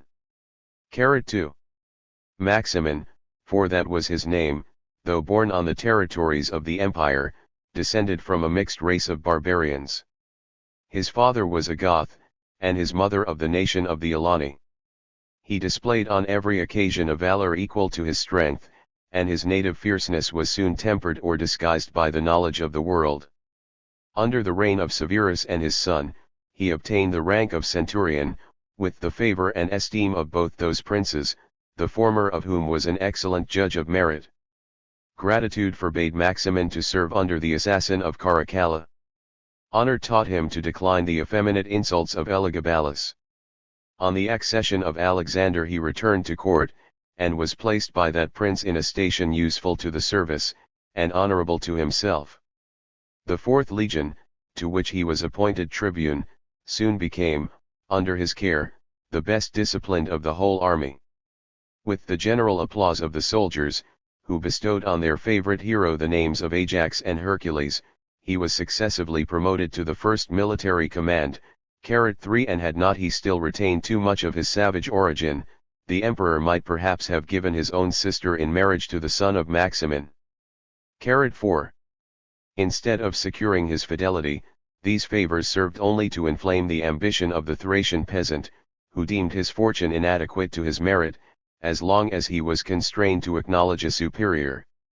Though a stranger to Arian wisdom, he was not devoid of a selfish cunning, which showed him that the emperor had lost the affection of the army, and taught him to improve their discontent to his own advantage. It is easy for faction and calumny to shed their poison on the administration of the best of princes, and to accuse even their virtues by artfully confounding them with those vices to which they bear the nearest affinity. The troops listened with pleasure to the emissaries of Maximin. They blushed at their own ignominious patience, which, during 13 years, had supported the vexatious discipline imposed by an effeminate Syrian, the timid slave of his mother and of the Senate. It was time, they cried, to cast away that useless phantom of the civil power, and to elect for their prince and general a real soldier, educated in camps, exercised in war, who would assert the glory, and distribute among his companions the treasures, of the empire. A great army was at that time assembled on the banks of the Rhine, under the command of the emperor himself, who, almost immediately after his return from the Persian War, had been obliged to march against the barbarians of Germany. The important care of training and reviewing the new levies was intrusted to Maximin. One day, as he entered the field of exercise, the troops either from a sudden impulse, or a formed conspiracy, saluted him emperor, silenced by their loud acclamations his obstinate refusal, and hastened to consummate their rebellion by the murder of Alexander Severus. The circumstances of his death are variously related. The writers, who suppose that he died in ignorance of the ingratitude and ambition of Maximin, affirm, that, after taking a frugal repast in the sight of the army, he retired to sleep, and that, about the 7th hour of the day, a part of his own guards broke into the imperial tent, and, with many wounds, assassinated their virtuous and unsuspecting prince. 5. If we credit another, and indeed a more probable account, Maximin was invested with the purple by a numerous detachment, at the distance of several miles from the headquarters, and he trusted for success rather to the secret wishes than to the public declarations of the great army. Alexander had sufficient time to awaken a faint sense of loyalty among the troops, but their reluctant professions of fidelity quickly vanished on the appearance of Maximin, who declared himself the friend and advocate of the military order, and was unanimously acknowledged emperor of the Romans by the applauding legions. The son of Mammia, betrayed and deserted, withdrew into his tent, desirous at least to conceal his approaching fate from the insults of the multitude. He was soon followed by a tribune and some centurions, the ministers of death, but instead of receiving with manly resolution the inevitable stroke, his unavailing cries and entreaties disgraced the last moments of his life, and converted into contempt some portion of the just pity which his innocence and misfortunes must inspire. His mother, Mammia, whose pride and avarice he loudly accused as the cause of his ruin, perished with her son. The most faithful of his friends were sacrificed to the first fury of the soldiers. Others were reserved for the more deliberate cruelty of the usurper, and those who experienced the mildest treatment, were stripped of their employments, and ignominiously driven from the court and army. 6. The former tyrants, Caligula and Nero, Commodus, and Caracalla, were all dissolute and unexperienced youths, 7. Educated in the purple, and corrupted by the pride of empire, the luxury of Rome, and the perfidious voice of flattery. The cruelty of Maximin was derived from a different source, the fear of contempt. Though he depended on the attachment of the soldiers, who loved him for virtues like their own, he was conscious that his mean and barbarian origin, his savage appearance, and his total ignorance of the arts and institutions of civil life, 8. Formed a very unfavorable contrast with the amiable manners of the unhappy Alexander. He remembered, that, in his humbler fortune, he had often waited before the door of the haughty nobles of Rome, and had been denied admittance by the insolence of their slaves. He recollected too the friendship of a few who had relieved his poverty, and assisted his rising hopes. But those who had spurned, and those who had protected, the Thracian, were guilty of the same crime, the knowledge of his original obscurity. For this crime many were put to death, and by the execution of several of his benefactors, Maximin published, in characters of blood, the indelible history of his baseness and ingratitude. 9. The dark and sanguinary soul of the tyrant was open to every suspicion against those among his subjects who were the most distinguished by their birth or merit. Whenever he was alarmed with the sound of treason, his cruelty was unbounded and unrelenting. A conspiracy against his life was either discovered or imagined, and Magnus, a consular senator, was named as the principal author of it. Without a witness, without a trial, and without an opportunity of defense, Magnus, with 4,000 of his supposed accomplices, was put to death. Italy and the whole empire were infested with innumerable spies and informers. On the slightest accusation, the first of the Roman nobles, who had governed provinces, commanded armies, and been adorned with the consular and triumphal ornaments, were chained on the public carriages, and hurried away to the emperor's presence. Confiscation, exile, or simple death, were esteemed uncommon instances of his lenity. Some of the unfortunate sufferers he ordered to be sewed up in the hides of slaughtered animals, others to be exposed to wild beasts, others again to be beaten to death with clubs. During the 3 years of his reign, he disdained to visit either Rome or Italy. His camp, occasionally removed from the banks of the Rhine to those of the Danube, was the seat of his stern despotism, which trampled on every principle of law and justice, and was supported by the avowed power of the sword. 10 No man of noble birth, elegant accomplishments, or knowledge of civil business, was suffered near his person, and the court of a Roman emperor revived the idea of those ancient chiefs of slaves and gladiators, whose savage power had left a deep impression of terror and detestation. 11. As long as the cruelty of Maximin was confined to the illustrious senators, or even to the bold adventurers, who in the court or army exposed themselves to the caprice of fortune, the body of the people viewed their sufferings with indifference, or perhaps with pleasure. But the tyrant's avarice, stimulated by the insatiate desires of the soldiers, at length attacked the public property. Every city of the empire was possessed of an independent revenue, destined to purchase corn for the multitude, and to supply the expenses of the games and entertainments. By a single act of authority, the whole mass of wealth was at once confiscated for the use of the imperial treasury. The temples were stripped of their most valuable offerings of gold and silver, and the statues of gods, heroes, and emperors, were melted down and coined into money.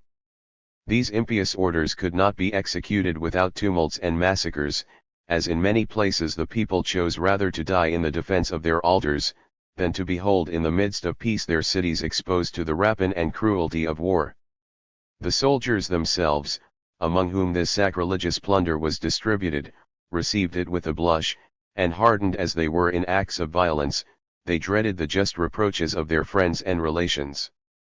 Throughout the Roman world a general cry of indignation was heard, imploring vengeance on the common enemy of humankind, and at length, by an act of private oppression, a peaceful and unarmed province was driven into rebellion against him. 12. The procurator of Africa was a servant worthy of such a master, who considered the fines and confiscations of the rich as one of the most fruitful branches of the imperial revenue. An iniquitous sentence had been pronounced against some opulent youths of that country, the execution of which would have stripped them of far the greater part of their patrimony. In this extremity, a resolution that must either complete or prevent their ruin, was dictated by despair. A respite of 3 days, obtained with difficulty from the rapacious treasurer, was employed in collecting from their estates a great number of slaves and peasants blindly devoted to the commands of their lords, and armed with the rustic weapons of clubs and axes. The leaders of the conspiracy, as they were admitted to the audience of the procurator, stabbed him with the daggers concealed under their garments, and, by the assistance of their tumultuary train, seized on the little town of Thestrus, 13 and erected the standard of rebellion against the sovereign of the Roman Empire. They rested their hopes on the hatred of mankind against Maximin, and they judiciously resolved to oppose to that detested tyrant an emperor whose mild virtues had already acquired the love and esteem of the Romans, and whose authority over the province would give weight and stability to the enterprise. Gordianus, their proconsul and the object of their choice, refused, with unfeigned reluctance, the dangerous honor, and begged with tears, that they would suffer him to terminate in peace a long and innocent life, without staining his feeble age with civil blood. Their menaces compelled him to accept the imperial purple, his only refuge, indeed, against the jealous cruelty of Maximin, since, according to the reasoning of tyrants, those who have been esteemed worthy of the throne deserve death, and those who deliberate have already rebelled. 14. The family of Gordianus was one of the most illustrious of the Roman Senate. On the father's side he was descended from the Gracchi, on his mother's, from the Emperor Trajan. A great estate enabled him to support the dignity of his birth, and in the enjoyment of it, he displayed an elegant taste and beneficent disposition. The palace in Rome, formerly inhabited by the great Pompey, had been, during several generations, in the possession of Gordian's family. 15 It was distinguished by ancient trophies of naval victories, and decorated with the works of modern painting. His villa on the road to Praeneste was celebrated for baths of singular beauty and extent, for 3 stately rooms of 100 feet in length, and for a magnificent portico, supported by 200 columns of the four most curious and costly sorts of marble. 16 The public shows exhibited at his expense, and in which the people were entertained with many hundreds of wild beasts and gladiators. 17 seemed to surpass the fortune of a subject, and whilst the liberality of other magistrates was confined to a few solemn festivals at Rome, the magnificence of Gordian was repeated, when he was aedile, every month in the year, and extended, during his consulship, to the principal cities of Italy. He was twice elevated to the last-mentioned dignity, by Caracalla and by Alexander, for he possessed the uncommon talent of acquiring the esteem of virtuous princes, without alarming the jealousy of tyrants. His long life was innocently spent in the study of letters and the peaceful honors of Rome, and, till he was named proconsul of Africa by the voice of the Senate and the approbation of Alexander, 18 he appears prudently to have declined the command of armies and the government of provinces. As long as that emperor lived, Africa was happy under the administration of his worthy representative. After the barbarous Maximin had usurped the throne, Gordianus alleviated the miseries which he was unable to prevent. When he reluctantly accepted the purple, he was above 80 years old, a last and valuable remains of the happy age of the Antonines, whose virtues he revived in his own conduct, and celebrated in an elegant poem of 30 books. With the venerable proconsul, his son, who had accompanied him into Africa as his lieutenant, was likewise declared emperor. His manners were less pure, but his character was equally amiable with that of his father. 22 acknowledged concubines, and a library of 62,000 volumes, attested the variety of his inclinations, and from the productions which he left behind him, it appears that the former as well as the latter were designed for use rather than for ostentation. 19 The Roman people acknowledged in the features of the younger Gordian the resemblance of Scipio Africanus. Recollected with pleasure that his mother was the granddaughter of Antoninus Pius, and rested the public hope on those latent virtues which had hitherto, as they fondly imagined, lain concealed in the luxurious indolence of private life. As soon as the Gordians had appeased the first tumult of a popular election, they removed their court to Carthage. They were received with the acclamations of the Africans, who honored their virtues, and who, since the visit of Hadrian, had never beheld the majesty of a Roman emperor. But these vain acclamations neither strengthened nor confirmed the title of the Gordians. They were induced by principle, as well as interest, to solicit the approbation of the Senate, and a deputation of the noblest provincials was sent, without delay, to Rome, to relate and justify the conduct of their countrymen, who, having long suffered with patience, were at length resolved to act with vigor. The letters of the new princes were modest and respectful, excusing the necessity which had obliged them to accept the imperial title, but submitting their election and their fate to the supreme judgment of the Senate. 20. The inclinations of the Senate were neither doubtful nor divided. The birth and noble alliances of the Gordians had intimately connected them with the most illustrious houses of Rome. Their fortune had created many dependants in that assembly, their merit had acquired many friends. Their mild administration opened the flattering prospect of the restoration, not only of the civil but even of the republican government. The terror of military violence, which had first obliged the Senate to forget the murder of Alexander, and to ratify the election of a barbarian peasant, 21 now produced a contrary effect, and provoked them to assert the injured rights of freedom and humanity. The hatred of Maximin towards the Senate was declared and implacable, the tamest submission had not appeased his fury, the most cautious innocence would not remove his suspicions, and even the care of their own safety urged them to share the fortune of an enterprise, of which, if unsuccessful, they were sure to be the first victims. These considerations, and perhaps others of a more private nature, were debated in a previous conference of the consuls and the magistrates. As soon as their resolution was decided, they convoced in the temple of Castor the whole body of the Senate, according to an ancient form of secrecy, 22 calculated to awaken their attention, and to conceal their decrees.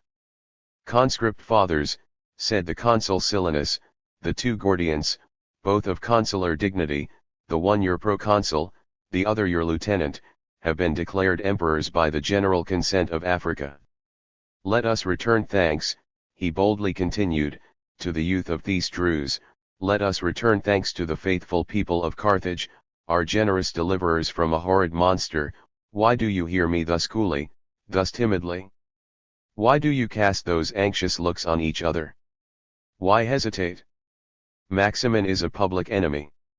May his enmity soon expire with him, and may we long enjoy the prudence and felicity of Gordian the father, the valor and constancy of Gordian the son. 23 The noble ardor of the consul revived the languid spirit of the Senate. By a unanimous decree, the election of the Gordians was ratified. Maximin, his son, and his adherents, were pronounced enemies of their country, and liberal rewards were offered to whomsoever had the courage and good fortune to destroy them. During the emperor's absence, a detachment of the Praetorian Guards remained at Rome, to protect, or rather to command, the capital. The prefect Vitalianus had signalized his fidelity to Maximin, by the alacrity with which he had obeyed, and even prevented the cruel mandates of the tyrant. His death alone could rescue the authority of the Senate, and the lives of the senators from a state of danger and suspense. Before their resolves had transpired, a quaestor and some tribunes were commissioned to take his devoted life. They executed the order with equal boldness and success, and, with their bloody daggers in their hands, ran through the streets, proclaiming to the people and the soldiers the news of the happy revolution. The enthusiasm of liberty was seconded by the promise of a large donative in lands and money. The statues of Maximin were thrown down, the capital of the empire acknowledged, with transport, the authority of the two Gordians and the Senate. 24 And the example of Rome was followed by the rest of Italy. A new spirit had arisen in that assembly, whose long patience had been insulted by wanton despotism and military license. The Senate assumed the reins of government, and, with a calm intrepidity, prepared to vindicate by arms the cause of freedom.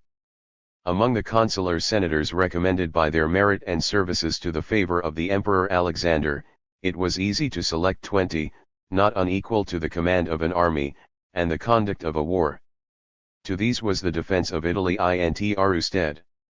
Each was appointed to act in his respective department, authorized to enroll and discipline the Italian youth, and instructed to fortify the ports and highways, against the impending invasion of Maximin. A number of deputies, chosen from the most illustrious of the senatorian and equestrian orders, were dispatched at the same time to the governors of the several provinces, earnestly conjuring them to fly to the assistance of their country, and to remind the nations of their ancient ties of friendship with the Roman Senate and people. The general respect with which these deputies were received, and the zeal of Italy and the provinces in favor of the Senate, sufficiently proved that the subjects of Maximin were reduced to that uncommon distress, in which the body of the people has more to fear from oppression than from resistance. The consciousness of that melancholy truth, inspires a degree of persevering fury, seldom to be found in those civil wars which are artificially supported for the benefit of a few factious and designing leaders. 25. For while the cause of the Gordians was embraced with such diffusive ardor, the Gordians themselves were no more. The feeble court of Carthage was alarmed by the rapid approach of Caplianus, governor of Mauritania, who, with a small band of veterans, and a fierce host of barbarians, attacked a faithful, but unwarlike province. The younger Gordian sallied out to meet the enemy at the head of a few guards, and a numerous undisciplined multitude, educated in the peaceful luxury of Carthage. His useless valor served only to procure him an honorable death on the field of battle. His aged father, whose reign had not exceeded 36 days, put an end to his life on the first news of the defeat. Carthage, destitute of defense, opened her gates to the conqueror, and Africa was exposed to the rapacious cruelty of a slave, obliged to satisfy his unrelenting master with a large account of blood and treasure. 26. The fate of the Gordians filled Rome with just but unexpected terror. The Senate, convocate in the Temple of Concord, affected to transact the common business of the day, and seemed to decline, with trembling anxiety, the consideration of their own and the public danger. A silent consternation prevailed in the assembly, till a senator, of the name and family of Trajan, awakened his brethren from their fatal lethargy. He represented to them that the choice of cautious, dilatory measures had been long since out of their power, that Maximin, implacable by nature, and exasperated by injuries, was advancing towards Italy, at the head of the military force of the empire, and that their only remaining alternative was either to meet him bravely in the field, or tamely to expect the tortures and ignominious death reserved for unsuccessful rebellion. "We have lost," continued he, "two excellent princes, but unless we desert ourselves, the hopes of the Republic have not perished with the Gordians. Many are the senators whose virtues have deserved, and whose abilities would sustain, the imperial dignity. Let us elect two emperors, one of whom may conduct the war against the public enemy, whilst his colleague remains at Rome to direct the civil administration.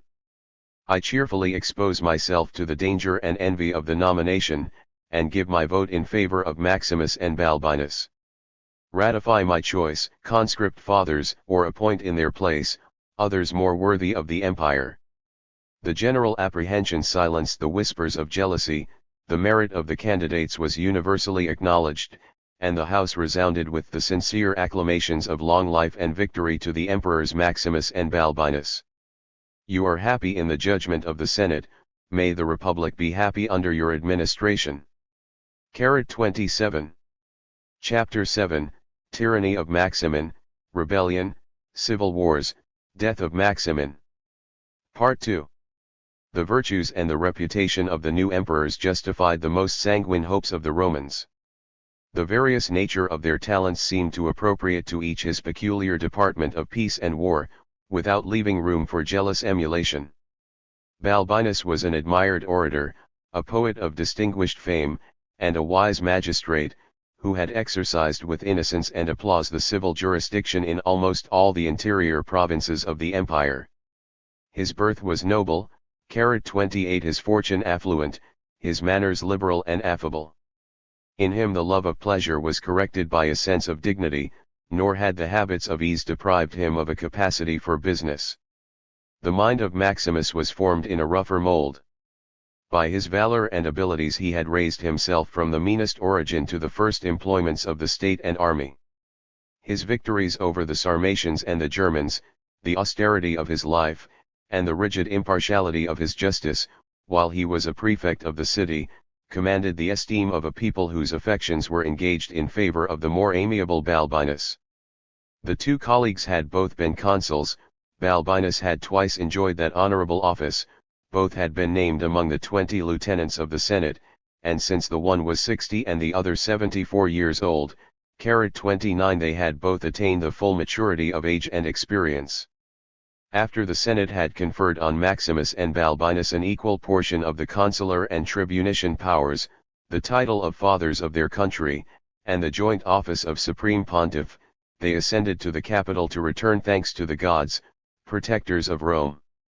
30 The solemn rites of sacrifice were disturbed by a sedition of the people.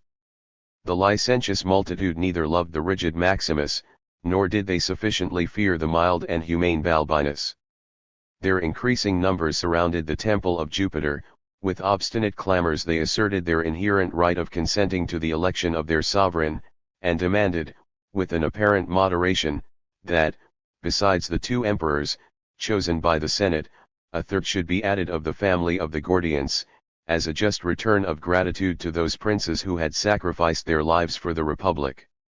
At the head of the city guards, and the youth of the equestrian order, Maximus and Balbinus attempted to cut their way through the seditious multitude. The multitude, armed with sticks and stones, drove them back into the Capitol. It is prudent to yield when the contest, whatever may be the issue of it, must be fatal to both parties. A boy, only 13 years of age, the grandson of the elder, and nephew of the younger Gordian, was produced to the people, invested with the ornaments and title of Caesar. The tumult was appeased by this easy condescension, and the two emperors, as soon as they had been peaceably acknowledged in Rome, prepared to defend Italy against the common enemy.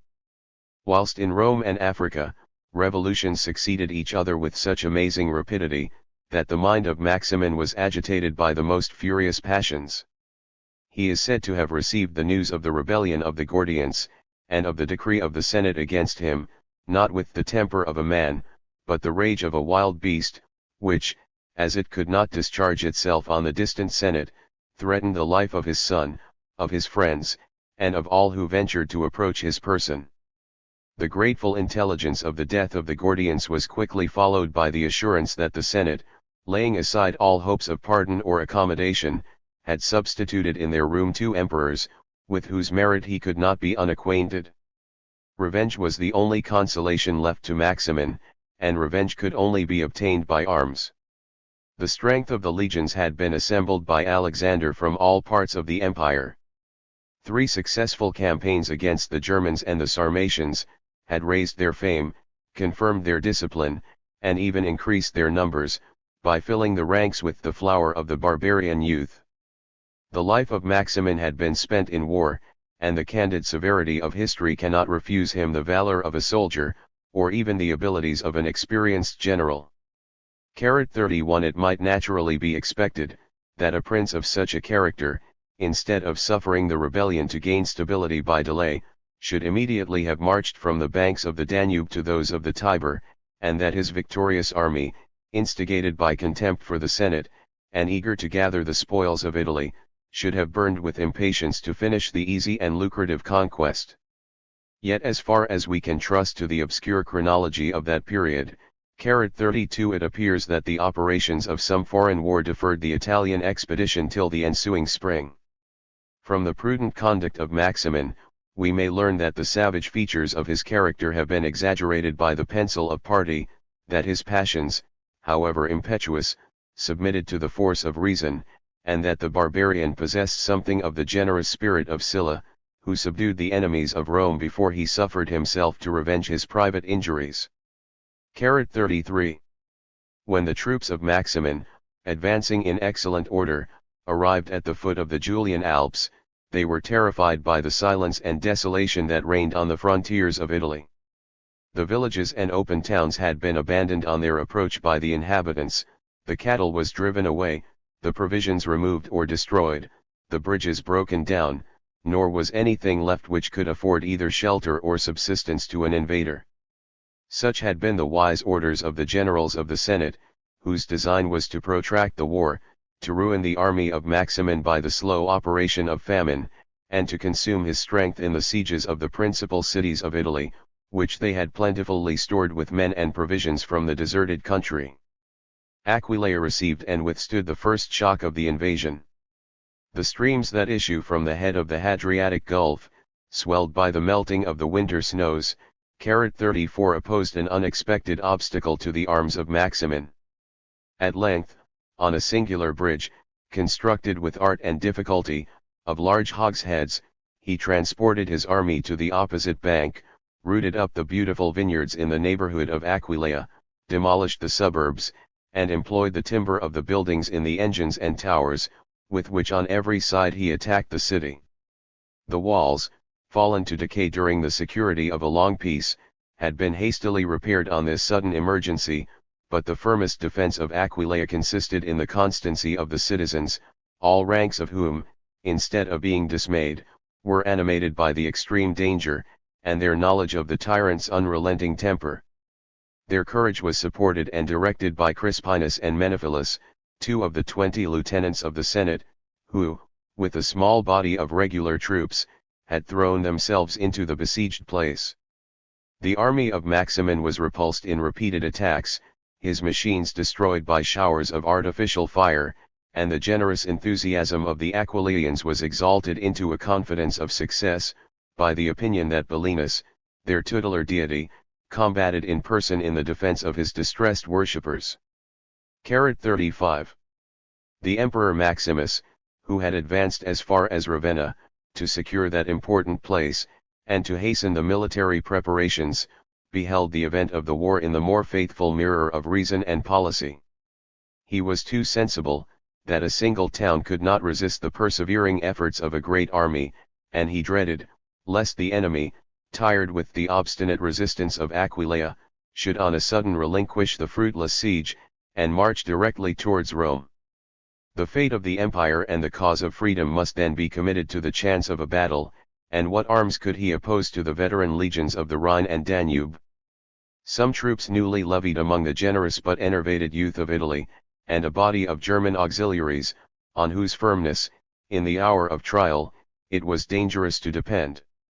In the midst of these just alarms, the stroke of domestic conspiracy punished the crimes of Maximin, and delivered Rome and the Senate from the calamities that would surely have attended the victory of an enraged barbarian. The people of Aquileia had scarcely experienced any of the common miseries of a siege, their magazines were plentifully supplied, and several fountains within the walls assured them of an inexhaustible resource of fresh water. The soldiers of Maximin were, on the contrary, exposed to the inclemency of the season, the contagion of disease, and the horrors of famine. The open country was ruined, the rivers filled with the slain, and polluted with blood. A spirit of despair and disaffection began to diffuse itself among the troops, and as they were cut off from all intelligence, they easily believed that the whole empire had embraced the cause of the Senate, and that they were left as devoted victims to perish under the impregnable walls of Aquileia. The fierce temper of the tyrant was exasperated by disappointments, which he imputed to the cowardice of his army, and his wanton and ill-timed cruelty, instead of striking terror, inspired hatred and a just desire of revenge. A party of praetorian guards, who trembled for their wives and children in the camp of Alba, near Rome, executed the sentence of the Senate. Maximin, abandoned by his guards, was slain in his tent, with his son, whom he had associated to the honors of the purple, Annulinus the prefect, and the principal ministers of his tyranny. 36 The sight of their heads, borne on the point of spears, convinced the citizens of Aquileia that the siege was at an end, the gates of the city were thrown open, a liberal market was provided for the hungry troops of Maximin, and the whole army joined in solemn protestations of fidelity to the Senate and the people of Rome, and to their lawful emperors Maximus and Balbinus. Such was the deserved fate of a brutal savage, destitute, as he has generally been represented, of every sentiment that distinguishes a civilized, or even a human being. The body was suited to the soul. The stature of Maximin exceeded the measure of 8 feet, and circumstances almost incredible are related of his matchless strength and appetite. 37 Had he lived in a less enlightened age, tradition and poetry might well have described him as one of those monstrous giants, whose supernatural power was constantly exerted for the destruction of mankind. It is easier to conceive than to describe the universal joy of the Roman world on the fall of the tyrant, the news of which is said to have been carried in 4 days from Aquileia to Rome. The return of Maximus was a triumphal procession, his colleague and young Gordian went out to meet him, and the 3 princes made their entry into the capital, attended by the ambassadors of almost all the cities of Italy, saluted with the splendid offerings of gratitude and superstition, and received with the unfeigned acclamations of the Senate and people, who persuaded themselves that a golden age would succeed to an age of iron. 38 The conduct of the 2 emperors corresponded with these expectations. They administered justice in person, and the rigor of the one was tempered by the other's clemency. The oppressive taxes with which Maximin had loaded the rights of inheritance and succession, were repealed, or at least moderated. Discipline was revived, and with the advice of the Senate many wise laws were enacted by their imperial ministers, who endeavored to restore a civil constitution on the ruins of military tyranny. What reward may we expect for delivering Rome from a monster, was the question asked by Maximus, in a moment of freedom and confidence. Balbinus answered it without hesitation, the love of the Senate, of the people, and of all mankind. Alas, replied his more penetrating colleague, alas! I dread the hatred of the soldiers, and the fatal effects of their resentment. 39 His apprehensions were but too well justified by the event. Whilst Maximus was preparing to defend Italy against the common foe, Balbinus, who remained at Rome, had been engaged in scenes of blood and intestine discord. Distrust and jealousy reigned in the Senate, and even in the temples where they assembled, every senator carried either open or concealed arms.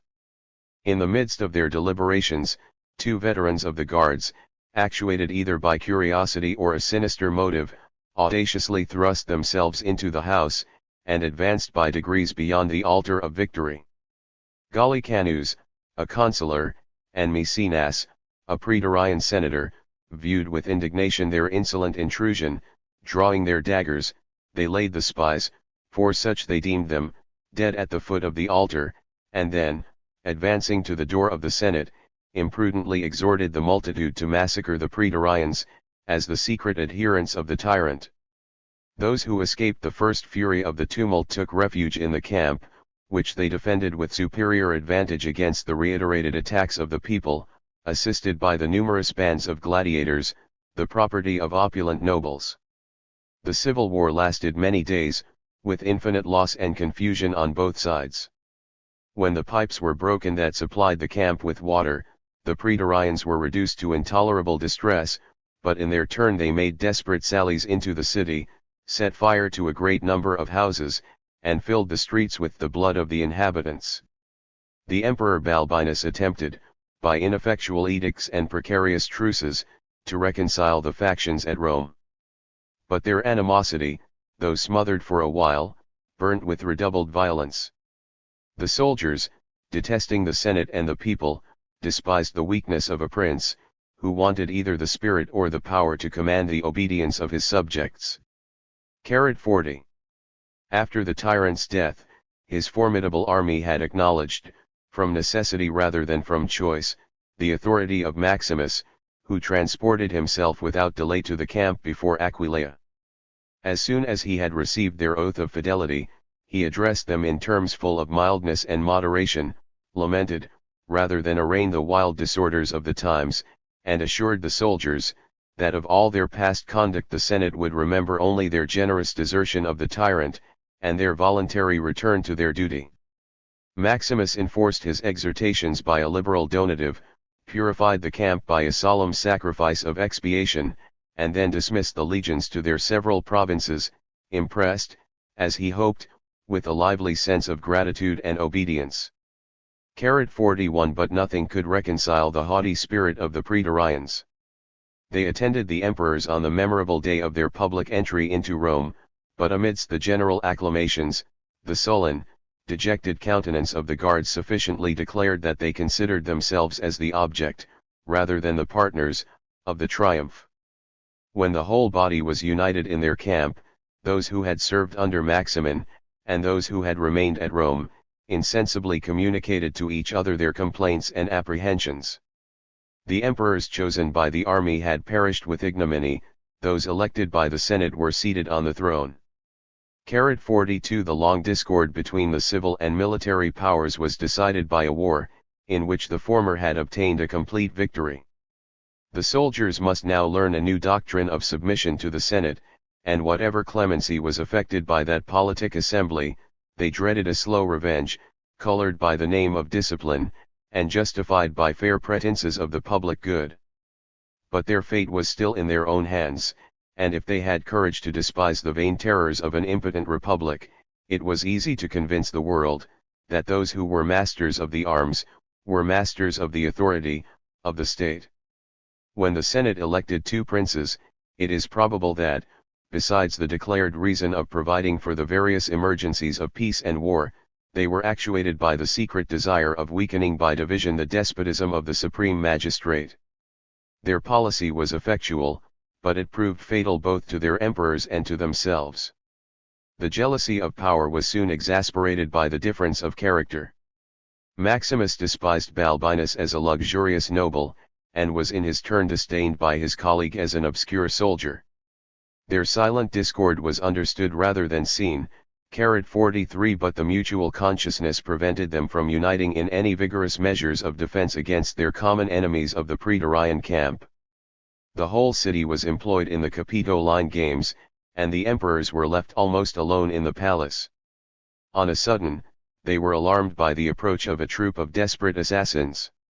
Ignorant of each other's situation or designs, for they already occupied very distant apartments, afraid to give or to receive assistance, they wasted the important moments in idle debates and fruitless recriminations. the arrival of the guards put an end to the vain strife. They seized on these emperors of the Senate, for such they called them with malicious contempt, stripped them of their garments, and dragged them in insolent triumph through the streets of Rome, with the design of inflicting a slow and cruel death on these unfortunate princes. The fear of a rescue from the faithful Germans of the imperial guards, shortened their tortures, and their bodies, mangled with 1,000 wounds, were left exposed to the insults or to the pity of the populace. 44. In the space of a few months, 6 princes had been cut off by the sword. Gordian, who had already received the title of Caesar, was the only person that occurred to the soldiers as proper to fill the vacant throne. 45. They carried him to the camp, and unanimously saluted him Augustus and Emperor. His name was dear to the Senate and people, his tender age promised a long impunity of military license, and the submission of Rome and the provinces to the choice of the Praetorian guards, saved the Republic, at the expense indeed of its freedom and dignity, from the horrors of a new civil war in the heart of the capital. 46. As the third Gordian was only 19 years of age at the time of his death, the history of his life, were it known to us with greater accuracy than it really is, would contain little more than the account of his education, and the conduct of the ministers, who by turns abused or guided the simplicity of his unexperienced youth. Immediately after his accession, he fell into the hands of his mother's eunuchs, that pernicious vermin of the East, who, since the days of Elagabalus, had infested the Roman palace. By the artful conspiracy of these wretches, an impenetrable veil was drawn between an innocent prince and his oppressed subjects, the virtuous disposition of Gordian was deceived, and the honors of the empire sold without his knowledge, though in a very public manner, to the most worthless of mankind. We are ignorant by what fortunate accident the emperor escaped from this ignominious slavery, and devolved his confidence on a minister, whose wise counsels had no object except the glory of his sovereign and the happiness of the people. It should seem that love and learning introduced Misitheus to the favor of Gordian. The young prince married the daughter of his master of rhetoric, and promoted his father-in-law to the first offices of the empire. 2 admirable letters that passed between them are still extant. The minister, with the conscious dignity of virtue, congratulates Gordian that he is delivered from the tyranny of the eunuchs, 47, and still more that he is sensible of his deliverance. The emperor acknowledges, with an amiable confusion, the errors of his past conduct, and laments, with singular propriety, the misfortune of a monarch, from whom a venal tribe of courtiers perpetually labor to conceal the truth. 48.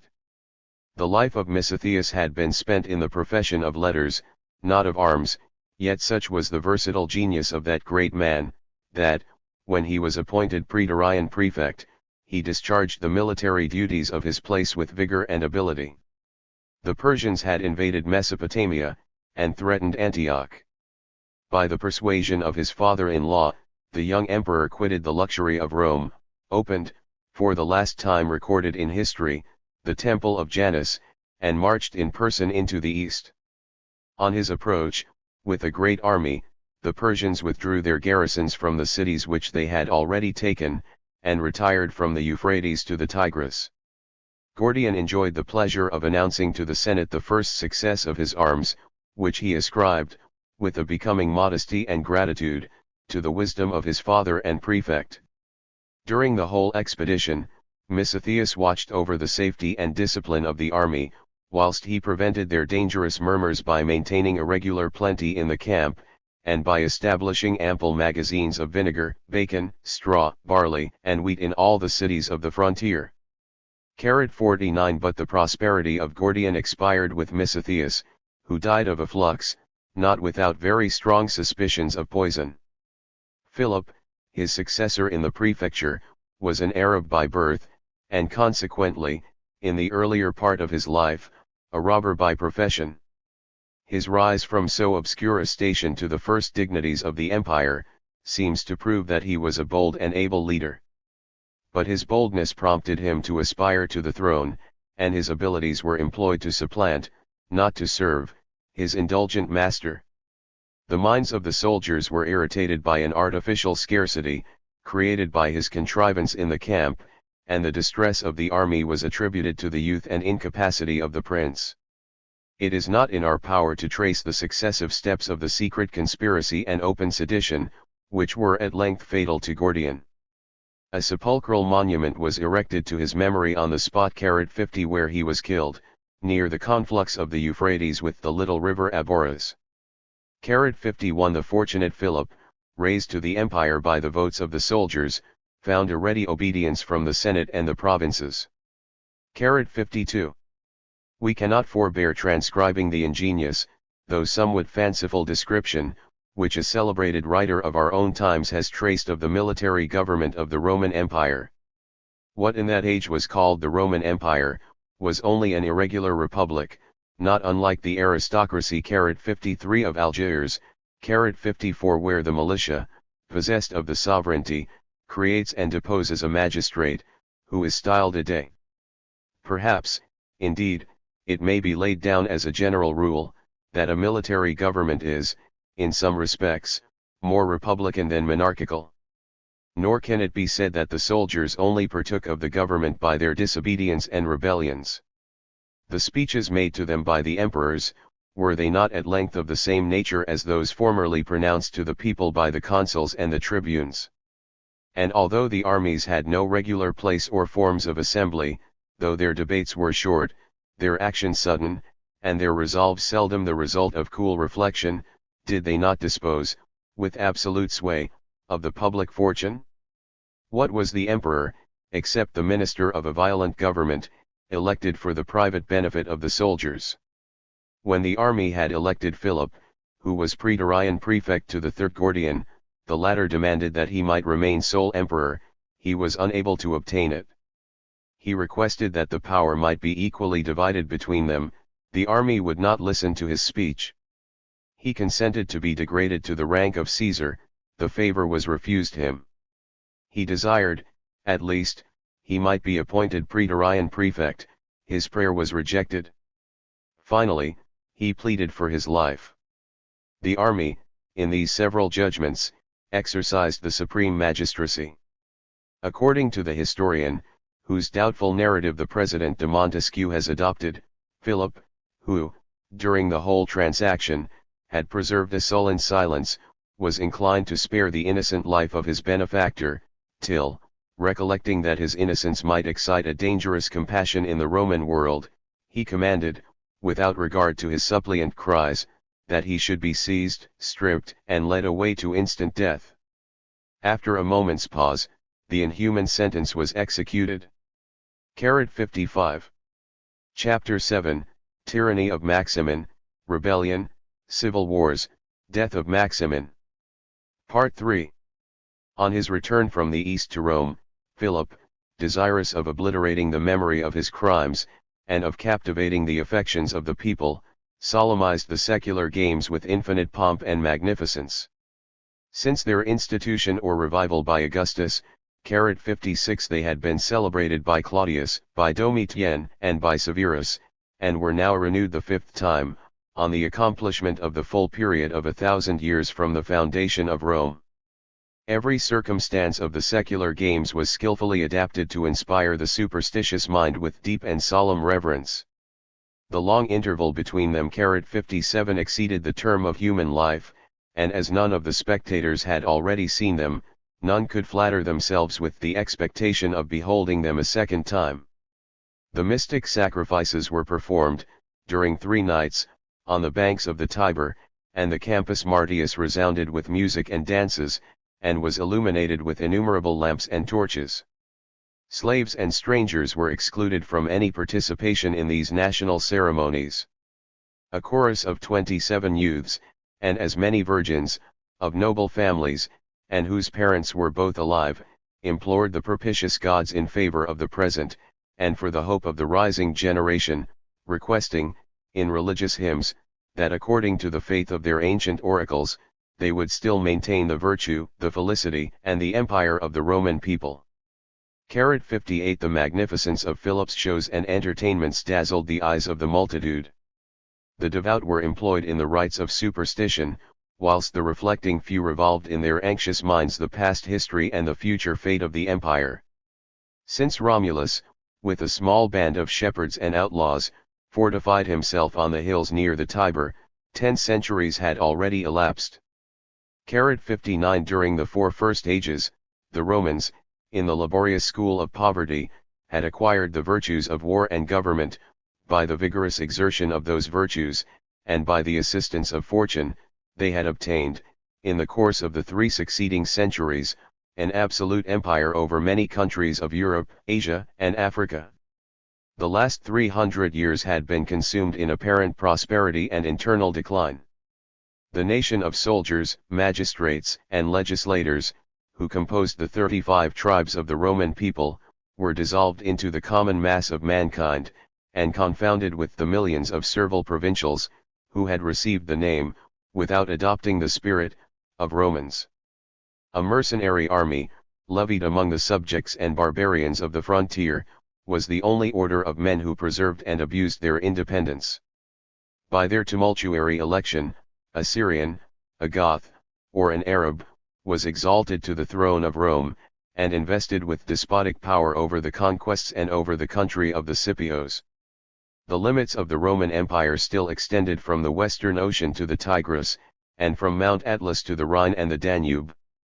To the undiscerning eye of the vulgar, Philip appeared a monarch no less powerful than Hadrian or Augustus had formerly been. The form was still the same, but the animating health and vigor were fled. The industry of the people was discouraged and exhausted by a long series of oppression. The discipline of the legions, which alone, after the extinction of every other virtue, had propped the greatness of the state, was corrupted by the ambition, or relaxed by the weakness, of the emperors.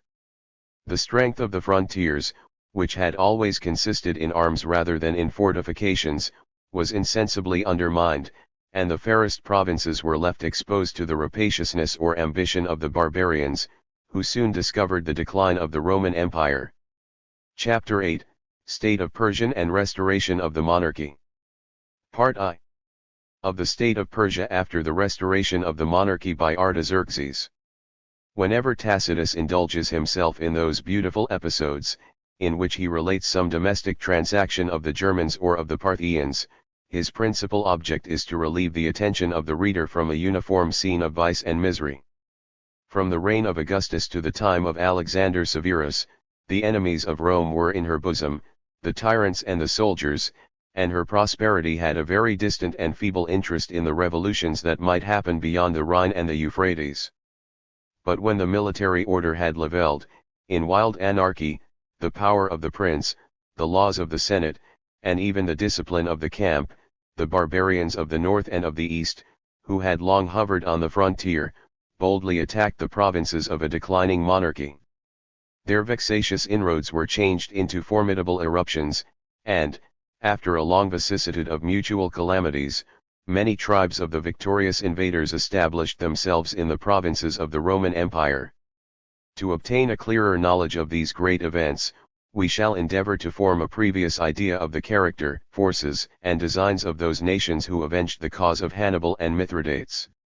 In the more early ages of the world, whilst the forest that covered Europe afforded a retreat to a few wandering savages, the inhabitants of Asia were already collected into populous cities, and reduced under extensive empires, the seat of the arts, of luxury, and of despotism. The Assyrians reigned over the east, carried one till the scepter of Ninus and Semiramis dropped from the hands of their enervated successors. The Medes and the Babylonians divided their power, and were themselves swallowed up in the monarchy of the Persians, whose arms could not be confined within the narrow limits of Asia. Followed, as it is said, by 2 millions of men, Xerxes, the descendant of Cyrus, invaded Greece. 30,000 soldiers, under the command of Alexander, the son of Philip, who was intrusted by the Greeks with their glory and revenge, were sufficient to subdue Persia. The princes of the house of Seleucus usurped and lost the Macedonian command over the east. About the same time, that, by an ignominious treaty, they resigned to the Romans the country on this side Mount Taurus, they were driven by the Parthians, *** an obscure horde of Scythian origin, from all the provinces of Upper Asia.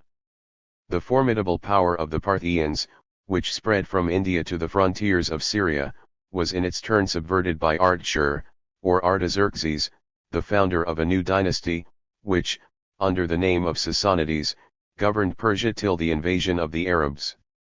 This great revolution, whose fatal influence was soon experienced by the Romans, happened in the 4th year of Alexander Severus, 226 years after the Christian era. 2.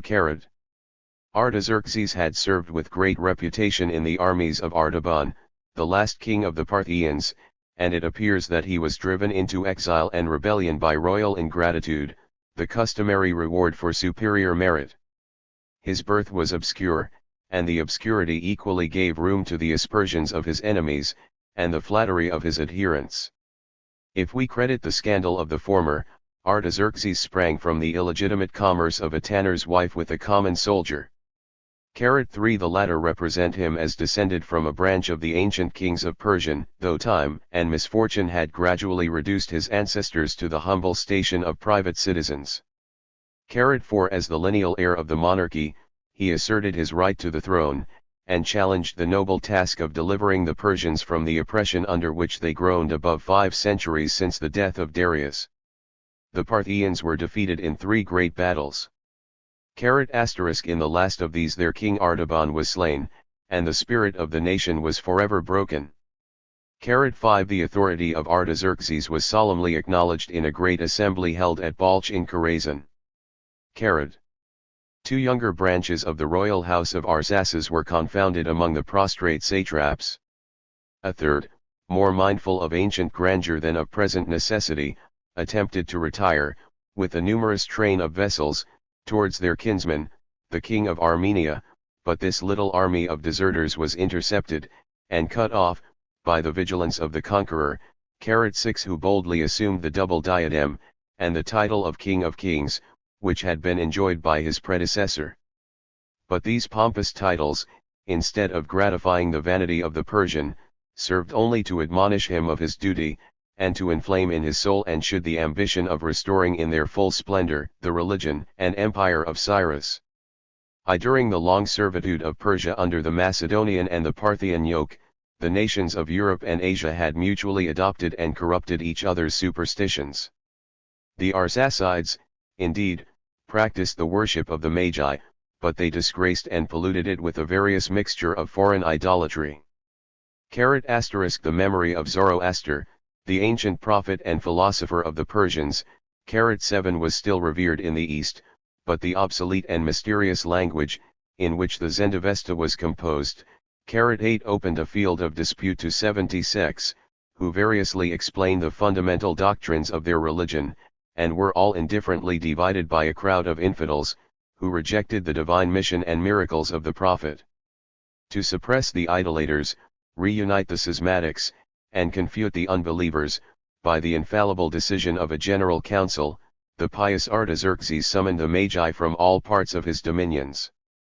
These priests, who had so long sighed in contempt and obscurity, obeyed the welcome summons, and, on the appointed day, appeared, to the number of about 80,000. But as the debates of so tumultuous an assembly could not have been directed by the authority of reason, or influenced by the art of policy, the Persian synod was reduced, by successive operations, to 40,000, to 4,000, to 400, to 40, and at last to 7 Magi, the most respected for their learning and piety. One of these, Erdavaraf, a young but holy prelate, received from the hands of his brethren 3 cups of soporiferous wine.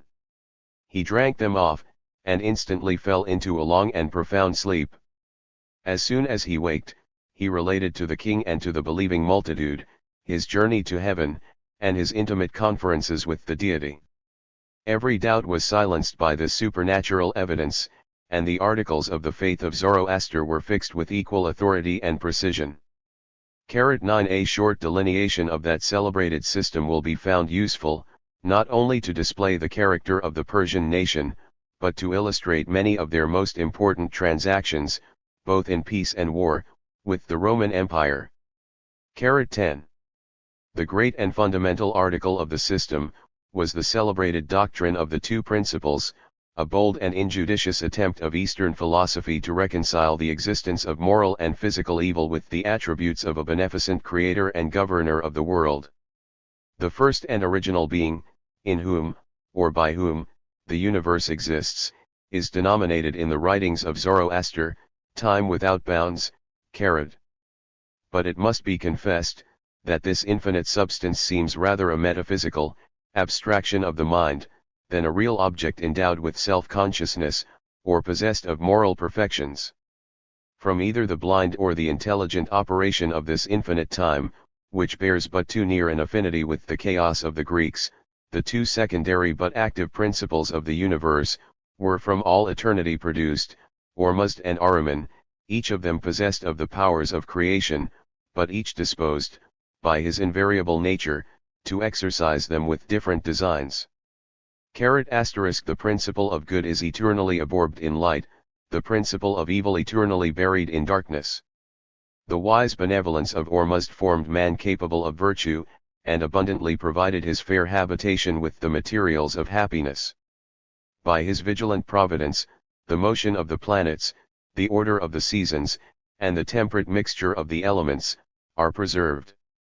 But the malice of Ahriman has long since pierced Ormuzd's egg, or, in other words, has violated the harmony of his works. Since that fatal eruption, the most minute articles of good and evil are intimately intermingled and agitated together, the rankest poisons spring up amidst the most salutary plants, deluges, earthquakes and conflagrations attest the conflict of nature, and the little world of man is perpetually shaken by vice and misfortune. Whilst the rest of humankind are led away captives in the chains of their infernal enemy, the faithful Persian alone reserves his religious adoration for his friend and protector Ormuzd, and fights under his banner of light, in the full confidence that he shall, in the last day, share the glory of his triumph.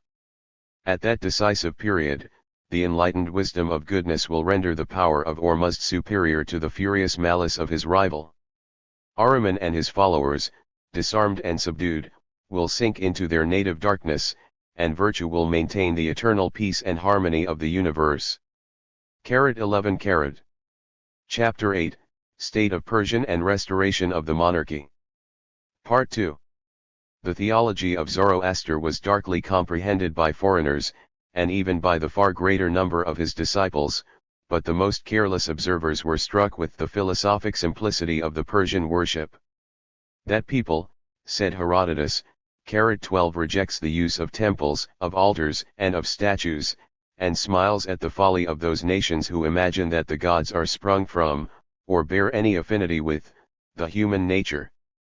The tops of the highest mountains are the places chosen for sacrifices. Hymns and prayers are the principal worship, the supreme God, who fills the wide circle of heaven, is the object to whom they are addressed. Yet, at the same time, in the true spirit of a polytheist, he accuseth them of adoring earth, water, fire, the winds, and the sun and moon. But the Persians of every age have denied the charge, and explained the equivocal conduct, which might appear to give a color to it. The elements, and more particularly fire, light, and the sun, whom they called Mitra, Kharid, were the objects of their religious reverence, because they considered them as the purest symbols, the noblest productions, and the most powerful agents of the divine power and nature. Kharid 13. Every mode of religion, to make a deep and lasting impression on the human mind, must exercise our obedience, by enjoining practices of devotion, for which we can assign no reason, and must acquire our esteem, by inculcating moral duties analogous to the dictates of our own hearts. The religion of Zoroaster was abundantly provided with the former and possessed a sufficient portion of the latter. At the age of puberty, the faithful Persian was invested with a mysterious girdle, the badge of the divine protection, and from that moment all the actions of his life, even the most indifferent, or the most necessary, were sanctified by their peculiar prayers, ejaculations, or genuflections, the omission of which, under any circumstances, was a grievous sin, not inferior in guilt to the violation of the moral duties. The moral duties, however, of justice, mercy, liberality, and c. were in their turn required of the disciple of Zoroaster, who wished to escape the persecution of Ahriman, and to live with Ormuzd in a blissful eternity, where the degree of felicity will be exactly proportioned to the degree of virtue and piety. 14. But there are some remarkable instances in which Zoroaster lays aside the prophet, assumes the legislator, and discovers a liberal concern for private and public happiness, seldom to be found among the groveling or visionary schemes of superstition. Fasting and celibacy, the common means of purchasing the divine favor, he condemns with abhorrence, as a criminal rejection of the best gifts of providence. The saint, in the Magian religion, is obliged to beget children, to plant useful trees, to destroy noxious animals, to convey water to the dry lands of Persia, and to work out his salvation by pursuing all the labors of agriculture. We may quote from the Zendavesta a wise and benevolent maxim, which compensates for many an absurdity. He who sows the ground with care and diligence acquires a greater stock of religious merit than he could gain by the repetition of 10,000 prayers. 15. In the spring of every year a festival was celebrated, destined to represent the primitive equality, and the present connection, of mankind. The stately kings of Persia, exchanging their vain pomp for more genuine greatness, freely mingled with the humblest but most useful of their subjects. On that day the husbandmen were admitted, without distinction, to the table of the king and his satraps. The monarch accepted their petitions, inquired into their grievances, and conversed with them on the most equal terms. From your labors, was he accustomed to say, and to say with truth, if not with sincerity, from your labors we receive our subsistence, you derive your tranquility from our vigilance, since, therefore, we are mutually necessary to each other, let us live together like brothers in concord and love. 16. Such a festival must indeed have degenerated, in a wealthy and despotic empire, into a theatrical representation, but it was at least a comedy well worthy of a royal audience, and which might sometimes imprint a salutary lesson on the mind of a young prince. Had Zoroaster, in all his institutions, invariably supported this exalted character, his name would deserve a place with those of Numa and Confucius, and his system would be justly entitled to all the applause, which it has pleased some of our divines, and even some of our philosophers, to bestow on it. But in that motley composition, dictated by reason and passion, by enthusiasm and by selfish motives, some useful and sublime truths were disgraced by a mixture of the most abject and dangerous superstition. The Magi, or sacerdotal order, were extremely numerous, since, as we have already seen, 80,000 of them were convened in a general council. Their forces were multiplied by discipline. A regular hierarchy was diffused through all the provinces of Persia, and the Archimagus, who resided at Balch, was respected as the visible head of the church, and the lawful successor of Zoroaster. 17. The property of the Magi was very considerable. Besides the less invidious possession of a large tract of the most fertile lands of Media, 18. They levied a general tax on the fortunes and the industry of the Persians.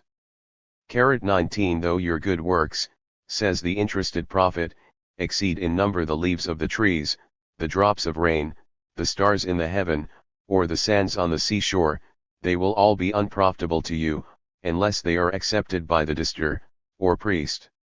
To obtain the acceptation of this guide to salvation, you must faithfully pay him tithes of all you possess, of your goods, of your lands, and of your money. If the distur be satisfied, your soul will escape hell tortures, you will secure praise in this world and happiness in the next. For the destars are the teachers of religion, they know all things, and they deliver all men. 20. These convenient maxims of reverence and implicit were doubtless imprinted with care on the tender minds of youth, since the Magi were the masters of education in Persia, and to their hands the children even of the royal family were intrusted. 21. The Persian priests, who were of a speculative genius, preserved and investigated the secrets of Oriental philosophy, and acquired, either by superior knowledge, or superior art, the reputation of being well versed in some occult sciences, which have derived their appellation from the Magi. 22 Those of more active dispositions mixed with the world in courts and cities, and it is observed, that the administration of Artaxerxes was in a great measure directed by the counsels of the sacerdotal order, whose dignity, either from policy or devotion, that prince restored to its ancient splendor. 23. The first counsel of the Magi was agreeable to the unsociable genius of their faith. 24 To the practice of ancient kings. 25 And even to the example of their legislator, who had a victim to a religious war, excited by his own intolerant zeal. 26 By an edict of Artaxerxes, the exercise of every worship, except that of Zoroaster, was severely prohibited. The temples of the Parthians, and the statues of their deified monarchs, were thrown down with ignominy. 27 The sword of Aristotle, such was the name given by the Orientals to the polytheism and philosophy of the Greeks, was easily broken. 28 The flames of persecution soon reached the more stubborn Jews and Christians. 29 Nor did they spare the heretics of their own nation and religion. The majesty of Ormuzd, who was jealous of a rival, was seconded by the despotism of Artaxerxes, who could not suffer a rebel, and the schismatics within his vast empire were soon reduced to the inconsiderable number of 80,000. 30 The spirit of persecution reflects dishonor on the religion of Zoroaster, but as it was not productive of any civil commotion, it served to strengthen the new monarchy, by uniting all the various inhabitants of Persia in the bands of religious zeal. 2 Artaxerxes, by his valor and conduct, had wrested the scepter of the East from the ancient royal family of Parthia. There still remained the more difficult task of establishing, throughout the vast extent of Persia, a uniform and vigorous administration. The weak indulgence of the Arsacides had resigned to their sons and brothers the principal provinces, and the greatest offices of the kingdom in the nature of hereditary possessions. The Vitixa, or 18 most powerful satraps, were permitted to assume the regal title, and the vain pride of the monarch was delighted with the nominal dominion over so many vassal kings. Even tribes of barbarians in their mountains, and the Greek cities of Upper Asia, 31 within their walls, scarcely acknowledged, or seldom obeyed any superior, and the Parthian Empire exhibited, under other names, a lively image of the feudal system 32 which has since prevailed in Europe. But the active victor, at the head of a numerous and disciplined army, visited in person every province of Persia. The defeat of the boldest rebels, and the reduction of the strongest fortifications, 33 diffused the terror of his arms, and prepared the way for the peaceful reception of his authority. An obstinate resistance was fatal to the chiefs, but their followers were treated with lenity. 34 A cheerful submission was rewarded with honors and riches, but the prudent Artaxerxes, suffering no person except himself to assume the title of king, abolished every intermediate power between the throne and the people. His kingdom, nearly equal in extent to modern Persia, was, on every side, bounded by the sea, or by great rivers, by the Euphrates, the Tigris, the Araxes, the Oxus, and the Indus, by the Caspian Sea, and the Gulf of Persia. 35 That country was computed to contain, in the last century, 554 cities, 60,000 villages, and about 40 millions of souls. 36 If we compare the administration of the House of Sasan with that of the House of Sephi, the political influence of the Magian with that of the Mahometan religion, we shall probably infer, that the kingdom of Artaxerxes contained at least as great a number of cities, villages, and inhabitants. But it must likewise be confessed, that in every age the want of harbors on the sea coast, and the scarcity of fresh water in the inland provinces, have been very unfavorable to the commerce and agriculture of the Persians, who, in the calculation of their numbers, seem to have indulged one of the nearest, though most common, artifices of national vanity. The princes of Segistan defended their independence during many years. As romances generally transport to an ancient period the events of their own time, it is not impossible that the fabulous exploits of Rustan, Prince of Segistan, many have been grafted on this real history. As soon as the ambitious mind of Artaxerxes had triumphed over the resistance of his vassals, he began to threaten the neighboring states, who, during the long slumber of his predecessors, had insulted Persia with impunity. He obtained some easy victories over the wild Scythians and the effeminate Indians, but the Romans were an enemy, who, by their past injuries and present power, deserved the utmost efforts of his arms. A 40 years' tranquility, the fruit of valor and moderation, had succeeded the victories of Trajan. During the period that elapsed from the accession of Marcus to the reign of Alexander, the Roman and the Parthian empires were twice engaged in war, and although the whole strength of the Arsacides contended with a part only of the forces of Rome, the event was most commonly in favor of the latter. Macrinus, indeed, prompted by his precarious situation and pusillanimous temper, purchased a peace at the expense of near 2 millions of our money, 37. But the generals of Marcus, the Emperor Severus, and his son, erected many trophies in Armenia, Mesopotamia, and Assyria.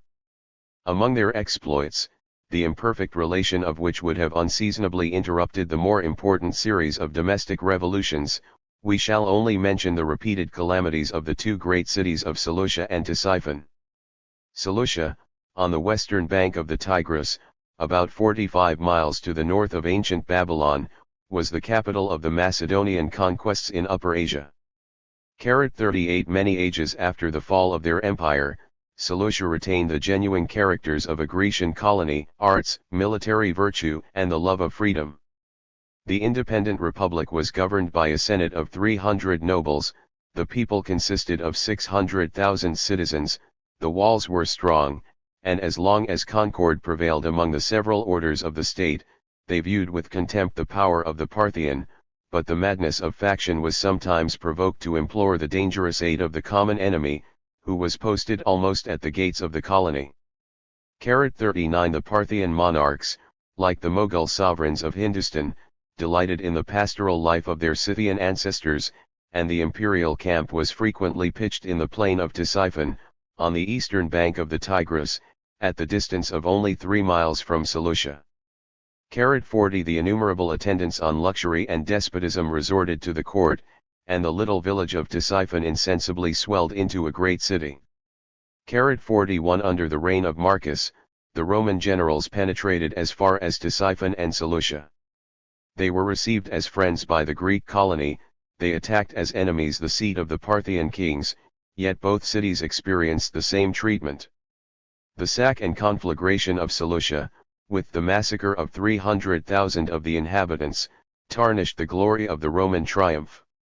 42 Seleucia, already exhausted by the neighborhood of a too powerful rival, sunk under the fatal blow, but Ctesiphon, in about 33 years, had sufficiently recovered its strength to maintain an obstinate siege against the Emperor Severus. The city was, however, taken by assault. The king, who defended it in person, escaped with precipitation, 100,000 captives, and a rich booty, rewarded the fatigues of the Roman soldiers. 43 Notwithstanding these misfortunes, Ctesiphon succeeded to Babylon and to Seleucia, as one of the great capitals of the East. In summer, the monarch of Persia enjoyed at Ecbatana the cool breezes of the mountains of Media, but the mildness of the climate engaged him to prefer Ctesiphon for his winter residence. From these successful inroads the Romans derived no real or lasting benefit, nor did they attempt to preserve such distant conquests, separated from the provinces of the empire by a large tract of intermediate desert. The reduction of the kingdom of Osrhoene was an acquisition of less splendor indeed, but of a far more solid advantage. That little state occupied the northern and most fertile part of Mesopotamia, between the Euphrates and the Tigris. Edessa, its capital, was situated about 20 miles beyond the former of those rivers, and the inhabitants, since the time of Alexander, were a mixed race of Greeks, Arabs, Syrians, and Armenians.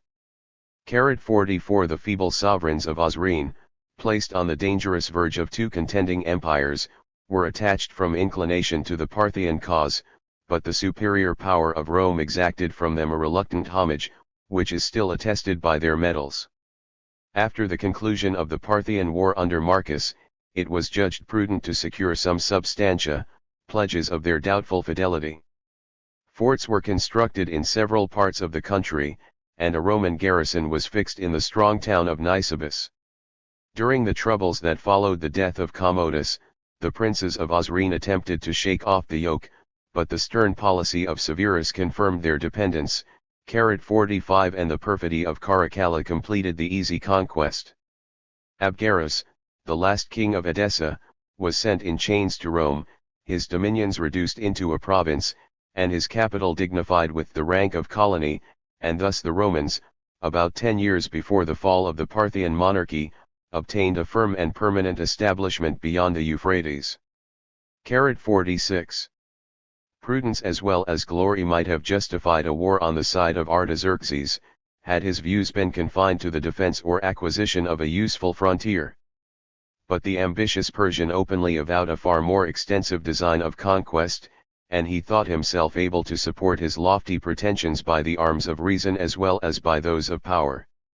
Cyrus, he alleged, had first subdued, and his successors had for a long time possessed, the whole extent of Asia, as far as the Propontis and the Aegean Sea. The provinces of Caria and Ionia, under their empire, had been governed by Persian satraps, and all Egypt, to the confines of Ethiopia, had acknowledged their sovereignty. 47 Their rights had been suspended, but not destroyed, by a long usurpation, and as soon as he received the Persian diadem, which birth and successful valor had placed upon his head, the first great duty of his station called upon him to restore the ancient limits and splendor of the monarchy. The great king, therefore, such was the haughty style of his embassies to the Emperor Alexander, commanded the Romans instantly to depart from all the provinces of his ancestors, and, yielding to the Persians the empire of Asia, to content themselves with the undisturbed possession of Europe. This haughty mandate was delivered by 400 of the tallest and most beautiful of the Persians, who, by their fine horses, splendid arms, and rich apparel, displayed the pride and greatness of their master. 48 Such an embassy was much less an offer of negotiation than a declaration of war. Both Alexander Severus and Artaxerxes, collecting the military force of the Roman and Persian monarchies, resolved in this important contest to lead their armies in person. If we credit what should seem the most authentic of all records, an oration, still extant, and delivered by the emperor himself to the Senate, we must allow that the victory of Alexander Severus was not inferior to any of those formerly obtained over the Persians by the son of Philip. The army of the great king consisted of 120,000 horse, clothed in complete armor of steel, of 700 elephants, with towers filled with archers on their backs, and of 1,800 chariots armed with scythes. This formidable host, the like of which is not to be found in Eastern history, and has scarcely been imagined in Eastern romance, 49 was discomfited in a great battle, in which the Roman Alexander proved himself an intrepid soldier and a skillful general. The great king fled before his valor, an immense booty, and the conquest of Mesopotamia, were the immediate fruits of this signal victory. Such are the circumstances of this ostentatious and improbable relation, dictated, as it too plainly appears, by the vanity of the monarch, adorned by the unblushing servility of his flatterers, and received without contradiction by a distant and obsequious senate. 50 Far from being inclined to believe that the arms of Alexander obtained any memorable advantage over the Persians, we are induced to suspect that all this blaze of imaginary glory was designed to conceal some real disgrace. Our suspicions are confirmed by the authority of a contemporary historian, who mentions the virtues of Alexander with respect, and his faults with candor. He describes the judicious plan which had been formed for the conduct of the war. 3 Roman armies were destined to invade Persia at the same time, and by different roads. But the operations of the campaign, though wisely concerted, were not executed either with ability or success. The first of these armies, as soon as it had entered the marshy plains of Babylon, towards the artificial conflux of the Euphrates and the Tigris, 51 was encompassed by the superior numbers, and destroyed by the arrows of the enemy. The alliance of Chosroes, king of Armenia, 52 and the long tract of mountainous country, in which the Persian cavalry was of little service, opened a secure entrance into the heart of Media, to the second of the Roman armies. These brave troops laid waste the adjacent provinces, and by several successful actions against Artaxerxes, gave a faint color to the emperor's vanity. But the retreat of this victorious army was imprudent, or at least unfortunate. In repassing the mountains, great numbers of soldiers perished by the badness of the roads, and the severity of the winter season. It had been resolved, that whilst these two great detachments penetrated into the opposite extremes of the Persian dominions, the main body, under the command of Alexander himself, should support their attack, by invading the center of the kingdom. But the unexperienced youth, influenced by his mother's counsels, and perhaps by his own fears, deserted the bravest troops, and the fairest prospect of victory, and after consuming in Mesopotamia an inactive and inglorious summer, he led back to Antioch an army diminished by sickness, and provoked by disappointment. The behavior of Artaxerxes had been very different. Flying with rapidity from the hills of Media to the marshes of the Euphrates, he had everywhere opposed the invaders in person, and in either fortune had united with the ablest conduct the most undaunted resolution. But in several obstinate engagements against the veteran legions of Rome, the Persian monarch had lost the flower of his troops. Even his victories had weakened his power. The favorable opportunities of the absence of Alexander, and of the confusions that followed that emperor's death, presented themselves in vain to his ambition. Instead of expelling the Romans, as he pretended, from the continent of Asia, he found himself unable to wrest from their hands the little province of Mesopotamia. 53. The reign of Artaxerxes, which, from the last defeat of the Parthians, lasted only 14 years, forms a memorable era in the history of the East, and even in that of Rome. His character seems to have been marked by those bold and commanding features, that generally distinguish the princes who conquer, from those who inherit an empire. Till the last period of the Persian monarchy, his code of laws was respected as the groundwork of their civil and religious policy. 54 Several of his sayings are preserved. One of them in particular discovers a deep insight into the constitution of government. The authority of the prince, said Artaxerxes, must be defended by a military force. That force can only be maintained by taxes. All taxes must, at last, fall upon agriculture, and agriculture can never flourish except under the protection of justice and moderation.